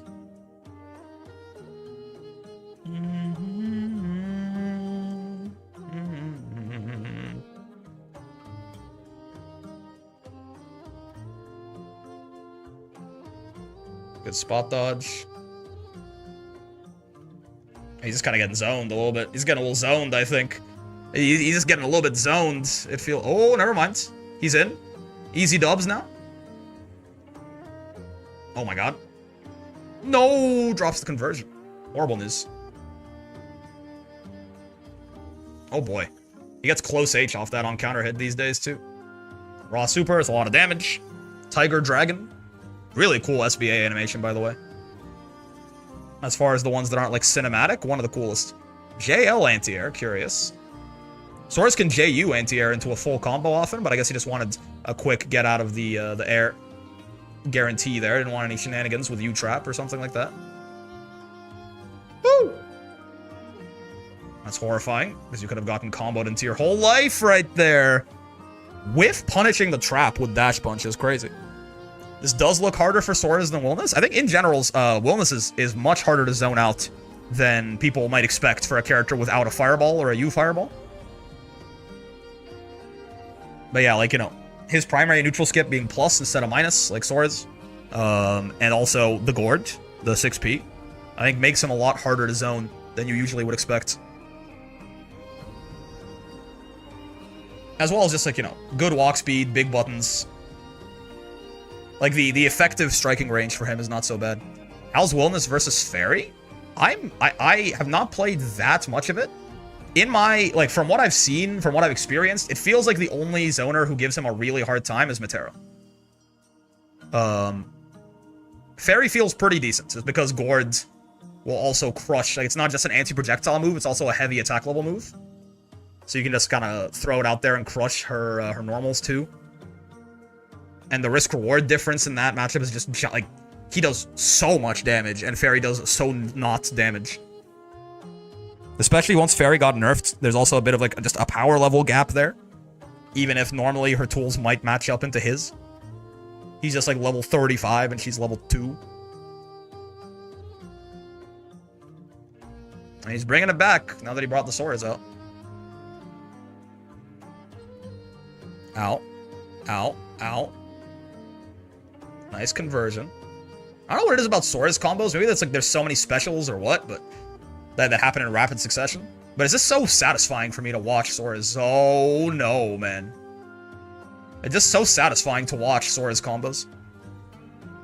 I'd imagine different zoning methods can cause trouble since my matches against Wellness and Neela. The Wellness doesn't really use 6p. Yeah, the thing that Wellness will struggle with is fireballs that hit low to the ground, because then 6p, while it's still an anti-fireball tool, it's usually even better as an anti-fireball tool because you kind of... The leeway to use the 6p is very high, since even if you're a little late, your hurt box still shifts on frame 5. The gourd comes out on frame 8. So you have 3 extra frames to 6p, fireballs that you can roll. But fireballs that go down to the ground, like, or even ones that go low to the ground, that will hit his low profile, because it's worse than the roll low profile. So like Matera's low arrows or a Neela sheep or something like that. 6ping them becomes a lot more difficult. So that's why he'll usually not use 6p as much in those matchups, because it has to be a lot quicker. The timing for it's a lot harder. With Anila, generally, I think Wellness just fights her in the mid-range, basically. But Matera is a character where it's really hard for him to get into that mid-range, and his gourd is not really as effective. Could Voss potentially zone Wellness then? Potentially. I mean, he probably... I mean, he would want to until he got Soul Forge, like he does with everyone else. The problem with Voss more so is that, you know, the one fireball is probably not going to be enough to keep him out. But yeah, his fireball would give the gourds trouble in particular. Wellness would be relying on knees and stuff like that. But it is true that, yeah, Voss Fireball can cause problems for him. And Voss can kind of fight him in the mid-range, too. I think the neutral is quite favored. Well, not quite favored, but, like, decently favored for Voss in that match. Okay. Little 1-1 action. Instant flex, round start. M roundhouse kick. Curious. It's not ideal, but it's a situation where Voss could have a health lead. Yeah, yeah. Though I will say, I mean, Wellness actually just hits harder than Voss in most situations. Like, the only exception is, like, in the corner. If they get, like, a counter hit or something like that.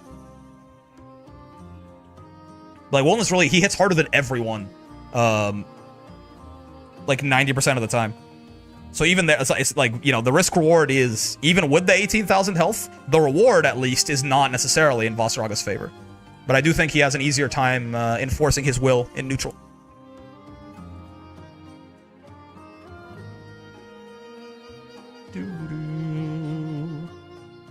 Sure. I think Skill might have wished he went Sora's from the beginning. I mean, yeah, his Wellness was good, but there's no way it's as good as his Sora's, right? That's his guy right there. No, we'll see. We'll see. Maybe I'm cooked mentally. Funny match since it's 2 big bodies throwing hands. Yeah, yeah, yeah. The first time I got like a Yuhei-drawn combo on Vossaraga as Wellness, like I actually like stood up out of my chair. I was like, I've never, like, Vossaraga has never felt like he needed more health before. It's looking a little rough for the GOAT. Sticking on Sora's, alright. Potential tournament point for space. I mean, results-oriented thinking, it looks like maybe the Wellness was doing even a little better than the CAG, for what it's worth, but... Like, I mean, you gotta imagine that part of that is, you know... Oh! Some amount of, like, this is the 6th CAG game that Space is playing. Like, there's some warm-up involved, you know? Get in the groove of, you know, fighting skills, own patterns, as Cagliostro or something, but definitely a lot better. I mean, the wellness also, the set ended up being, what, 3-1?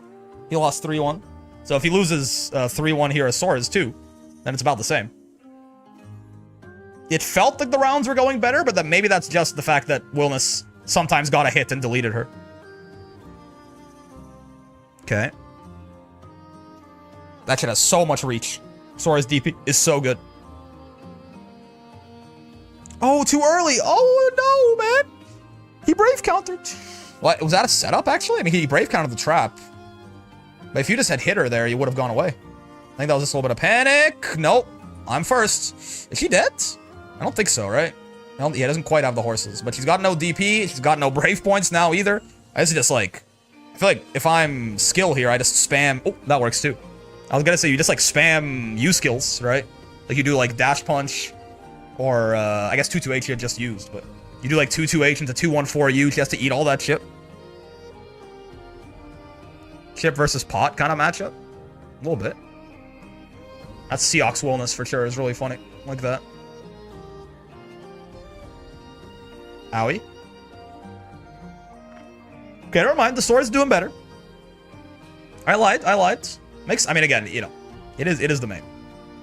I think even like any idea that the Wellness was doing well, again, was probably just nice conversion. Was probably just spurred on by the fact that, you know, Wellness just got his wins all at once in big chunks, and it made me feel better about what was happening on screen versus Soares, who got bled out a lot of the times when he actually lost the rounds. Testing the waters? Maybe. Nice delay there, trying to catch something. Space did not bite, though. No DP, no nothing like that. You know, usually it's a lot safer to 2L or 4L or something into shimmies like that. But one, it is, that was a later timing for sure. He delay teched super late. And also, Soares 4L is like a beefier button than most lights. Like, it's a little slower. It's got a little bit more recovery to it. So it's more susceptible to that kind of shimmying. Tournament point for Space, huh? My goats? Not like this? I need Soares qualified in Arc World Tour. It's just fun to think about. Oh. And technically Wellness also? It would say that he won using Soares Wellness? It's looking rough. The round, I mean, yeah, it's just the screen space and the health. Yeah, that's gonna do it. That's gonna do it, Cagliostro. Crushing my dreams of Wellness on the winning top 8 graphic. Nice job to Space. I mean, Space, he won versus fighting. He wins UFA. I mean, he's just cooking. He's just cooking up in Europe right there, man. Waving that French flag. Wait, no, sorry, Danish flag. Oh, no. Dutch flag. My God, I promise I know flags. I just my brain skill is French, and then I didn't want to say Netherlands flag, so I went for Dutch, and then I hop, skip, and jumped to Danish. But it's fine. It's fine. Also, wait, no. Why did I say he's also French? Wait, that is the French flag. Don't talk to me. Don't talk. That is the French flag. My brain was right the first time. I was thinking of S1, who's Dutch. He's not in the finals. That's a different guy. It's fine. You know what? Don't worry about it. Point is, I actually did not. It's really, I could have like spoiled myself by looking over here. Point is that unfortunately skill threw on purpose and therefore does not qualify. And that's Space who gets in there. Though, I mean, again, skill for getting second, the flag knower has logged on. Apparently not, man. Apparently not. For getting second at the Platinum, skill is going to get a shit ton of points, right? You get point breakdown. It's not a Platinum Plus, but it is a Platinum. Yes, you get 150 points for second. So good amount of points still at play there. So what are we looking like at this point? Space auto-qualifies in. Kazu Asagi qualified off of EVO Japan. Koji won EVO. That's a big one. Zerom won... Was it Combo Breaker? Yes. No. Yes. Yes. Combo Breaker. I was looking at the Guilty Gear tournaments there. Yeah. And then Zayn and Skill. I mean, that's probably guaranteeing qualifying on points there. There's a lot more tournaments to go, but like Zayn at the very least, 600 is probably, you know, that's not going to drop to 12th anytime soon, I don't think. Skill, maybe, depending on how spread out these wins get.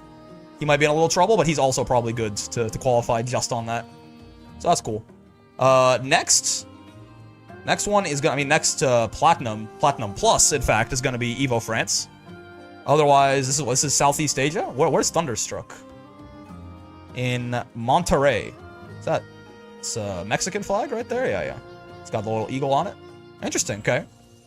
Little Mexican and Southeast Asian tournaments right there, but still a couple weeks away. I'll try to actually remember when Evo France is this time too, because again, UFA I thought was happening next weekend, but turns out it's actually this weekend. But yeah, man, very cool. Nice, cool to see Skill pull out the Wellness too. But again, maybe would have had slightly better results had he stuck on swords the whole way through. But at the same time, coulda, shoulda, woulda. Who that? Who this? Who cares, man? He did. Wait, is he Dutch? Am I stupid? Wait, am I dumb? Is he actually? Did I like triple down on being wrong? He is Dutch. It's the Dutch flag. Oh my fucking god. I triple checked my own brain too many times, man. Okay. Listen, I know all the Europeans are gonna hate. In my defense, Dutch flag. I'm not saying they're the same or anything like that. I'm not saying they're this. Like it's just vertical and horizontal. Okay, it's just the same thing, like flipped. This one, like you rotate this one 270 degrees and you get the Dutch flag. So like, it's not crazy. It's not crazy. Say you're colorblind? What the you're right. It's a different. The red is brighter here than it is here, and the blue is darker here than it is here. Just at a glance, they're not like, it's not like one of them is fucking Nepal and one of them is China or something like that, right? It's very, they're more similar than they are different as far as flags of the world go. Okay, that's all I'm gonna defend myself. I'm gonna defend myself and say it was a reasonable mistake to make. But yeah, cool. Watch a little bit of UFA. It was a good time. I am gonna get the fuck out of here. I'm gonna go edit to try and get that. Looks red, white, and blue to me, brother. K Kona. So true. Say you are flag racist? I'll be racist against the French at the very least. The Dutch seem cool enough. I'll be racist against the French. I got no problem with that whatsoever. Maybe I should call the French flag the Dutch flag, or that'd be an insult to the Dutch. I can't quite tell. So yeah, I'm gonna go work on getting that video out, hopefully, and then hey, look, I got all of these stolen content ideas from these other content creators that we can make, and I can also make some of the bigger ones, the sub goals and things like that. What a time to be alive. Productive stream for me. Little inside baseball. Maybe got a little too into the weeds on like Saudi Arabia for 10 minutes. Don't worry about it. It's probably fine. Probably just a little bit of a bad taste joke. And it was cool. It was a good time. I'll see you guys on Saturday if you're a Twitch sub or a YouTube member, for probably some coaching, maybe some Uma Musume, hard to say. And then Sunday, of course, will be Monday, hopefully we can finish up our road to Masters. Get Vayne done on Sunday, get CAG done on Monday, and then do Lunalu on Tuesday or something like that. Maybe it could happen. For now, have a wonderful rest of your day, and I'll see you again Saturday or Sunday, depending on if you're subbed or not. Peace.